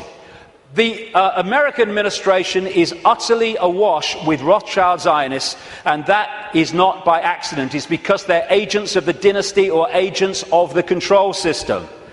It's not about race. Mossad is not the intelligence agency of Israel. It's the intelligence agency of the Rothschilds, and that's why it turns up all over the world in false flag set up terrorist events and assassinations and all that stuff, because it's not carrying out the policy of Israel, it's carrying out the policy of the Rothschilds that control Israel. Now let's look at 9/11. The World Trade Center lease was purchased just a few weeks before 9/11 by Larry Silverstein, Rothschild Zionist, and Frank Lowy, Rothschild Zionist, and the deal was done with this guy called Eisenberg, Louis Eisenberg, Rothschild Zionist, the head of the New York Port Authority. The head of the CIA, who investigated what happened on 9/11, George Tenet, Rothschild Zionist. The Patriot Act, which was brought out, the Orwellian Take Your Freedoms Away Patriot Act in America, was co-authored, justified by 9/11, though it was written before because they knew it was coming, by Michael Chertoff, whose mother was a Mossad agent and who became the second head later of Homeland Security, an organization Orwellian that was justified by 9/11. At the time of 9/11, in the run-up to it, and then the war on terror and all that stuff, the Pentagon was dominated by Paul Wolfowitz, Rothschild Zionist, Dov Zakheim, the comptroller, who managed to lose trillions of dollars and still got away with it. And by the way, when one announcement was made of how much he'd lost or had gone missing in the Pentagon, they announced it on September the 10th, 2001. I wonder if they realized that because of that it would never see the light of day. Dov Zakheim, Rothschild Zionist, and people like Douglas Feith or Feith, Rothschild Zionist in the Pentagon. Now, as I've said earlier, the Bush administration was dominated and controlled by what became known as the neocons, the neoconservatives, which were a Rothschild Zionist organization, led by people like Richard Pearl, Rothschild Zionist, William Crystal, Rothschild Zionist, John Bolton, Rothschild Zionist, in belief in nothing, if nothing else. And then the 9/11 Commission report, which was the official report investigating 9/11. They wanted Kissinger to head it first until the public didn't take that seriously and he had to step down. But that report, which agreed that the official story of 9/11 was true, was written and overseen by Philip Zelikow, Rothschild Zionist. The judge, Alvin Hellerstein, who is hearing and overseeing the cases of the 9/11 families, who are taking out lawsuits to try to find the truth of 9/11, etc., Rothschild Zionists, making sure that truth never comes out. Think of the ratio I said earlier as I go through this.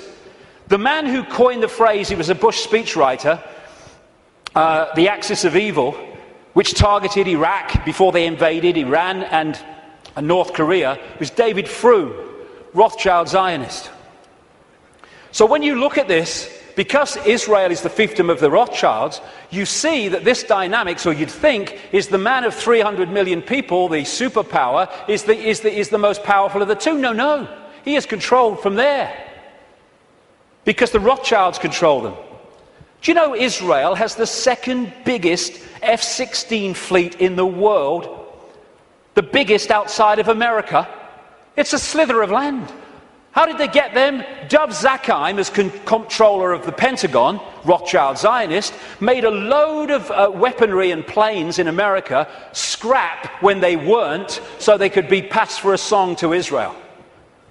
These two guys, they produced a book last year, The Israel Lobby and US Foreign Policy, and they say this: Israel receives about $3 billion in direct foreign assistance each year, which is roughly 1/5 of America's entire foreign aid budget. In per capita terms, the United States gives each Israeli a direct subsidy worth about $500 a year. This largesse is especially striking when one realizes that Israel is now a wealthy industrial state with a per capita income roughly equal to South Korea and Spain. Another writer, a former BBC and ITN journalist, produced a book, Zionism, the Real Enemy of the Jews, and my God, is that true? And he points out, Jewish people make up less than 2% of the American population, but account for 50%, I would say Rothschild Zionists, 50% of the political campaign contributions. And that's why, no matter how these people argue at election time, including this country and others, they're all agreed on one thing. What goes on in Gaza? Keep quiet, keep your head down. And I block that out because I don't want anyone to see what's behind it. It's horrific.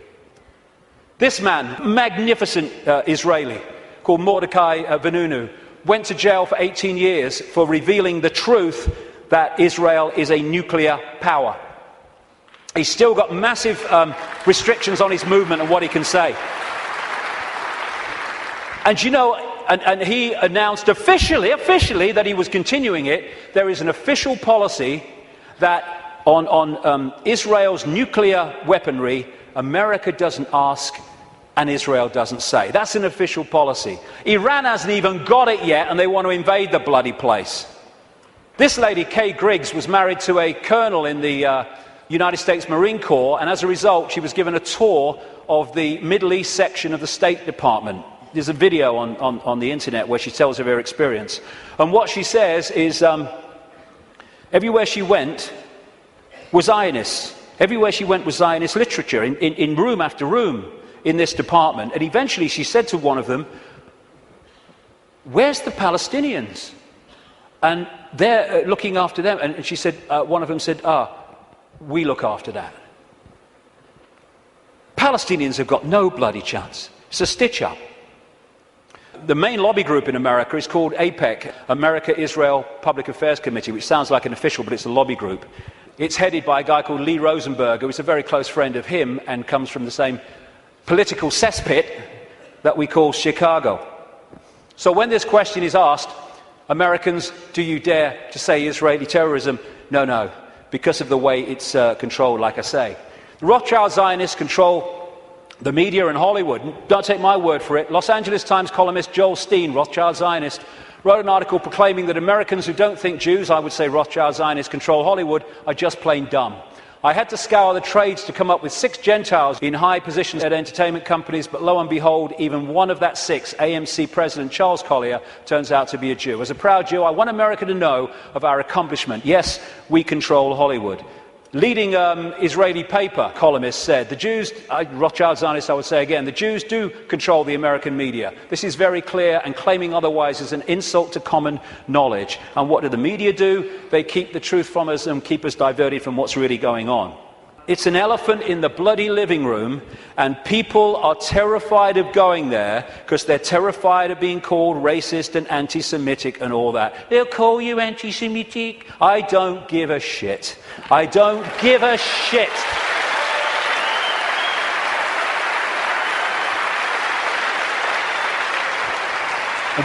Very quickly, it's the same in this country. There was a very, very good documentary, and it was a kind of stand back in amazement that it actually got out, by a guy called Peter Oborne, a journalist, in the Dispatches series on Channel 4, that looked at the Rothschild Zionist control of British politics through organisations known as the Friends of Israel. Each party has one, but of course they all connect, so it's actually one network. And again, just like in America, never any criticism.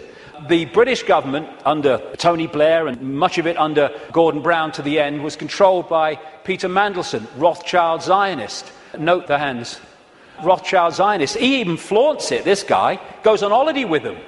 In all the papers with this leading light of the family, Jacob Rothschild. So many Rothschild Zionists end up in government here, like the possible leader of the Labour Party, David Miliband, Foreign Secretary before the election, Ed Miliband, head of climate change and environment, and this guy, Jack Straw, who's been in so many of the major offices since Blair came to power in 1997. The new Prime Minister of Britain, David Cameron, Rothschild Zionist. This guy, Tony Blair, was completely controlled by them, as Bush was, which is why they moved as one unit to do what the Rothschilds wanted, which was to invade Iraq and Afghanistan. And to shut people up, the Rothschilds have created organisations like the Anti-Defamation League. They haven't sent me a bloody Christmas card for years, these people. I don't want to upset them or what. But I'm speaking in New York in October. That could be funny. Anyway, they set these organisations up to target those people who are saying the sort of things that I'm saying. The idea is to throw you're a racist at people, so to shut them up or to discredit them. Like I say, I don't give a shit. You throw it, son, and I'll hit the bugger back. Thank you very much. As a result, when you criticise Israel, you are promoted as criticising Jewish people and therefore being racist. This is how it works. And I have to say, the robot radicals on the so-called left of politics are played like a violin by these people. They go out on their protest, you're an anti-Semite! Okay, come in and listen to what I'm going to say. No, they never bloody do. And then you get people like the magnificent Norman Finkelstein, who's a Jewish man who's had his academic career destroyed for speaking out. His parents suffered in the concentration camps of Nazi Germany, and when he exposes these frauds and fakes in the Rothschild Zionist movement and what they do against Jewish people in general, he's called a self-hater. They can't say he's anti-Semitic, although sometimes they even use that. He's a self-hater. No, he's a decent man doing decent things. You want to try it? And the idea is to create, and they're doing it, hate laws in which truth is no defense.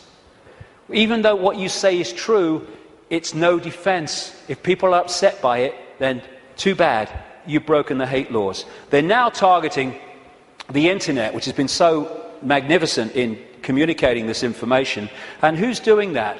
In America, J. Rockefeller, Rothschild Zionist. In this country, up to the last election, he rushed through a bill to this effect just before the election, Peter Mandelson, Rothschild Zionist. And just this week, Obama has nominated this lady, Eleanor Kagan, the Solicitor General, to go onto the Supreme Court. Two things. One, that will make Rothschild Zionists making up nearly half the Supreme Court judges of America, 4 of the 9, when they are well under 2% of the American population. And she is vehemently in favour of laws banning freedom of speech in association with her mate, tax the conspiracy theorist Sunstein. It is an elephant in the living room, and we need to address it if we are going to unravel this cabal, because They don't want to frighten us into not going here for any other reason than they know if we go here, so much is going to unravel. Home straight to tyranny.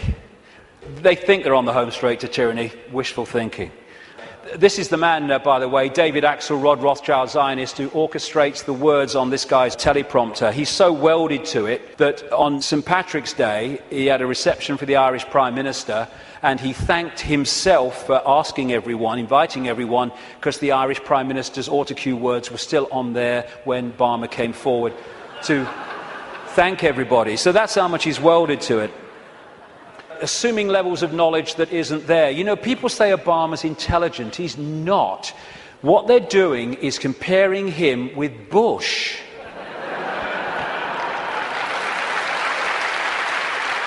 And slow horses look fast when they're running past trees. We have the secret agenda unfolding, and this is the movie. Bush is in the movie, now Obama's in the movie, but it's the same movie. And he's just there to change and Pied Piper the people, although his honeymoon period was encouragingly short. He's another Tony Blair. Will you lie first, Tony, or shall I? Oh, after you, Barack. Tony Blair. If there's ever a half-truth in a Blair speech, it's a typing error. The big change man, biggest contributors came from Wall Street, Goldman Sachs. His background is full of sleazy businessmen like Tony Rezko, who went to prison for fraud, who was a major funder of his political career. Why? Because he's one of the gang. Controlled by Soros, controlled by Brzezinski. Brzezinski's interesting. Brzezinski has been, like I say, his mentor since the 1980s. And this is what Brzezinski said in a book in 1970. The technotronic era, that which we're in now, involves the gradual appearance of a more controlled society. Such a society would be dominated by an elite unrestrained by traditional values. Soon it will be possible to assert almost continuous surveillance on every citizen to maintain up-to-date complete files containing even the most personal information about the citizen.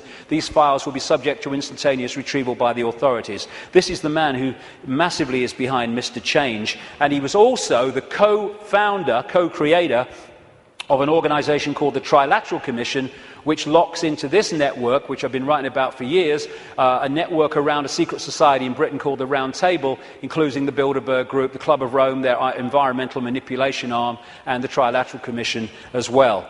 And interestingly, this is very relevant to current events. In his books and his statements, Brzezinski, who's very much, like I say, running the foreign policy of Obama with people like Kissinger, he talks about an area of the world called Eurasia, which is basically from Europe across to China. Now, this is the most significant part of Eurasia on this map. What Brzezinski says, control Eurasia, you control the world, not least because of the massive oil and gas reserves around the Caspian Sea. So we're in a process of the cabal wanting to take over Eurasia, and particularly this area. Now look, the number of countries that have been invaded, had regime change, or are now currently being targeted. First of all, the Ukraine. They use things to get the people going, like a colour revolution or a flower revolution. So this was the Orange Revolution. It was funded and orchestrated by the networks of George Soros, and it put their man in there. They had the Rose Revolution in Georgia, where they put their guy in there. They tried to get a green revolution after the last election in Iran, but it didn't stick. They have Iraq, they've taken that over. If they take Syria, then they're all the way through to Israel. They're in Afghanistan. They're now undermining Pakistan and bombing Pakistan more and more. In Kyrgyzstan, we had the Tulip Revolution. We just had another one recently, putting their people into power. We've had the terrorism starting to unfold in India, and they are targeting these areas because they not only want to take it over, they want to trigger a war involving China and Russia. The Third World War that their documents have talked about for a long time. And they're ticking them off. And if you take that map of Eurasia and keep it in your pocket, you'll tick them off as the news stories unfold. Oh, a revolution here. Oh, a coup here. And what they're doing, this is not America doing this. This is not America doing this. This is the cabal doing this through America. The idea is to destroy America, to use America to destroy America. Why? Because when you want a world government dictatorship, you cannot have any superpowers that have the military and financial might to say no to what you're saying must happen. Because the world government intends to have a world army, a world central bank, and a world currency, eventually. And they'll manipulate the financial situation to bring that about, or try to. So what they need to do to take the superpower America out is they need to destroy it militarily, and they need to destroy it financially. And that's what they're doing. They're using it on their foreign excursions, and they're undermining its economy to destroy America. And it is going down the pan so fast. And this guy is being used as the front man. Nice smile. Oh, he's a nice man. That's what's really happening. Behind the smile. Just hand it on. It wasn't change. There we go. Here's the ball. Make sure you keep the drugs running in Afghanistan, you know. Drop some my way. And what we saw was a presidential problem reaction solution. Bush was brought in to create problems, financial problems, overseas wars problems, and this guy was brought in as the solution to the problems. And as Adolf Hitler said, the great masses of the people will more easily fall victims to the big lie than the small one. So, I am someone to believe in. Hope, which is always in the future, never in the now. And so it never actually comes to fruition, but we can hope it does. And then you had change you can believe in. And none of these trite phrases like change were ever described in detail about what they actually meant. And what they created was a massive mind control coup on vast tracts of American people, because they made Obama a blank screen, an empty suit on which people could project what they felt hope and change was, their version of it, onto him. And once he became president, of course, everything was changed. Make the lie big, make it simple, keep saying it, and eventually they will believe it. I love you, you love me, I will get you stuff for free. Oh, yay, Obama, you're such a star. I love this one. The wolf found that shepherd's clothing worked better. The peace president, first thing he did was agree the bombing of Pakistan. Same guy, all this going on with this spent uranium, depleted uranium. What does he do? Continues the bombing, increases the troops. Fraud, another puppet. Golden rule, big time. Ignore the words and watch the actions, because they're never the same. And just to show you nothing's changed, there we go. Good old Bono. Nothing's changed, we're fine. So, we have this projected agenda, and we're now at the point where they're trying to introduce finally that structure. World government, world central bank, world army, a world currency eventually, and alongside it, of course, the Orwellian state that I've been writing about for the best part of 20 years, and increasingly so many others have too over the years, and it's unfolding as daily experience. More and more control. Now, number plate imagery, where they can follow people all over the country. This stuff called Speed Spike, where they can follow cars and their speeds from satellite wherever they go over vast distances. Then they've got this stuff they're bringing in, problem reaction solution, because some puppet stooge kid set his pants on fire, and now we must have this stuff. You know, I don't care about them seeing my body, serves them right, but it's going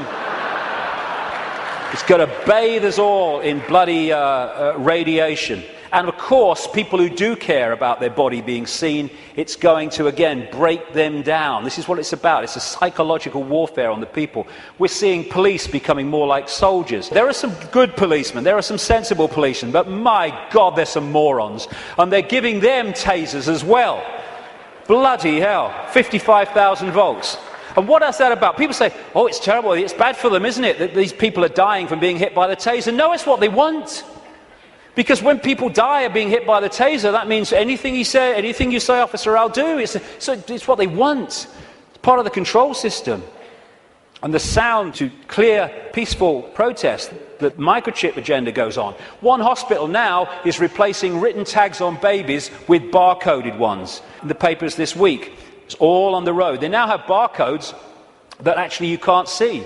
The real ones, they would be there, but you wouldn't see them. Then there's the assault on the body computer to destabilize our ability to maximize our potential and get out there to higher levels of consciousness.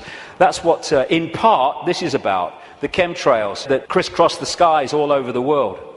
All the chemical cocktails in food and drink, targeting children most of all. And this is an interesting thing. It's talking about problem, reaction, solution. The symptoms of the E numbers in sweets and food and everything, in terms of childhood behavior problems, mirror the alleged symptoms of attention deficit disorder. Mirror them. Why? Because they're causing them. And so what they do is have this shite.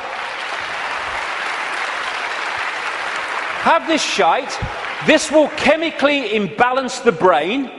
It will create behavior problems and attention problems, and then we'll give you fricking Ritalin to dose you in mind-changing drugs to meet the problem that we are causing here. Same with genetically modified food, which is there to genetically modify us. This is why they're more and more targeting organic farmers around the world and people growing their own food to overcome the chemical shite. This is why they're targeting small farmers so the great conglomerations can move in, like Monsanto and others. This is why they have this Codex Alimentarius, which was created by Nazis like Fritz Tamir, who came up with the work makes free sign across the entrance to Auschwitz. Him and some of his fellow Nazis who went to jail after Nuremberg. He was released well ahead of the end of his sentence because his mate intervened, called Nelson Rockefeller, 4 times mayor of New York, and they created these Nazis. Codex Alimentarius in the 60s means code, food book or food code, and now they're trying to impose global regulations which in effect will stop us getting the doses of food supplements and vitamins that make any difference, and also hand control over to the pharmaceutical cartel for it. Same with the attempt to get us vaccinated with all this shite through the Rothschild-created and controlled World Health Organization. And because of the web, this center point can control the Monsantos, the food producers, the food standards agencies, which are supposed to oversee those people, the drug companies, the Food and Drug Administration in America is supposed to oversee them. They can orchestrate all of the stuff that I've just described and listed because of this web. And the overall thing is a war on the human immune system. They're trying to undermine the human immune system in every way, shape or form because they want a massive cull of the world population because they cannot cope with the numbers. And like I say, I was reading, when I was researching the book, I saw incredible figures, but my goodness, in the last week, I've seen extraordinary figures in terms of the increase in drugs, mind-altering drugs given to children. It is fantastic. And it's being done systematically to dumb down young people and stop them expressing their true potential for consciousness, which they are. And all that is in here, how that was going to happen, written as a novel by this guy, Fabian Aldous Huxley. They're putting us in a vibrational prison in all these ways. The financial crash was orchestrated on purpose by deregulating, and it's possible to do that because the Rothschilds and their associated families and groups control the world financial system. They're moving trillions of dollars around, so they decide if the stock market goes up or it goes down. If they target the dollar, it will go down. If they target sterling, it will go down or whatever, because they have that ability, and Goldman Sachs is one of their main vehicles for all this stuff. And they can control the world financial system because, once again, they control the banks, they control the Federal Reserve System in America, they control the Bank of England, and they control governments, and they control the reporting of it. And this is the plan. Stage 1, crash the global economy, September 2008. Stage 2, governments throw fantastic amounts of money, credit, money that doesn't exist, but we pay interest on it, at the perpetrators until their financial barrels are empty. Stage 3, and they'll bring this when they feel it's going to have maximum impact, they're going to crash the economy again on unprecedented scale when governments have no means to respond. That's the idea. Why? Well, the last section will kind of pull all this together, because there's something going on which they want to stop. But that's the idea. The more fear, the more disruption, the more stress, the more worry that they can create, the more it impacts upon us in ways that suit the control system, as I've described through the day. And then there's this major element of their plan in the next few years is introduce massive taxation and control and imposition as a result of something that doesn't exist, thanks to this guy. If this guy's involved, it's a scam. End of story. End of story. Here you go. Thanks for the Oscar, but I'm totally full of crap. This man's going around demonizing carbon dioxide, which without it the world would not be as it is, and demonizing the greenhouse effect, without which we wouldn't bloody be here. There you go. That's what he's doing. And he's orchestrating all these people. And it's so kind that David de Rothschild has produced this book to help us, Global Warming Survival Handbook. Survival. Now, let's get some sanity into this. This is a graph of greenhouse gases that make up the greenhouse effect. That one, you would think from the propaganda, would be carbon dioxide. It is water vapor and clouds. I think we ought to ban water vapor and clouds. It's the only way to save the frickin' world, right? Every time we see a cloud, they ought to add VAT. I think it's the only bloody way. And this is carbon dioxide. Not only that, the grey stuff is natural, only the green slither is coming from human activity. And we're supposed to believe it's affecting the weather. It's the bloody sun. It's the bloody sun.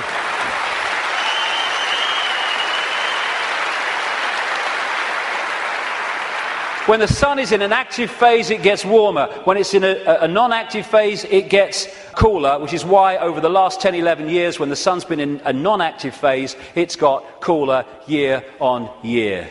And one of these groups in this network with Brzezinski's Trilateral Commission is the Club of Rome.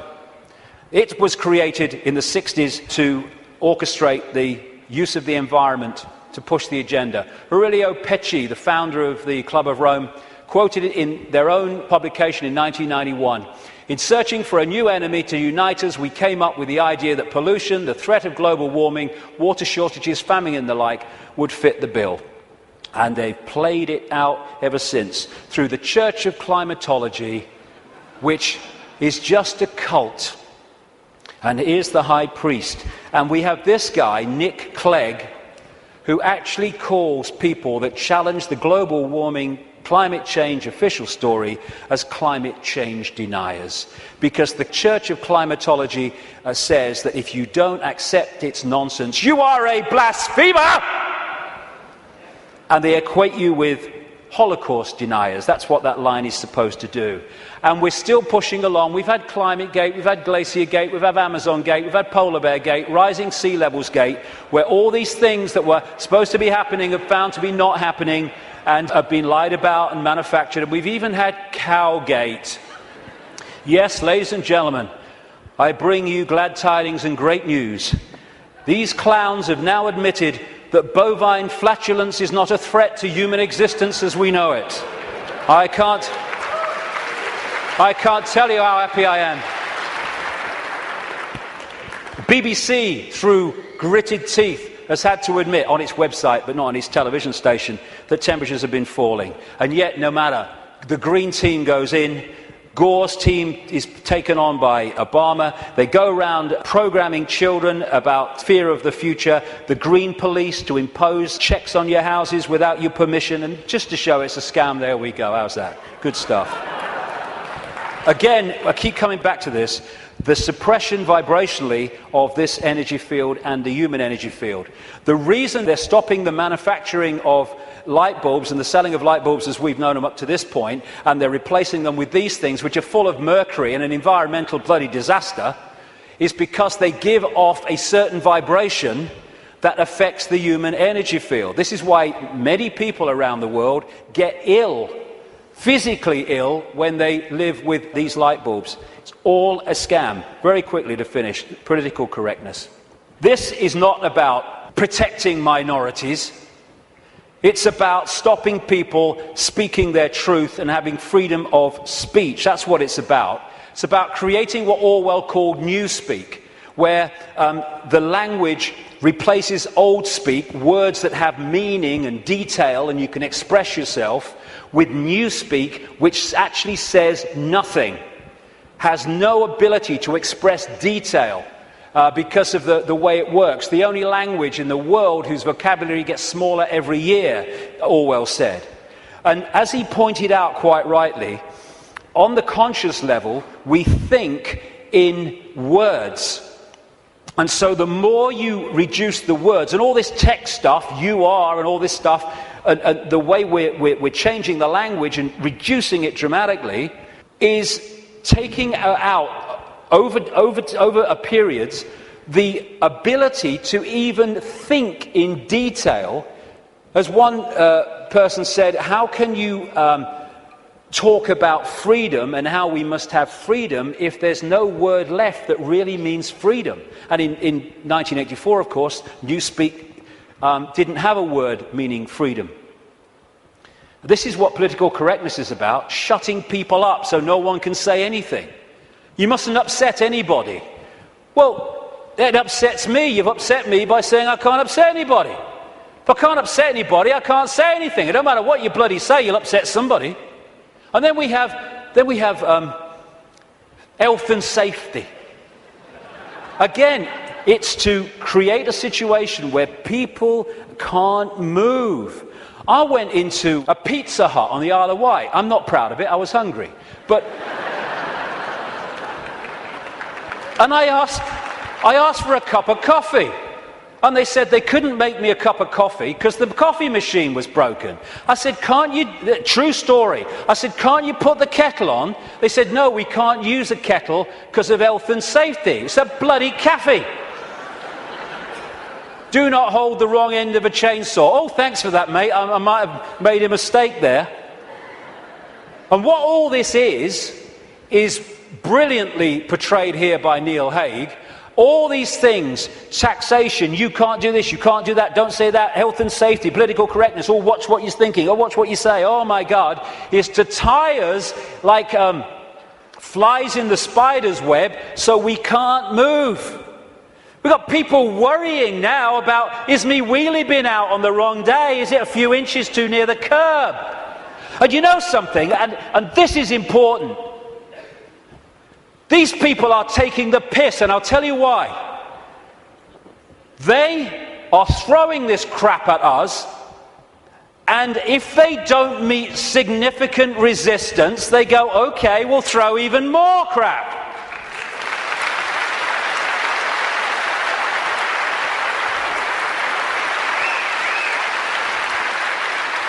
I'll get into this in the last section, but we need to draw a bloody line here. Not only say here and no bloody further, but we're going here and drawing it. Because otherwise they'll just keep doing it.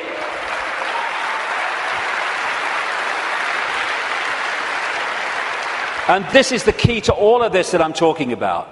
It is a mind game. It has to be. It has to be, because from mind comes everything. This massive stop, go here, don't do this, you can't do that, all this stuff. More and more fine detail of our lives being dictated. It's to turn us into the version of this.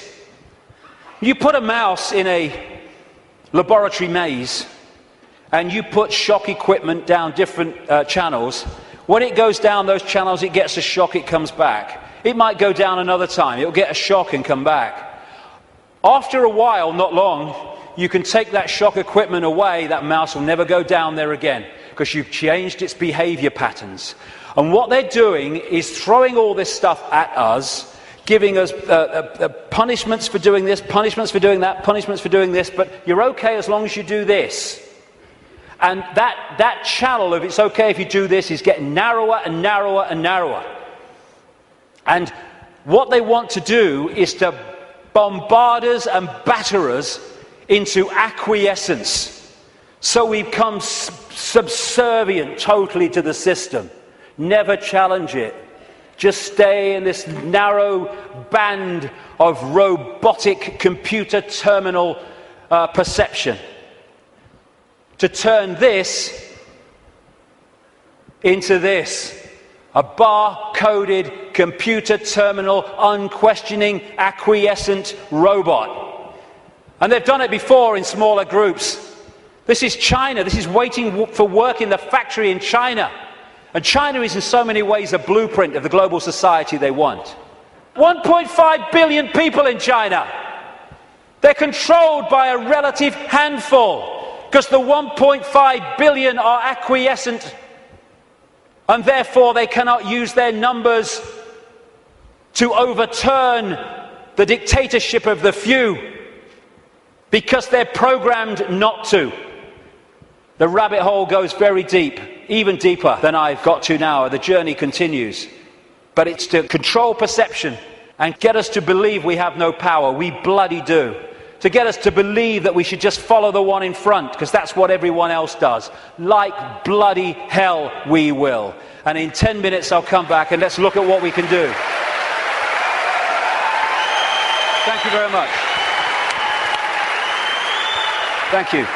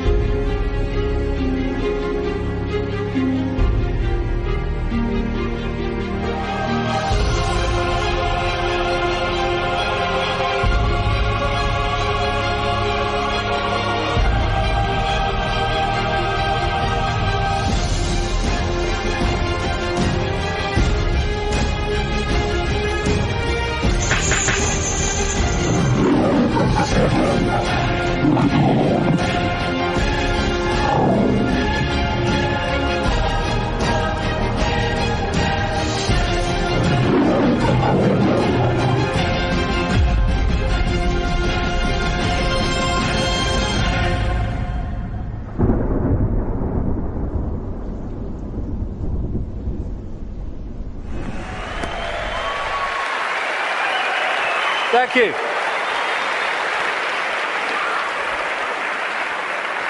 I've changed my smelly shirt for, I think, a very appropriate colour for this last section, actually.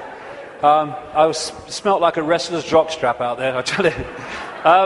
Okay, so where now? Well, this section is about the control system coming down.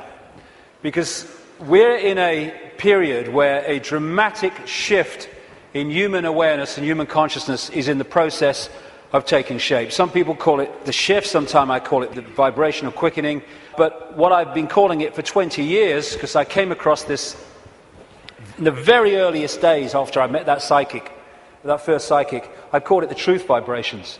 The first book I ever wrote after that awakening started, because it's ongoing, was called Truth Vibrations, or the Truth Vibrations. Because I came across this awareness.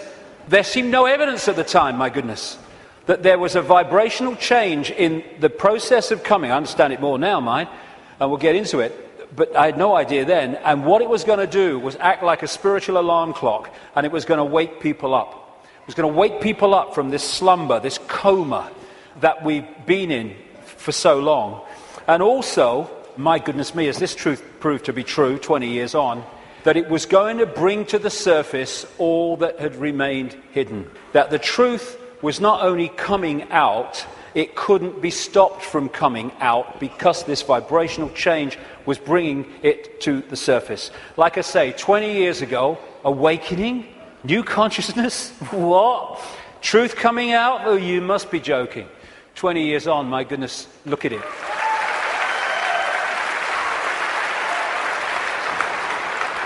I'm fortunate to travel the world speaking, and I'm being invited to more and more countries you never think you're being invited to.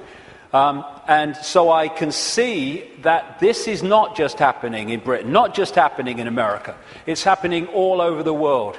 And all the differences is those that are staying in mind for now, and those who are opening mind to this change and perceiving self and the world in a completely different way.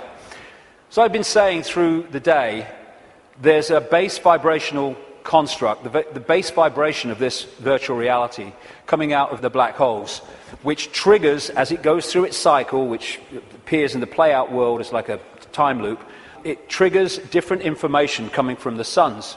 And we decode that information, and as it changes, so the information changes, and so therefore the epoch changes, the yuga changes. And we're now at this cusp where we're going from one epoch, one vibrational information epoch, into another one. And this new one is dramatically more expansive, dramatically more enlightened in the level of awareness that we are going to have access to.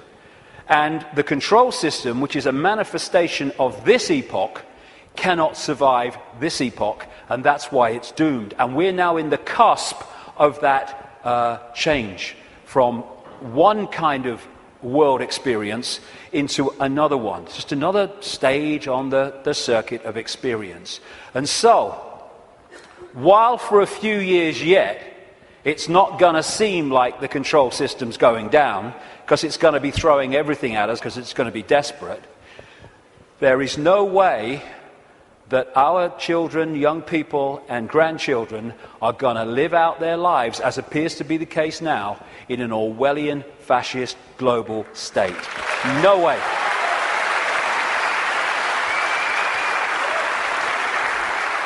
This changing epoch, changing information, is starting to be activated within the Earth grid and, of course, within the human grid.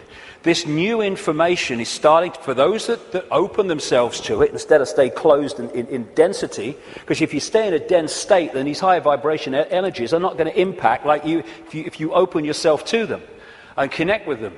But those that are awakening, this new photon information, this more expanded perception, we're starting to integrate it, and we're starting to get insights from it, because it contains information that hasn't been around in this period we've been through. Now it is, and suddenly it's like, oh, I see it now, oh, I get it now. Why didn't I get it before? Because you're now decoding a totally different level of information that's becoming available, and it's encouraging us, it's pressing us, it's urging us to open to all that is and change the way we perceive the world. What certainly is true is some strange things are happening in the sun. The sun goes through cycles of less activity and more activity, the so-called sunspot cycle, which also produces the solar flares and all that business. And it's kind of quite a predictable cycle of some 11 years, and it goes into a down period, and then another one starts. But what's happening now is that the down period has been bewildering scientists, because the new period, the new sunspot cycle of activity, which will push temperatures up a bit, and these bloody global warmers will go orgasmic when it does, is not becoming active.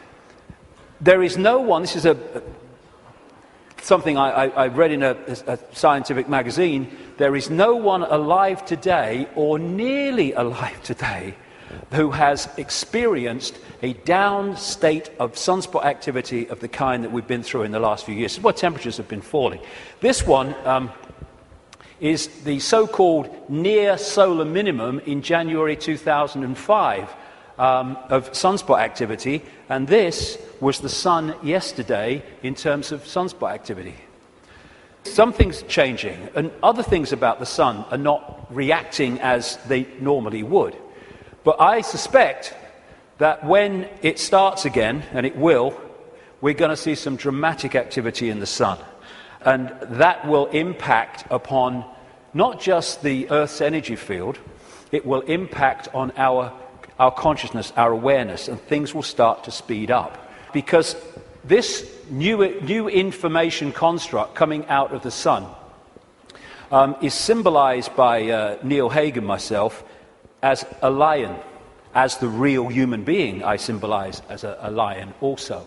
And basically, these truth vibrations are going to dramatically, as we go through these next few years, dramatically affect human perception, human awareness, and human potential, as this new information becomes decoded and the awareness potential expands and we access a greater part of all possibility.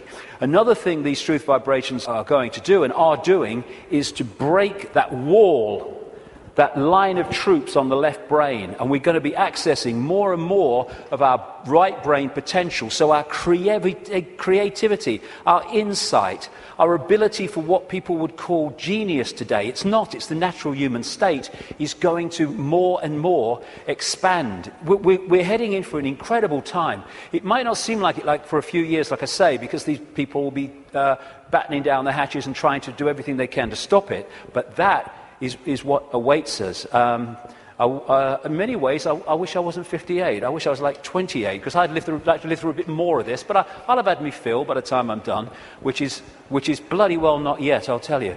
So when so as we are impacted by these truth vibrations, because we open ourselves to them, then we break out of these boxes. And these are the people who are not being touched by that yet, but my goodness me, I'm seeing people now change dramatically in no time. I was walking through where I was speaking in Santa Fe last year, and this guy walks past me. He'd flown in from Austin, Texas, and he said, 3 months ago, mate, I thought you were mad. Words to that effect. He said, now I get it. And he got it so quick, and we're going to see this happening. People changing dramatically, and also, as I understood 20 years ago, that all that's been hidden, the curtain is being pulled back. And we're in for some shocks. I mean, of course, what we've talked about today is shocking to most people who have seen the world in another way, but the shocks are going to go on, because what's been going on in this world behind the scenes is nothing like what we think it is. And these truth vibrations, this energetic change, this new epoch of enlightenment and expansion, and people call love and harmony and respect, connection, is going into these dark places, these structures that are held together by low vibrational density, and breaking them up. Not, like a war. It's a new epoch coming. And as the new epoch comes, the energetic change is going to break up the denser structure of society and belief. And like I say, if these guys think, as they do, because they're accessing here, not here, because of their mental and emotional state, that it's a done deal, well, they're in for a bit of a shock. Because, when you've got a dam of water, it can take a long, long time before the cracks appear. But from the cracks appearing to collapse can be a very, very short time. And already, if you look from this perspective, the cracks are appearing. And the first crack is when people say, I've had a freaking belly full of this. I ain't taking this anymore. Then the cracks start to appear. And what we're going to see in the next 10 years is this control system, increasingly as the years pass and these truth vibrations get more powerful, we're going to see this control system come down, because a new awareness is being breathed into this reality, and a control system based on suppression of awareness therefore cannot survive that change. Now, another perspective on why the control system is going crazy now. As I say, they can see down what we call a timeline further than we can when we're in this reality, because they're in another reality looking in. So they could see, they don't know the scale of it because they can't get out here where it's being orchestrated from, and they can get here. But they can get a feeling, and they have had an awareness that this energetic change was coming, and how it could potentially affect the slaves in terms of waking them up. It is absolutely no coincidence whatsoever that it is now, of all times, in this experience within this reality, when these truth vibrations are manifesting themselves and quite demonstrably changing the way people perceive self and the world, that this control system is at its peak in trying to suppress humanity, control humanity.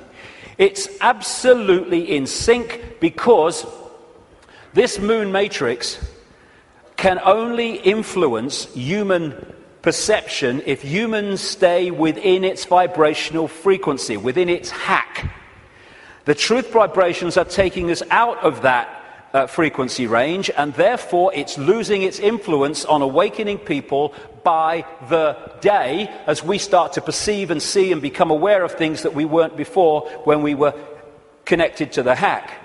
And all these things, destabilizing us chemically through food and drink, rewiring the body genetically through genetically modified food, what they're doing to the kids, the drugs, mobile phones and all this microwave soup that we now live in, microchips especially, they're all designed to externally suppress or internally suppress, in terms of food, etc., the human body computer to stop it accessing these truth vibrations. It seems to be, on the face of it, that they're trying to grab more and more control. The truth is, it is a desperate, desperate attempt to hold on to the control they've had thus far. That's what it's about. It's battening down the hatches to stop the control system coming down. In part because it has many expressions, including creating earthquakes and dramatic extremes of weather.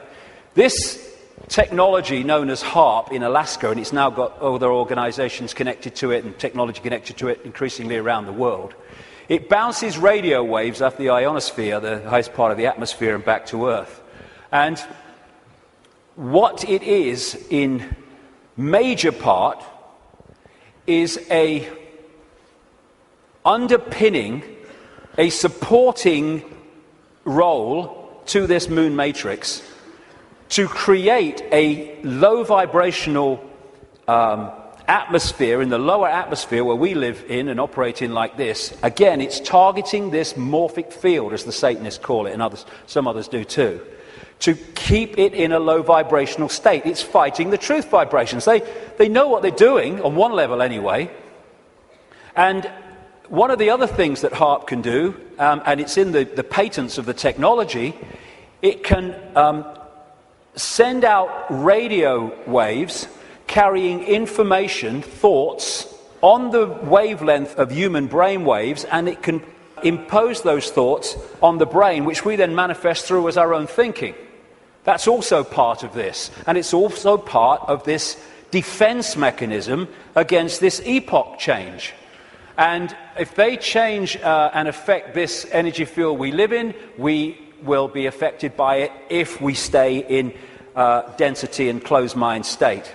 I'm absolutely convinced, have been for years, that part of the creation of this like sub-reality underpinning, supporting the moon matrix, which was okay up to this point, didn't need anything else. But now this energetic change is taking place. They're bringing the troops in, if you like, to underpin it. And I'm convinced that part of the chemtrails, which kind of pollute our skies and stuff and contain metals and barium and aluminium and all this stuff, is part of creating this sub-reality. What the truth vibrations are doing is healing this schism. It's part of what it's doing. And the schism has been this distortion in the metaphysical universe. The waveform information construct has been playing out into the holographic play-out world for, what would you call it? Eons, for as long as we can remember. And it has manifested itself out as conflict and fractured personalities and all the rest of it. This is being healed all the time as these truth vibrations impact themselves and we move into this new epoch. And those that are tuning into it, it's healing these divisions. And when this changes, this must change. And the control system is a play-out holographic expression of the schism. So when the schism heals, as it's going to, this distortion, its outward holographic expression, the control system, must fall. That's why it's doomed. It cannot survive this energetic change because it is a manifestation of the distortion that is now being healed. The pieces are being put back in that have been taken out. A totally new era is in the process of moving into human experience and this control system, it's doomed, and all its expressions are doomed. Not doomed like, let's have a mass bloody murder, mass killing, all the rest of it. Doomed in this reality because they're connected to something that's disappearing. There'll still be infinite consciousness, even those in the control system. They'll remember who they are eventually. It might take some time, and we'll be having a beer with them one day thinking, do you remember when you were stupid? Oh yeah, I remember that. Oh God, mate, yeah. Oh, that's what we'll be doing at some point. So this epoch change is moving from a sense of division, left brain, where it sees everything as apart from everything else, sees everything in terms of structure and apartness. We're moving from that perception as this energetic construct changes to a perception of what comes from expanded consciousness and awareness, which is we're all one. We're all expressions of the same one consciousness, which again makes racism ridiculous, ludicrous, insane, the height of ignorance. And as the schism, the distortion is healed, so other expressions of the distortion will become what we call history. The police state, the energetic wars. Once we're really in to this expanded awareness, the very idea of going to war. We have laws because of the distortion, because of the epoch we've been going through. We don't need laws in the state of awareness that we're going into, and our children and grandchildren will go even more into. You don't need to say we have a law against murder when murdering someone would never even enter your psyche. You don't need environmental protection laws when harming the planet because the planet and you are one anyway would never occur to you. You don't need these things. Laws are there to suppress overwhelmingly, but also expressions of laws are to try to mitigate for the distortion that manifests itself in distorted behavior. The idea of anyone going hungry in a world of plenty in the epoch we're entering, never even conceive it. You mean they used to let people starve?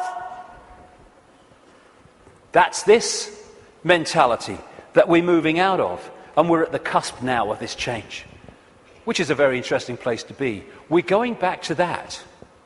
We're going back to being connected to what we really are. And of course 2012 is much talked about and will be more talked about as we get closer to it. I have a different view on that. I should be saying, given I've been writing about these truth vibrations for 20 years, I should be saying, see, 2012 told you, yeah. No, I'm not saying that actually.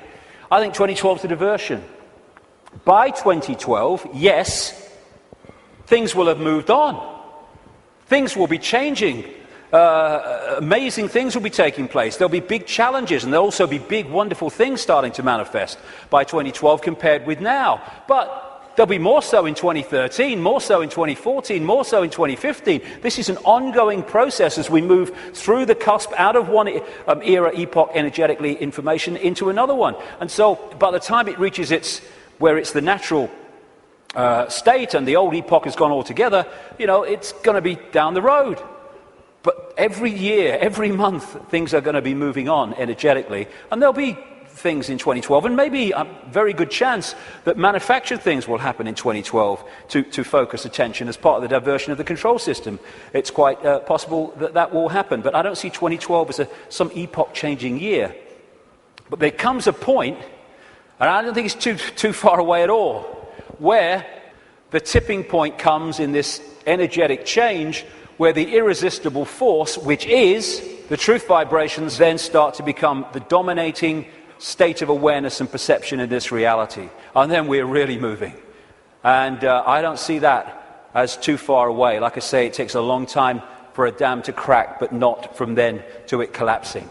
So we're actually living in like a river of energy that's getting faster and faster in terms of its vibration, the quickening. And what we can do is we can get on the airbed or the canoe and we can go, whoa, what a ride, this is great, that's fantastic. Or we can stand there and try to hold on to the world as it was, in which case we're going to be expending more and more energy trying to hold our status quo, and eventually we won't be able to hold it, and we'll get, symbolically anyway, washed away.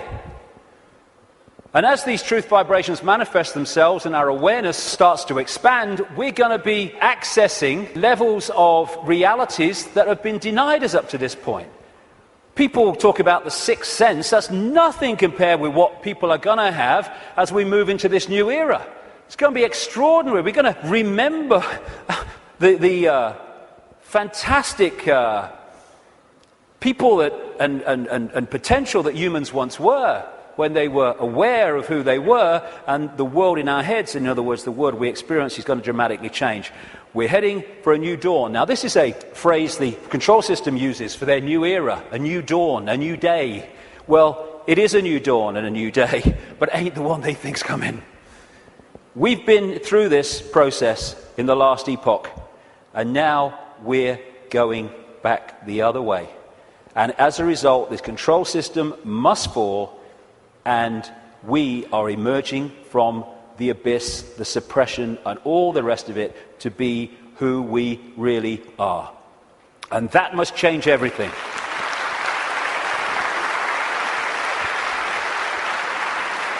Einstein said you cannot solve problems with the same level of consciousness that created them. That is very good news, because what we've been doing through this epoch is creating problems with a certain level of consciousness, mind, and then bringing people in to solve the problems with mind and creating more problems. Now we're in this change where we're expanding consciousness, expanding awareness, and suddenly that cycle of problem and more problem, and it's unsolvable. There's no way out of this. Suddenly it's a piece of cake. Look, it's so simple. Fantastic time we're going into, but the next few years are going to be challenging. It's breaking the spell that the moon matrix and its supporting technologies and manipulations has had on the human mind. You know, we don't have to find enlightenment. We are enlightened. What we need to do is remove the barriers of belief and perception that we've thrown around ourselves that keep us from that enlightenment. That enlightenment's never gone away. It's over here. It's saying, I'm over here. I'm over here. And this is what a major role the truth vibrations are doing, because they're the quickening. They're breaking up these dense energy fields, and as they do, suddenly we're connecting with levels of awareness that we didn't realize. We've been in a trance all this time, programming perception because of that. And it connects through the reptilian brain. So let's disconnect from the reptilian brain as part of breaking the spell. It feeds us fear. It has to, constantly. Fear this, fear that. Insecurity, anxiety. That's what it's doing to manipulate our perception and hold us in a low vibrational state, therefore the moon matrix. So one of the ways that we can, just on a daily basis, is disconnect from the lizard brain, and therefore what it's connecting us to is to, simple thing, don't count to 10, count to 50. And if you're still wound up and about to hit somebody, count another 50. Because what the reptilian brain does is it doesn't think, it reacts. That's why it's so fast. It doesn't have to think. Just reacts. Now, the other parts of the brain, like the neocortex, they think things through, so it takes longer than the reptilian brain. This is why we react to something, reptilian brain, and then maybe a minute later, 2 minutes later, maybe half an hour later, the visual cortex has thought this through, and we go, oh my God, I overreacted, didn't I? Did I really say that? Oh my God. That's what, it's the reaction system, reaction. And if we can stop reacting, emotional reaction and all that stuff, because, you know, we're manipulated so much through the reptilian brain reaction system. It's not problem, think it through, do a bit of research, see what you think, discuss it a bit, solution. It's problem, reaction, solution. That whole process of mass manipulation is done through here. So when we're faced with a situation, and I'm talking to myself as much as anybody here, you know, I'm not cross-legged on a mountain saying, hey, here I am. No, I'm talking to myself as much as anyone else. When we're faced with these reaction systems, whether it's because of a world event, whether it's because something in our lives, if we can just go, okay, I don't like this. 1, 2, 3, 4, 5, 6, and eventually the reptilian brain loses its power because it's a reaction power. And once the reaction's gone, it's lost its power. And we can think things through. And if we stop reacting through the reptilian brain, then we are massively disconnecting from the moon matrix. And as these truth vibrations change the nature of this energetic control of the human collective mind, the hive mind that we've been connected to, then its expression, this structured world, the way we work. And, you know, my brother said to me once, what's it all about, Dave? He said, you get up in the morning, you go to work, you come home, you have your tea, you watch telly a bit, and you go to bed, and you get up and you go to work. I mean, look at it. It's the way it is, the way it's structured. It's slavery because it's so limited. And I've talked to people once, the last time I spoke at the Oxford Union, I was talking to some students. They could not perceive a world in which there wasn't a hierarchical structure of government because there would be chaos. That's the left brain at work. And people, when you think, look, this world is crazy. It's not serving people. People are serving it. That's what we are. We're slaves to a system. Politicians are slaves to a system. They go into the system, they think they're going to change it, the system changes them. And therefore, we can't perceive left brain, old epoch, that actually there are other ways of living, of interacting, other ways of providing food and warmth and what you have, other ways of living life than this drudgery. But as we expand our awareness, then other ways of interacting will become very obvious to us. Blinded by belief, believe. This is one of the control system's greatest weapons to control the human psyche. Get them to believe something. They don't care if it's this religion or this political belief or whatever it is. As long as you believe something powerfully, then they got you. Because belief builds walls around itself, repels all borders that challenge that belief, and suddenly you're living your life on a postage stamp or a dot. And your true ability to perceive in an expanded way is gone. You've given it up to the belief. This is how it must be. And once you have a belief, like a religious belief, then there are rules and regulations. Walls go around the belief. If you're going to be one of us, you must believe this. You can't believe that because they believe that, so you'll be one of them if you believe that, and all the rest of it. Here we go. We're all possibility. What are we doing having rigid beliefs when we're all possibility? Religion is mind. And there are many expressions of religion, not just going to church. There are many religions of the mind of various kinds that don't appear to be, but they are. Addictions of the mind. It's mind. You must believe this. There is one possibility. What's that saying? There is one possibility. That's how mind thinks. Consciousness, there is one possibility. You're having a laugh, darling. So religion, as we know it, is not going to survive this epoch change either, because it's an expression of the last one.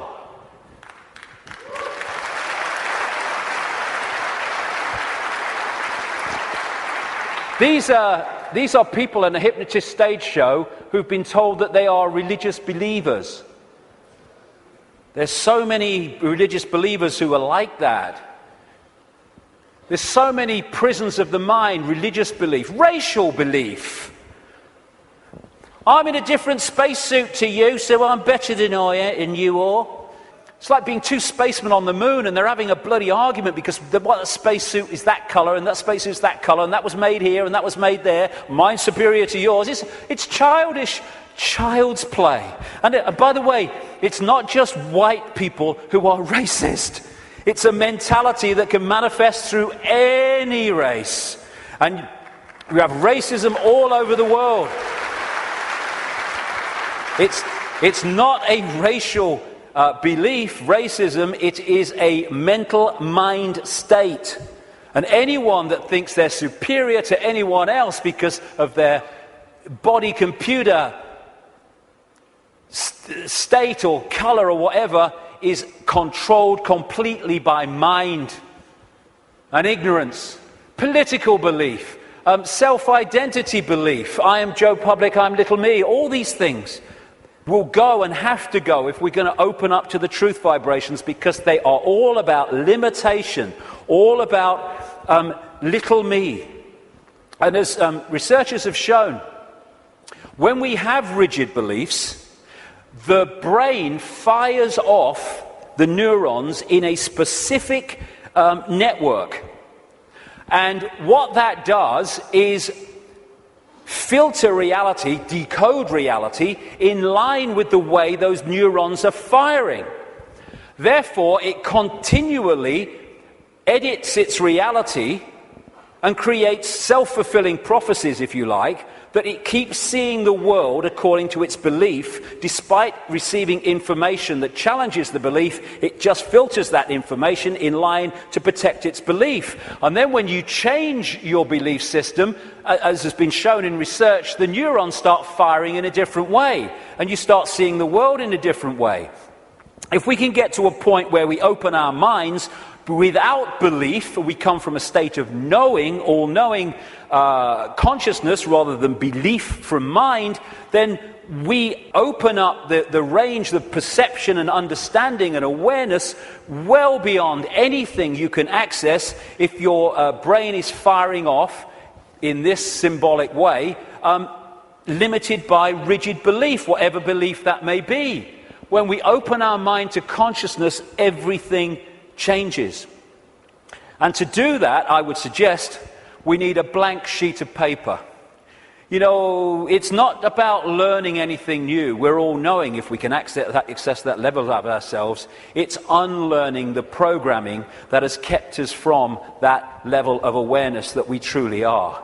And therefore, because we're dealing with all possibility at the core of our being, that's what we are, we need a blank sheet of paper. All preconceived idea needs to go, all preconceived belief needs to go, and let information, intuitive knowing, decide what we think about things and feel about things rather than preconceived idea. It's not possible becomes, well, let's see if it's possible on the basis of the evidence, the basis of the information, the basis of how I feel. And then suddenly we're not saying, no, that's possible, I'm going to shut that out by reflex action. We're going to look at it. And when you do look at it, as I know from experience, what seems to be crazy to start with starts to take on very profound dimensions. Because we're all possibility. And if we're saying only this is possible, only that's not possible, we're not operating at the core of our being, which is all possibility. We are editing things. We are limiting ourselves. We are entering the realm of mind. And it's a time to choose, in many ways, between the head, the intellect, not that he doesn't have the part to play, it does, it being the governor, and the heart, knowing, intuition. What changed my life more than anything else was 20 years ago when I decided that if I was ever had a decision between going with my intuitive knowing, which we feel here, funnily enough, in the kind of heart chakra area, and my mind, I was going to go with my head, I was going to go with my intuition. And it changed my life and has allowed me to follow this path, because I can tell you over the last 20 years, there have been many times in the early days, not for a long time, but in the early days, when my head was going, you're going to say what? You're going to do what? You must be joking. Not in my lifetime. But I thought, no, I feel to do it. I went with it. And as a result, you follow this energetic path through intuitive knowing that's been laid out. And what happens, because intuition, knowing, is coming from another level of awareness beyond five-sense reality, it means that to five-sense reality, general world, some of the things you do when you follow your intuition are seen as, I think I'm possibly an example of this, are seen as crazy and mad and lunatic and dangerous and all that stuff. And what happens then when you do that and you get that reaction is that the head kicks in, the mind, which wants to protect its preeminence that it's had up to this point, puts its arms together and says, see what happens when you don't listen to me, see the trouble you've got into? and it's like, okay, and you come back into mind. But if you stick with it, and you take what comes as a result of expressing your uniqueness and expressing your intuitive knowing, then eventually things happen, good things, great things sometimes, that happen not despite what you did and the reaction you got, but because of it. And then the mind, the intellect, looks at this and says, well, hold on a second. It might get you into trouble, but eventually it works out. And what happens then is your head and your heart, your knowing, your intuition come together. And the war stops. We become whole again, where mind serves consciousness instead of serving itself. And it's years and years, I say this honestly, since my intuition and my head have had a problem. It's an incredible feeling, because it's like, when you start out, it's like, I feel to do this. You're not doing that. No. And then after a while, when this sync takes place, it's like, I feel to do this. And the head goes, okay. And it's a totally different way of interacting with the world. The war stops. And this is open to all of ours. But the first thing is what it is. It's to face the situation we're in, and then we can do something about it. First thing, to realize that up to this point, we have been slaves thinking we were free. And so the first stage is to acknowledge that, and when we do, we can do something about it because we're accepting what the situation is. The second thing is to choose freedom over slavery and be prepared to do what is necessary to achieve that freedom over slavery. And when we do that and we mean it, there is a shift in our energy field. As that shift takes place, what I call magnetic attraction, it's the energy field is of the human body is an expression vibrationally of our state of being, mentally, emotionally, what we might call spiritually.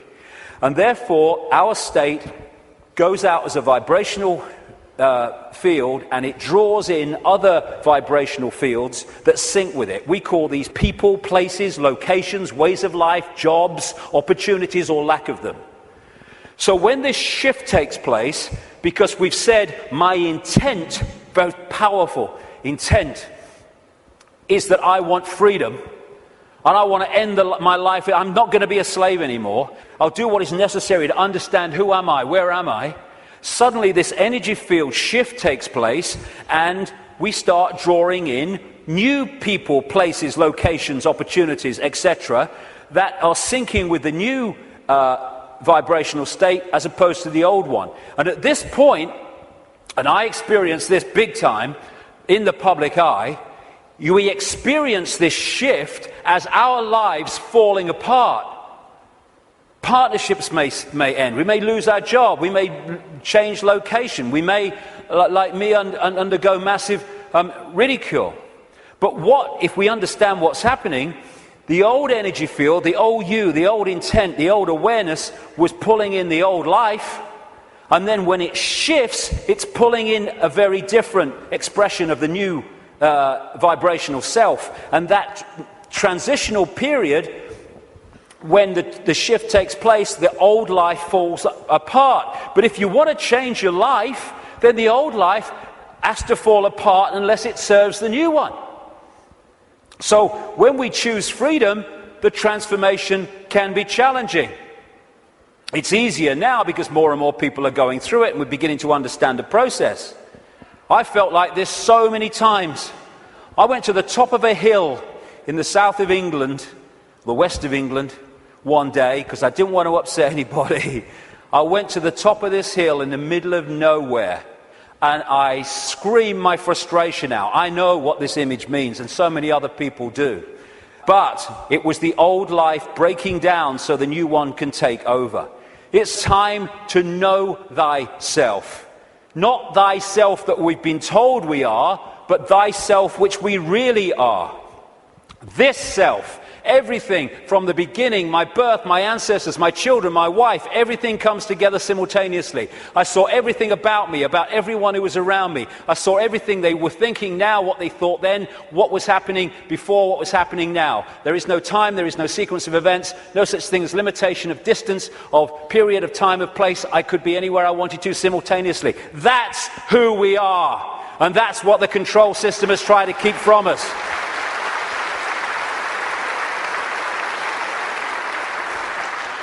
Now, the way to go most powerfully with this change is to stop identifying who we are with what we are told we are, little me.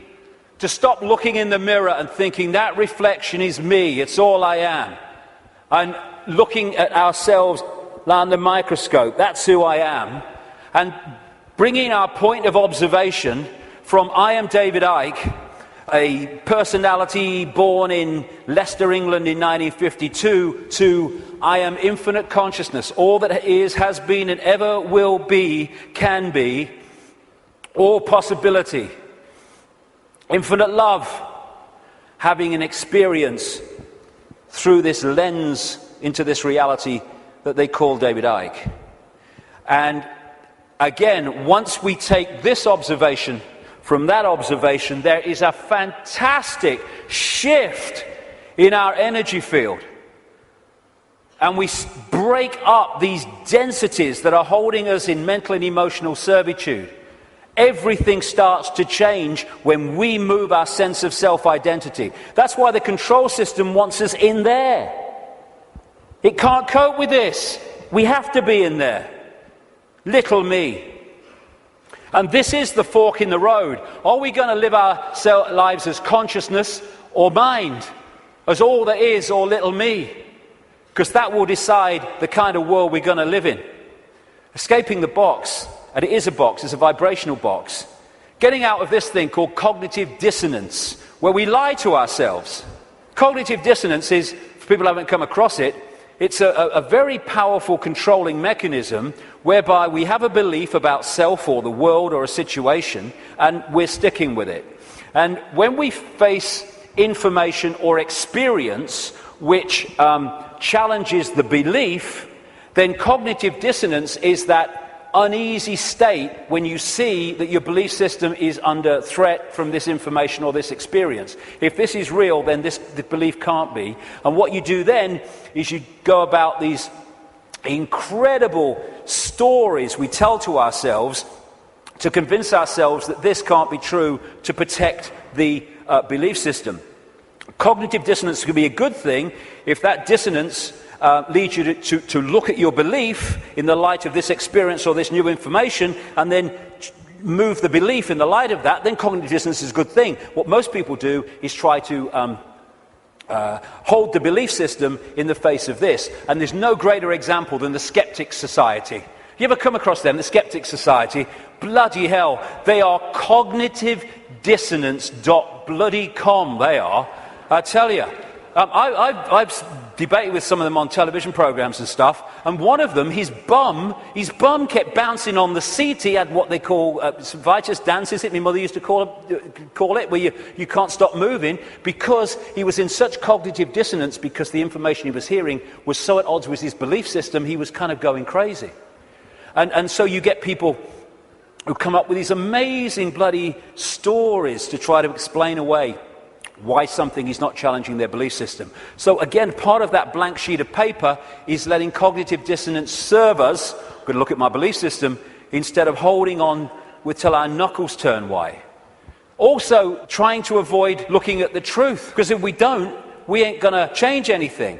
Go beyond being in denial of what is happening in our lives and in the world, and start looking at it as it really is. It is what it is, because unless we look at things in that light, instead of trying to find wishful thinking reasons why actually it's not really like that, we're not going to change anything, because we're going to be in denial that anything needs changing.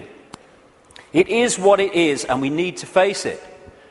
And it's important to stress this. This control system, this reptilian control system in all its facets, is not all powerful, and it's not omnipotent. It's actually bloody stupid. You know, there's such a difference between being clever and being wise. It's very clever to build an atomic bomb, but it's not wise to do so. There is a difference between the two. And these people are very clever, but they're stupid. And cleverness without wisdom is the most destructive force on earth, which is why that's what they are. They have only managed to control humanity because they put us in a smaller box than they're in. Because of their mental and emotional state, fear, wanting to control because of fear and all the rest of it, they are in a vibrational box. They can't access any higher levels of awareness because of their mental and emotional state that's holding them in density and their fear. Their fear is being passed on to us through this collective mind. So the only way that they can manipulate and control us is by putting us in a smaller box than they're in, and that's what the suppression of knowledge and awareness and consciousness has been all about. But as we open ourselves to the true nature of ourselves, we can move well beyond any area that they can access. So just because they're technologically advanced intellectually, it doesn't mean they have power over us and they're omnipotent and all-powerful. They're not. They're desperate. Desperate because of the numbers of them to the numbers they're trying to control. And the other thing, I use this analogy a lot, is, like I said earlier, we don't have to find enlightenment. We just have to open our programming to the enlightenment we already are.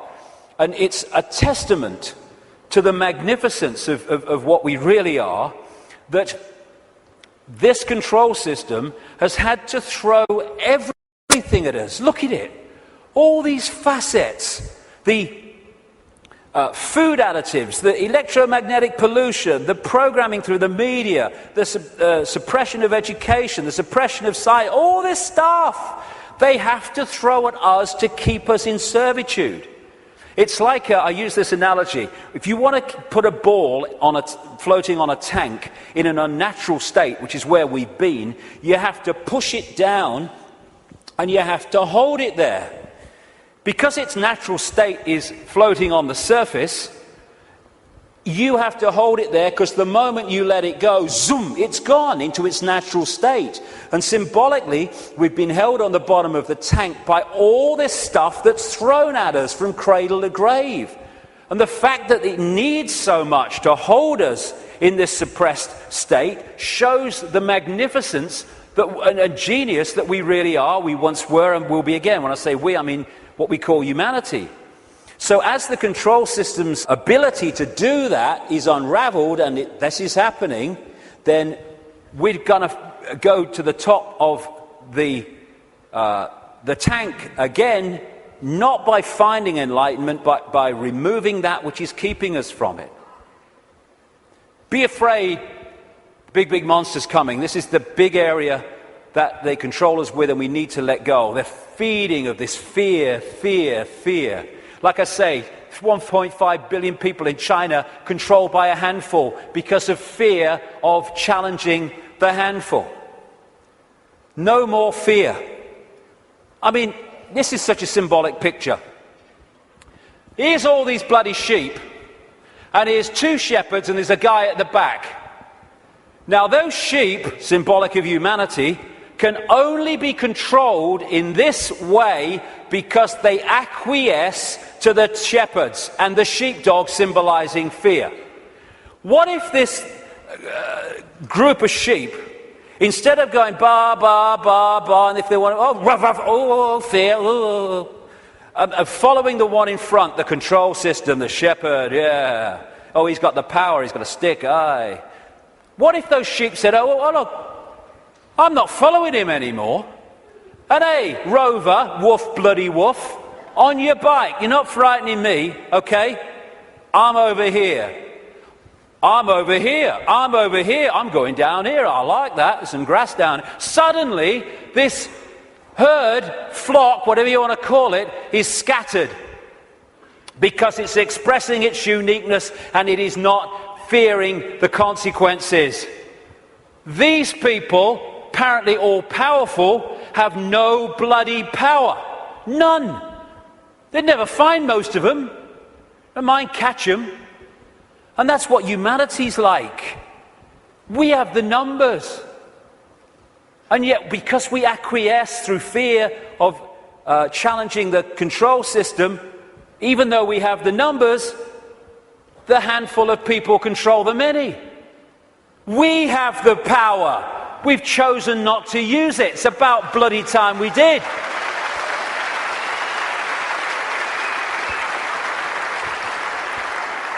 God, the answers are there in front of our eyes. The definition of insanity is doing the same thing over and over again and expecting different results, Albert Einstein. Absolutely it is. So it's pretty certain that if things are going to change in terms of control and suppression and all this stuff, then we've got to stop doing the same thing over and over again, and that is acquiescing to the control system. We're all possibility. What are we doing? Thinking that we just do the same thing over and over again? That's one possibility. Let's express our uniqueness and respect each other's right to express our uniqueness. We're all possibility. Actually, one possibility is swimming against the tide. Let's try it. And let's respect each other's right to do that. We should be celebrating diversity. Diversity is an expression of all possibility. It's acquiescence and conformity that is an insult to all possibility. And yet that's what this system wants us to do, conform. And you know, at least sheep need a sheepdog to keep them in line. Humans have out-sheep the sheep because we keep each other in line. We don't need the sheepdog.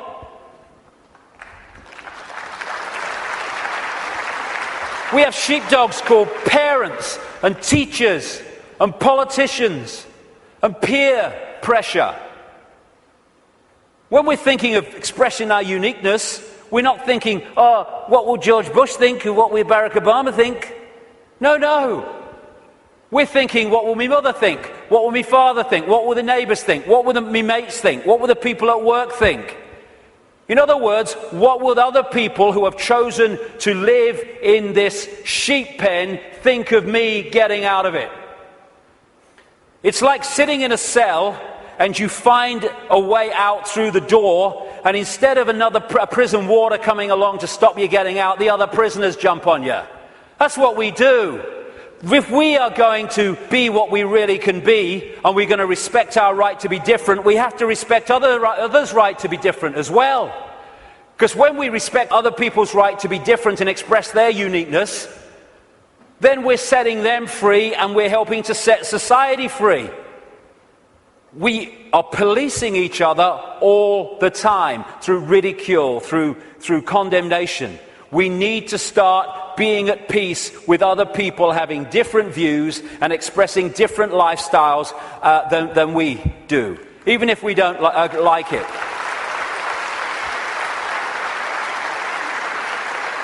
This breaks up this sheep policing the sheep. There's only a few who in full knowledge are behind this control system, and they have to get the target population to police the target population. They don't have the numbers to do it themselves. I have a simple philosophy on life, so simple. Do what you like so long as you don't impose it on others. Dead simple. That's it.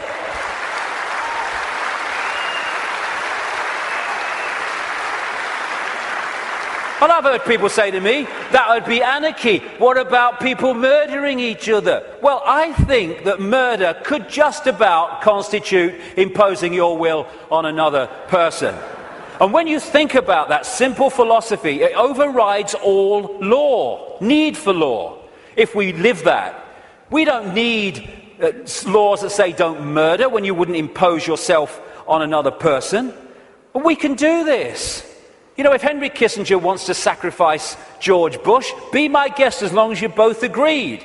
Because when you leave the body, you'll feel right prats and you might learn something in your eternity. I get interested when they want to impose things on other people that don't want those things imposed upon them. That's what the control system's trying to do. That's why I'm interested. But express ourselves as long as we're all agreed. And we don't impose it on other people. We have this either or. Someone wants kind of a rave or something, and some people don't want to be affected by all the noise and disruption. And so we say, they can have it, they can't have it. It's either or. Any society that was conscious would say, okay, we can sort this out, okay? They don't want the noise, fair enough, understand that. They want to have a party, a rave, a good time. Okay, now, let's find a place where they can have what they want that don't disrupt anyone else's life. So they can have their experience that they want and no one else is affected. Everyone's a bloody winner. This is either or. Someone must win, so someone must lose, so someone could win. Old epoch consciousness. Winner, winner, win, win. That's the new consciousness. I stand upon my desk to remind myself that we must constantly look at things in a different way. You see, the world looks very different from up here. You don't believe me? Come and see for yourselves. And it does. When you move your point of observation, the world looks so different. When we break out of constantly scanning the world from a single point of observation, so everything looks the same. From a higher point of observation, things look very, very different. And we can break out into infinite consciousness. Clear our minds. That's another thing, another layer on the onion. It doesn't matter. My goodness me, how we make things matter that don't matter. And it clutters up our mind, it clutters up our emotions, and holds us in low vibrational servitude. I have a thing I call the deathbed perception. You're lying on your deathbed, well, your body is, you're not, and you've got 10 minutes to live. Tell me, looking back at your life, what mattered. You know, in 2004, when that guy cut you up at the lights, and you got out your car and you screamed abuse, and he got out and wanted a fight, does that matter now? No. Then the trick is to make sure it doesn't matter then. To bring that mentality into everyday life. It doesn't matter. We get het up, angry, frustrated. We worry about things.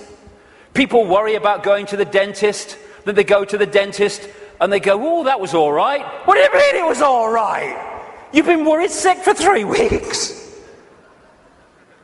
It's destroyed your life for 3 weeks. You tell me it's all right. It was no problem. It's bringing this. It does. What really matters? What really matters is loving each other, caring for each other, being kind to each other. What matters is expressing our true magnitude of infinite genius, not acquiescing to meaningless things that we take so bloody seriously. How many things do we look back that got us really het up, frustrated and angry and we look back, it didn't really matter, did it? Well, don't let it matter then. That's the thing. And then there's what I've long called combing the mirror. Combing the mirror is a crazy thing. Because what happens is you want to change your hair, so you comb the mirror. Funnily enough, your hair doesn't change. What you have to do is comb your hair, and then the mirror reflects it. And this so-called out there world is like the mirror. It's not even out there. It's a projection of in here. If we're going to change this apparently out there world, we have to change in here. It's like if this is a movie screen. And I don't like the movie, so I'm going to stand here and I'm going to hurl abuse at the movie screen. Nothing's going to change. I've got to go back to the projector and I've got to change the reel, and then this will change, because this is just an outplaying of that. And the Illuminati control system is delighted, indeed encourages us to believe that we can change the world, if you like, and our lives out there. They want us to comb the mirror because they know nothing's going to change. This is where things change, and we connect with this at what we call the subconscious mind. And it's in the subconscious mind that we interact with this waveform construct. The conscious mind experiences the play-out holographic world, the decoded world. So this is where we have to change things. Because by the time it hits this screen, this holographic decoded world, it's like the movie on the screen. It's a done deal. You ain't got to change that now. You ain't got to change this now. We have to change it before we decode it into experienced holographic reality. There are some people I've been reading, they say 98% of human decisions are made by the subconscious mind, the unconscious mind. I would go further. I'd say 100% of human decisions are made by the unconscious mind. What the conscious mind does is experience them. But the conscious mind can interact and work as one with the unconscious mind if it starts to understand the way reality works. How do we understand what's going on in the unconscious mind? So therefore we can play a part in changing that. By what I call the language of life. The play-out holographic world of experience is a mirror of the information construct, in other words, our unconscious mind in many senses. And the way it plays out, the language of life as I call it, tells us what's going on in the unconscious. And therefore we can play a part together, unconscious and the whole of self, in changing and clearing out what is happening in the unconscious, which is playing out in the experienced conscious holographic world. For instance, do things keep recurring in our lives over and over and over again? You'll never guess, it's only happened again. Well, why is that happening to you over and over again and not happening to him at all? What is it within you that's manifesting this? What is it telling you? What is the language of life telling you by what you're now continually experiencing? Why don't things work in your life, but they work in this person's life? What is that telling you?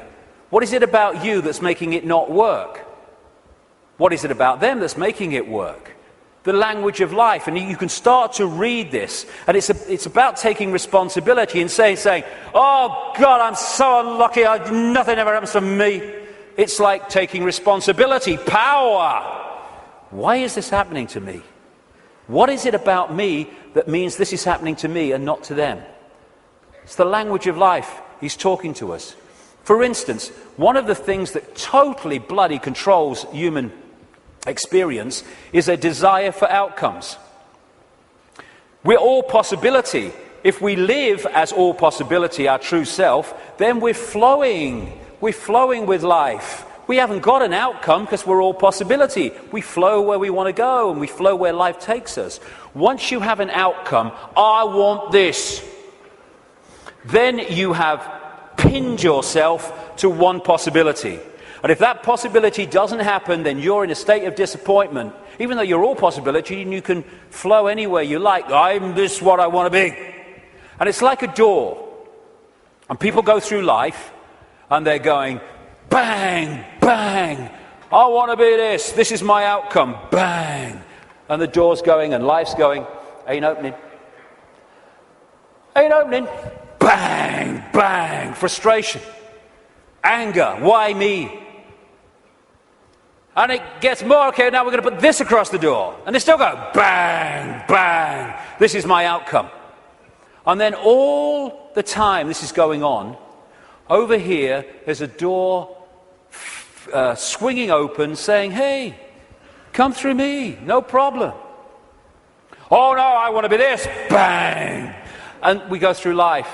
And the door doesn't open, and that one's saying, over here. But because we have an outcome, it means it controls our life. And like I said earlier, and suppresses our life. I don't have an outcome. I don't have an outcome. When I get up in the day, I don't have an outcome. I don't have an outcome in my life. I just go where it takes me. Outcomes are limitations, preconceived ideas. Now, intent is a very, very powerful force for change. This is my intent. That energy goes out there, and through what I call vibrational magnetism, it draws towards us what we need to do to achieve that intent. Not when there's an R in the month, and every now and again, every time. So when we have this intent, I want to be truly free. I want it to be the true magnitude of how I am. I want to know what's going on in the world. I want to understand this. what happens is that intent, if you mean it, it's not just words, otherwise it's no power at all, then that intent will start drawing to you people, places, experiences which let you achieve that intent. And often they are very challenging, and your whole life, your old life starts to break down as a result of this. A lot of people go, if that's transforming, no thanks, and we go back to the old life. But intent, if we mean it, is the first stage of transforming our lives from what they are to what they could be. The thing about intent, however, that it's the need to sync the intent with what the language of life is telling us. Because if you sync the intent with that door that ain't meant to open, then you can have a very powerful experience called frustration.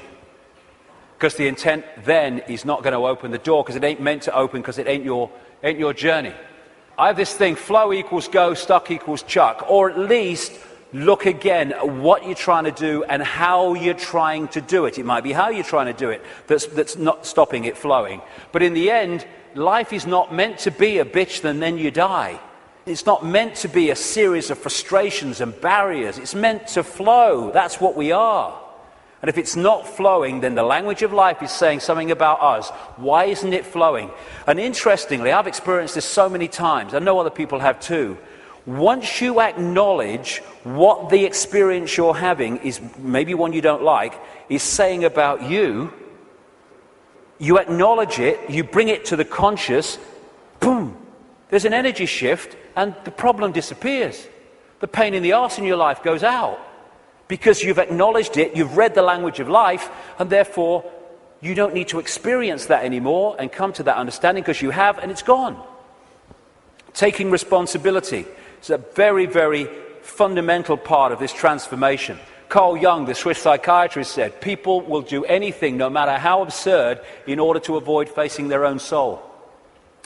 And not taking responsibility is the absolute epitome of giving your power away. When we say it's all your fault that I'm in this situation, whether it's collectively or individually, what we're saying is, I don't have power over my life, you do. Taking responsibility is taking your power back and saying, okay, I'm taking responsibility for this because I have the power to change it. They're not responsible for it, they're just the language of life speaking to me about my responsibility. Therefore, I'm not going to play the blame game. This is my responsibility and I'm going to deal with it. And when we do that, we take our power back and we can change things instead of going through life as a victim of other people's circumstance, which means we're powerless. That's little me. And we ask ourselves, why me? Why am I going through this experience? Well, through the process of vibrational attraction, vibrational magnetism, an expression of us is going out, and an expression of us comes back in the form of people, experiences, locations, jobs, everything. So therefore, what we're putting out is what we're pulling in. Why me? Because we're creating it. Bad luck, good luck, no such thing. Why do some people win, some people lose? Because some people pull that in, some people pull that in. You get people who they say, you meet them and they say, nothing ever happens in my life. And you say, well, what would you like to happen? And they go, well, I don't know really. Well, I don't know really goes out as a vibrational information field, and what comes back is a life where nothing happens. Why? Because you don't know really. So we're not victims. We think we're victims, and the control system wants us to believe we're victims, because then we will do nothing to change the fact that we're not expressing the power that we have. Why me? Ask yourself, because it's your choice.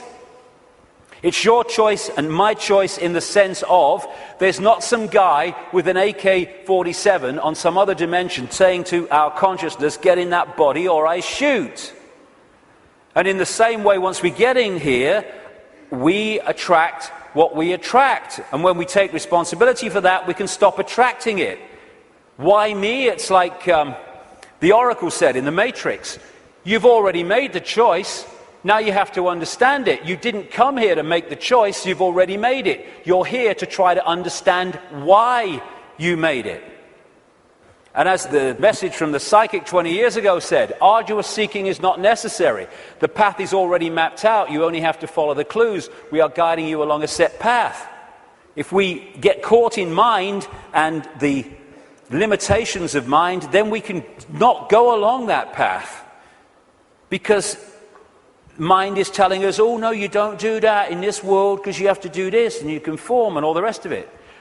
The difference is that when we make the choice of the path we want to journey on in this reality, in what we call a life, we're doing it from this perspective of perception.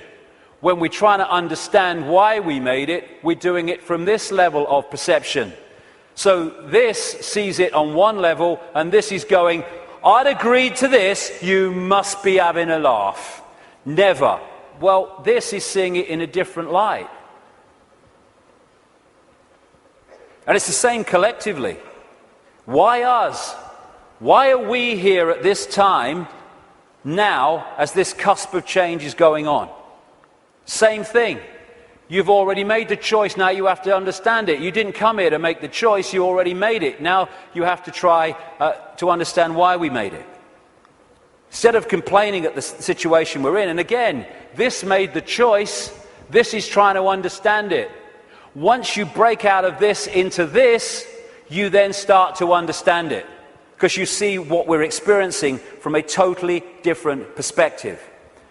For instance, this sees, in the journey down the symbolic river, this sees the next turn on the river, no further. This sees the whole river from source to sea. So this is seeing an experience in the moment that this is having in a completely different way to how this is seeing it. For instance, you're going down the river on a canoe, it springs a leak. You paddle across to the bank and you sit there and you're angry and you're frustrated. Why me? Why am I so unlucky? And then some guy comes across and says, hey mate, you were so bloody lucky. There's a bloody waterfall around that next turn. And we can even override that through intuition. When we intuitively access this, we intuitively know, no, I'm going to stop for the day here. I'm not going to go any further today. And this might be saying, oh, we can go further. I'm not going any further. And so many things we can be protected from by following our intuition. Why are we here collectively? We're here to break the spell. We're here to break the spell on the human collective mind. What a great thing. What a great thing to play a part in. To break this spell and to stop this human experience becoming this.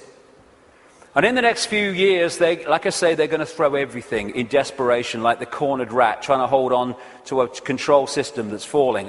This is where we're going to need to have this perspective of I am consciousness, I'm having an experience. Because that will make it so much easier as we go through this transformation and challenge. Because if we're in this world and of it, those people are going to find the next few years very, very difficult.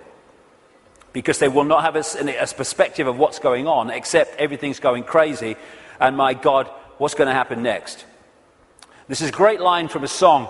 Freedom's just another word for nothing left to lose. Isn't it amazing how when you no longer have anything to lose, the butterfly emerges? Because it's fear of loss that keeps us in servitude so much. And when you've got nothing left to lose, suddenly all that's left is freedom. And that is going to be a very powerful experience that a lot of people are going to have in this next period of challenge as this cusp moves on. Just when the caterpillar thought life was over, it became a butterfly.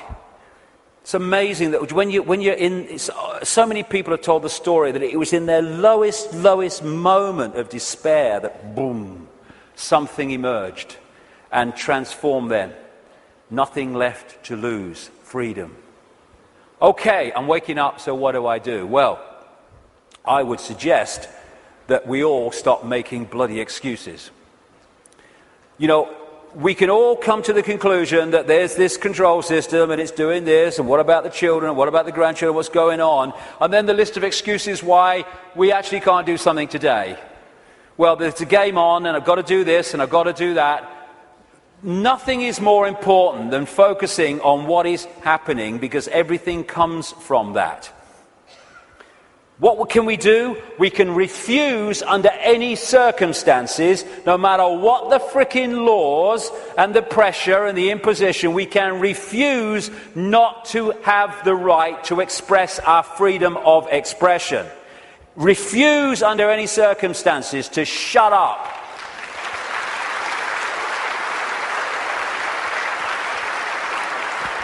If vast numbers of people did that, this is the key to it all, what are they going to do? They don't have the numbers. We can stop focusing worship on celebrities and television and fake politicians and even sport. Not that I don't enjoy sport, but as long as it's there, peripheral vision, and not here. But worship, externalizing. And this is the biggest thing we can do. Human race, get off your knees. What are we doing down there?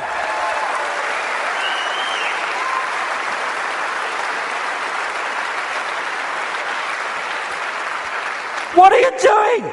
You're all that here's as it been and ever can be. Where have you bloody knees for? Well, I only little me. No. If we get off our knees, the control system's over. Martin Luther King said, a man can't ride your back unless it's bent. And then there's the people in dark suits and uniforms. Hey, you got children and grandchildren and families as well. What are you doing serving a control system that wishes to impose a fascist state on your families?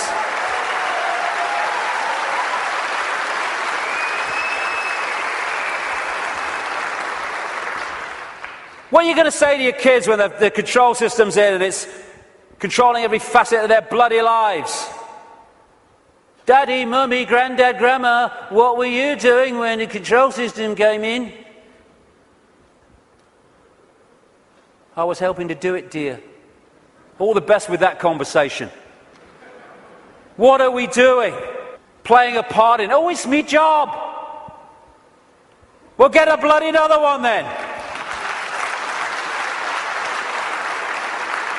We got to do this to our children because it's my job. What can we do? We can cease to serve the control system in uniform with a gun in our hands. We can do that.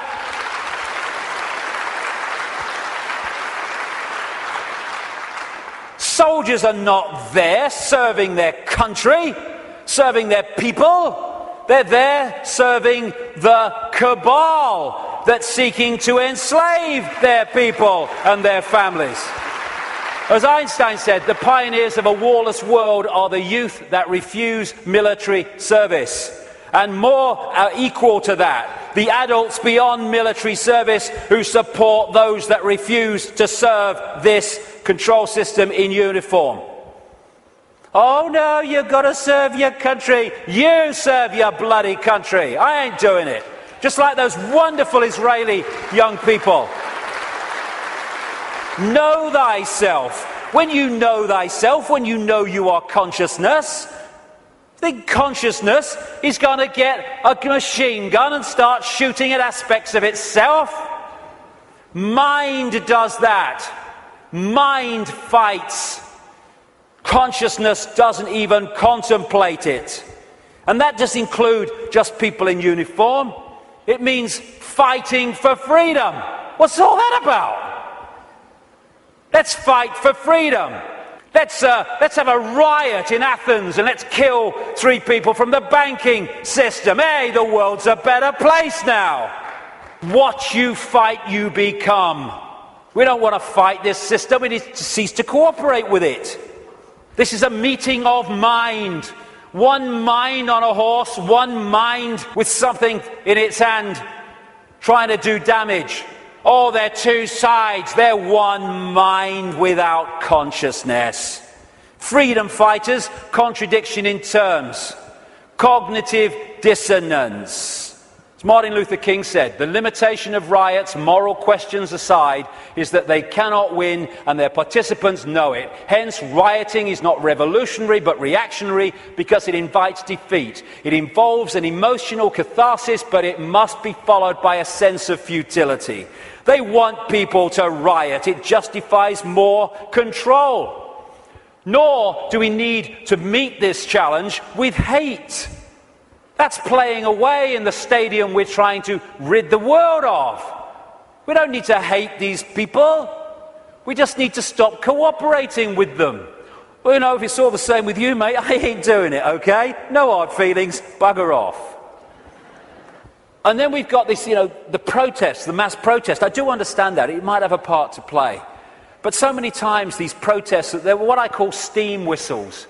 You know, people go out in big protests with the banners and they kind of feel good about themselves and they go down the pub and say, at least we made our feelings felt. And then what happens? Bugger all. How many people marched in London against the invasion of Iraq, and what happened? Iraq was invaded.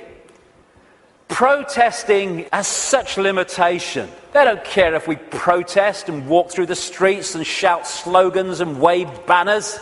They care if we come together, irrespective of colour, creed, gender, sexuality, any of it.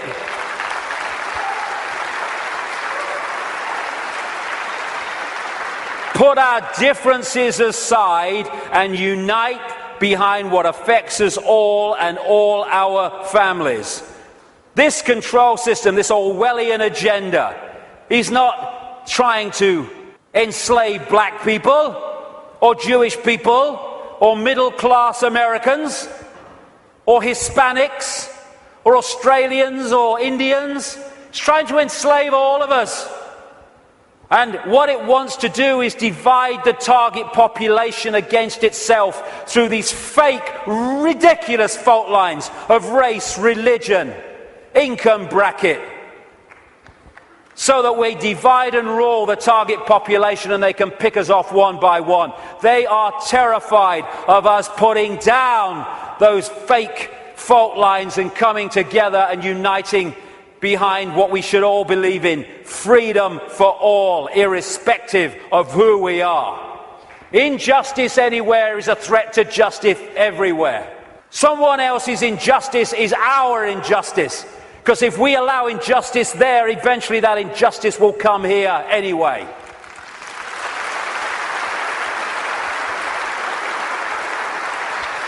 In the end, we will remember not the words of our enemies, but the silence of our friends. Silence is consent. Can you hear us now? Silence is consent. Because while we're silent on these impositions, the impositions just keep going on and on and on. By our silence, we are acquiescing, even agreeing to them being imposed. The end of silence, the end of acquiescence. If we want to be free, then don't run and hide. Because you can put your head in the sand and ignorance is bliss, but only for a while. You can put your head in the sand because there's a tornado coming. But the tornado's still coming, your bum's in the air. If you lift it out the sand, take responsibility and face it, you can take avoiding action. Ignorance is bliss with a head in the sand, and then, bang, your ass is spinning up in the clouds. Strength does not come from physical capacity, it comes from an indomitable will. Mahatma Gandhi. Isn't it amazing how true that is? How you can see soldiers in uniform involved in truly extraordinary levels of physical courage and what we call heroism. And yet those same people are terrified of saying boo to another guy in uniform who's got more stripes on his arm than he has. Isn't it amazing? Where physical strength can come so easily, and moral strength not. That's to do with the moon matrix and the way that our perception is manipulated. Turkish proverb, a lion sleeps in the heart of every brave man, every brave woman, and it's not really bravery. When you let go of fear, you don't need bravery, you don't need courage. Courage is overcoming fear. When you let go of fear, because I'm all that is, has been, and ever will be, what's the worst that can happen to me? I leave this physical body of limitation and I become all that is, has been, and ever will be, in full awareness that that is what I am. My God, I'm terrified that that might happen. I don't know how I'm going to cope with the terror of thinking that might happen. Know thyself. Again, recurring theme, know thyself. We are consciousness. What is there to fear? Death? There is no death. Just putting the telescope down. We can meet this with fear. Oh my God, the police state! Or we can treat it with the emotion it deserves.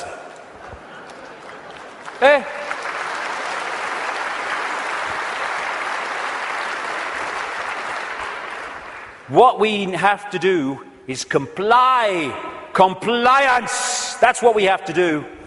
Because if we don't comply, the control system's in desperate trouble. So it has to frighten us into complying for fear of not complying and the consequences that come from that. Well, hold on a second here. There's something about this that ain't right.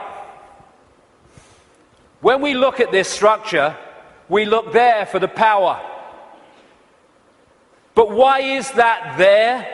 Because these silly sods are holding it up there. This is the power. They have to persuade them that they have the power, so they don't take the power to bring that crashing down. Fear of bringing it down through fear of not complying. Once we step out of the pyramid and refuse to cooperate with it, no violence necessary, by the way, then the pyramid starts to collapse because we're holding it together. It's a house of cards. That's all it is. Oh, it's the control system. It's a house of cards. Simple thing. People are being fined ridiculous amounts of money for putting their wheelie bins out on the wrong day or too many inches from the bloody curb. And people go, I don't know, what's the world coming to? It's the big brother state, innit? And then what you going to do? What time's that game show on, honey? Terrible and bloody thing, I don't know. What? What's that going to do? Don't tell me. That's Big Brother. It's little me that's causing that, not Big Brother. What if thousands of people, when someone is fined that money for that ridiculous thing, and like I say, they're just giving us more and more ridiculous things to see how much we'll take before we resist, and when we don't, they give us even more ridiculous things. What would happen if when someone is faced with that fine, thousands and thousands of people in that area put their wheelie bins out in the wrong place on the wrong day, week after week after week after week?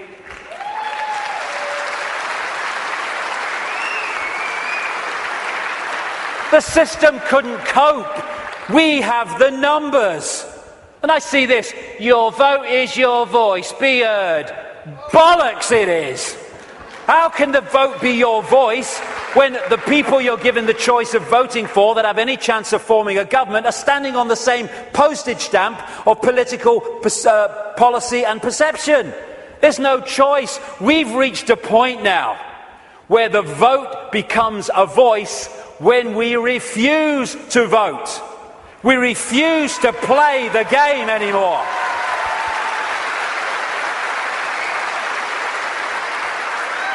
What would have happened at this recent election, this farce, if tens of millions of people had said, we've had a bellyful, we're not voting, it only encourages them.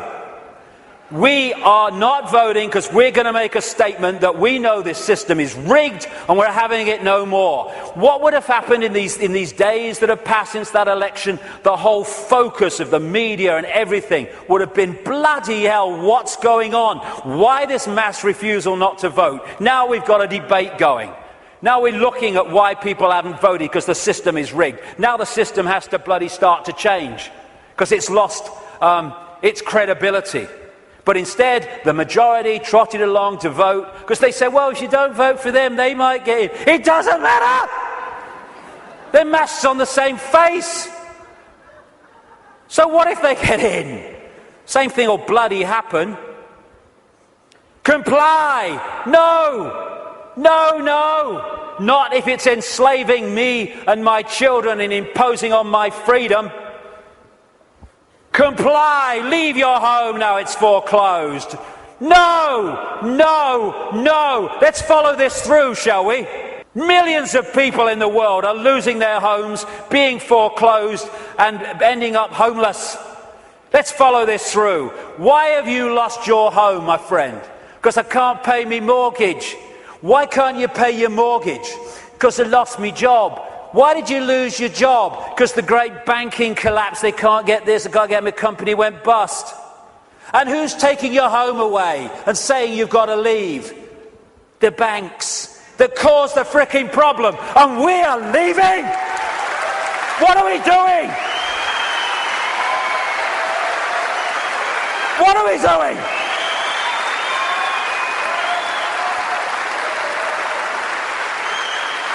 No, we won't leave when the banks have caused the problem and now they're telling us to leave to take the assets. No, we won't. And people who are not being foreclosed need to support those that are. We're all in this together.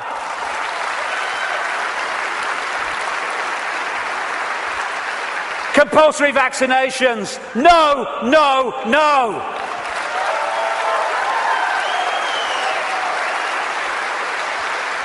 You must do what we say. We have changed the law. Not if you are imposing on my freedom and my rights to be a free citizen with a free voice. No, no, no. What are they going to do? They come out of Downing Street, whether it's Clegg and his mate bloody Cameron or it's bloody Obama or whoever it is in America, and they say, we've had a discussion and this is what we're going to do.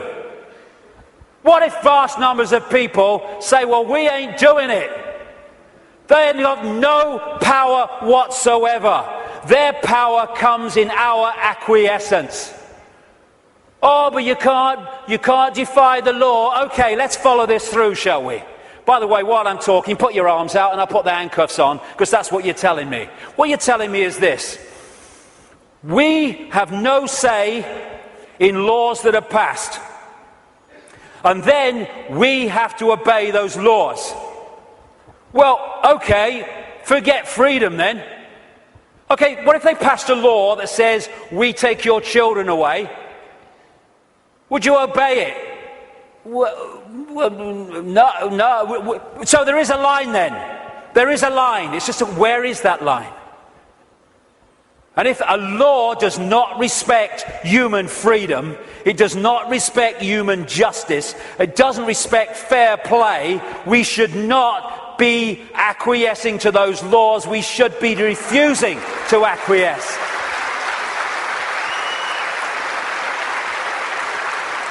What we need is not compliance, we need a non-comply dance. Where we beat to a different drum and we dance to a different drum. Where we refuse to acquiesce to this control system that seeks to enslave us even more than it already has. Non-comply dance. Do this, comply. No. No. But we need to do it en masse.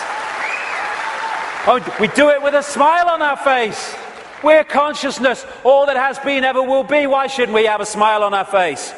And smile and feel for these people who are enclosed in mind trying to enslave us. But we need to do it en masse. Because if we don't do it in numbers, then people get picked off. That's what's happening. I am all that is, has been, ever will be. You cannot grant me my freedom. It is not your gift to grant me my freedom or take it away, because I am, we all are, freedom.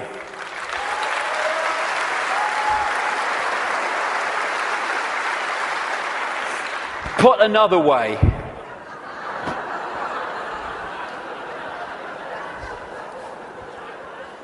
what would infinite consciousness do? Move perspective, little me all that is. What would infinite consciousness do in the situations that we face, as against what would mind do? If it's not right, don't do it. If it's not true, don't say it. Absolutely right.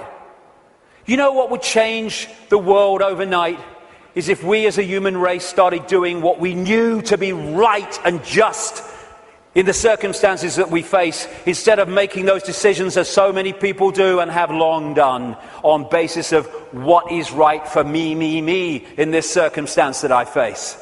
Okay, the just thing to do might not be in the moment the best thing to do, but it's the just and right thing to do.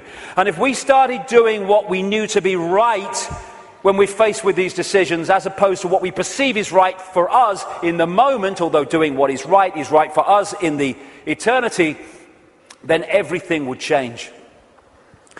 If we want a world of peace, then be peaceful. It sounds trite, it sounds simple, but it's devastatingly profound. That's what we need to be with each other. You know, we have people going on anti-war marches who are hurling abuse at each other in their relationships and stuff like that. If we war with each other, then the collective version of that is warring collectively. If we want peace, let's be peaceful. If we want a world of kindness, then let's be kind. And it must come, for goodness sake. It must. If we're all kind to each other, we live in a kind world. Martin Luther King said, cowardice asks the question, is it safe? Expediency asks the question, is it politic? Vanity asks the question, is it popular? But conscience asks the question, is it right? There comes a time when one must take a position that is neither safe, nor politic, nor popular, but one must take it because it is right. And when enough of us take that stance, everything changes. The revolution is not a revolution of weapons, it's not a revolution of fighting, it's not a revolution of hatred, it's a revolution of perception, because everything changes. I am a lion then. I'm not the lamb I kept seeing in the mirror and the world kept telling me I was. And then that expresses itself out into the true nature of who we are. And miracles become possible. We're going into the epoch of what we perceive as miracles. It's just a greater understanding of the way everything works. And the system must fail when that happens. We're being offered, the truth vibrations are offering us in this time, the chance to open the key to our minds, the key to our hearts, which have long been closed by so many people. The key to the freedom on a level that we cannot comprehend, because until we expand our consciousness, we cannot be aware of the true nature of what freedom is. It's not even what we perceive in this world. Enough of this suppression. Enough of this slavery, enough of this enslavement of the few by the many. As the poet Shelley said, rise like lions after slumber in unvanquishable number. Shake your chains to earth like dew, which in sleep had fallen on you. Ye are many, they are few. Enough! It's time to fly. It's time to fly. Thank you very much. Thank you. Thank you for coming.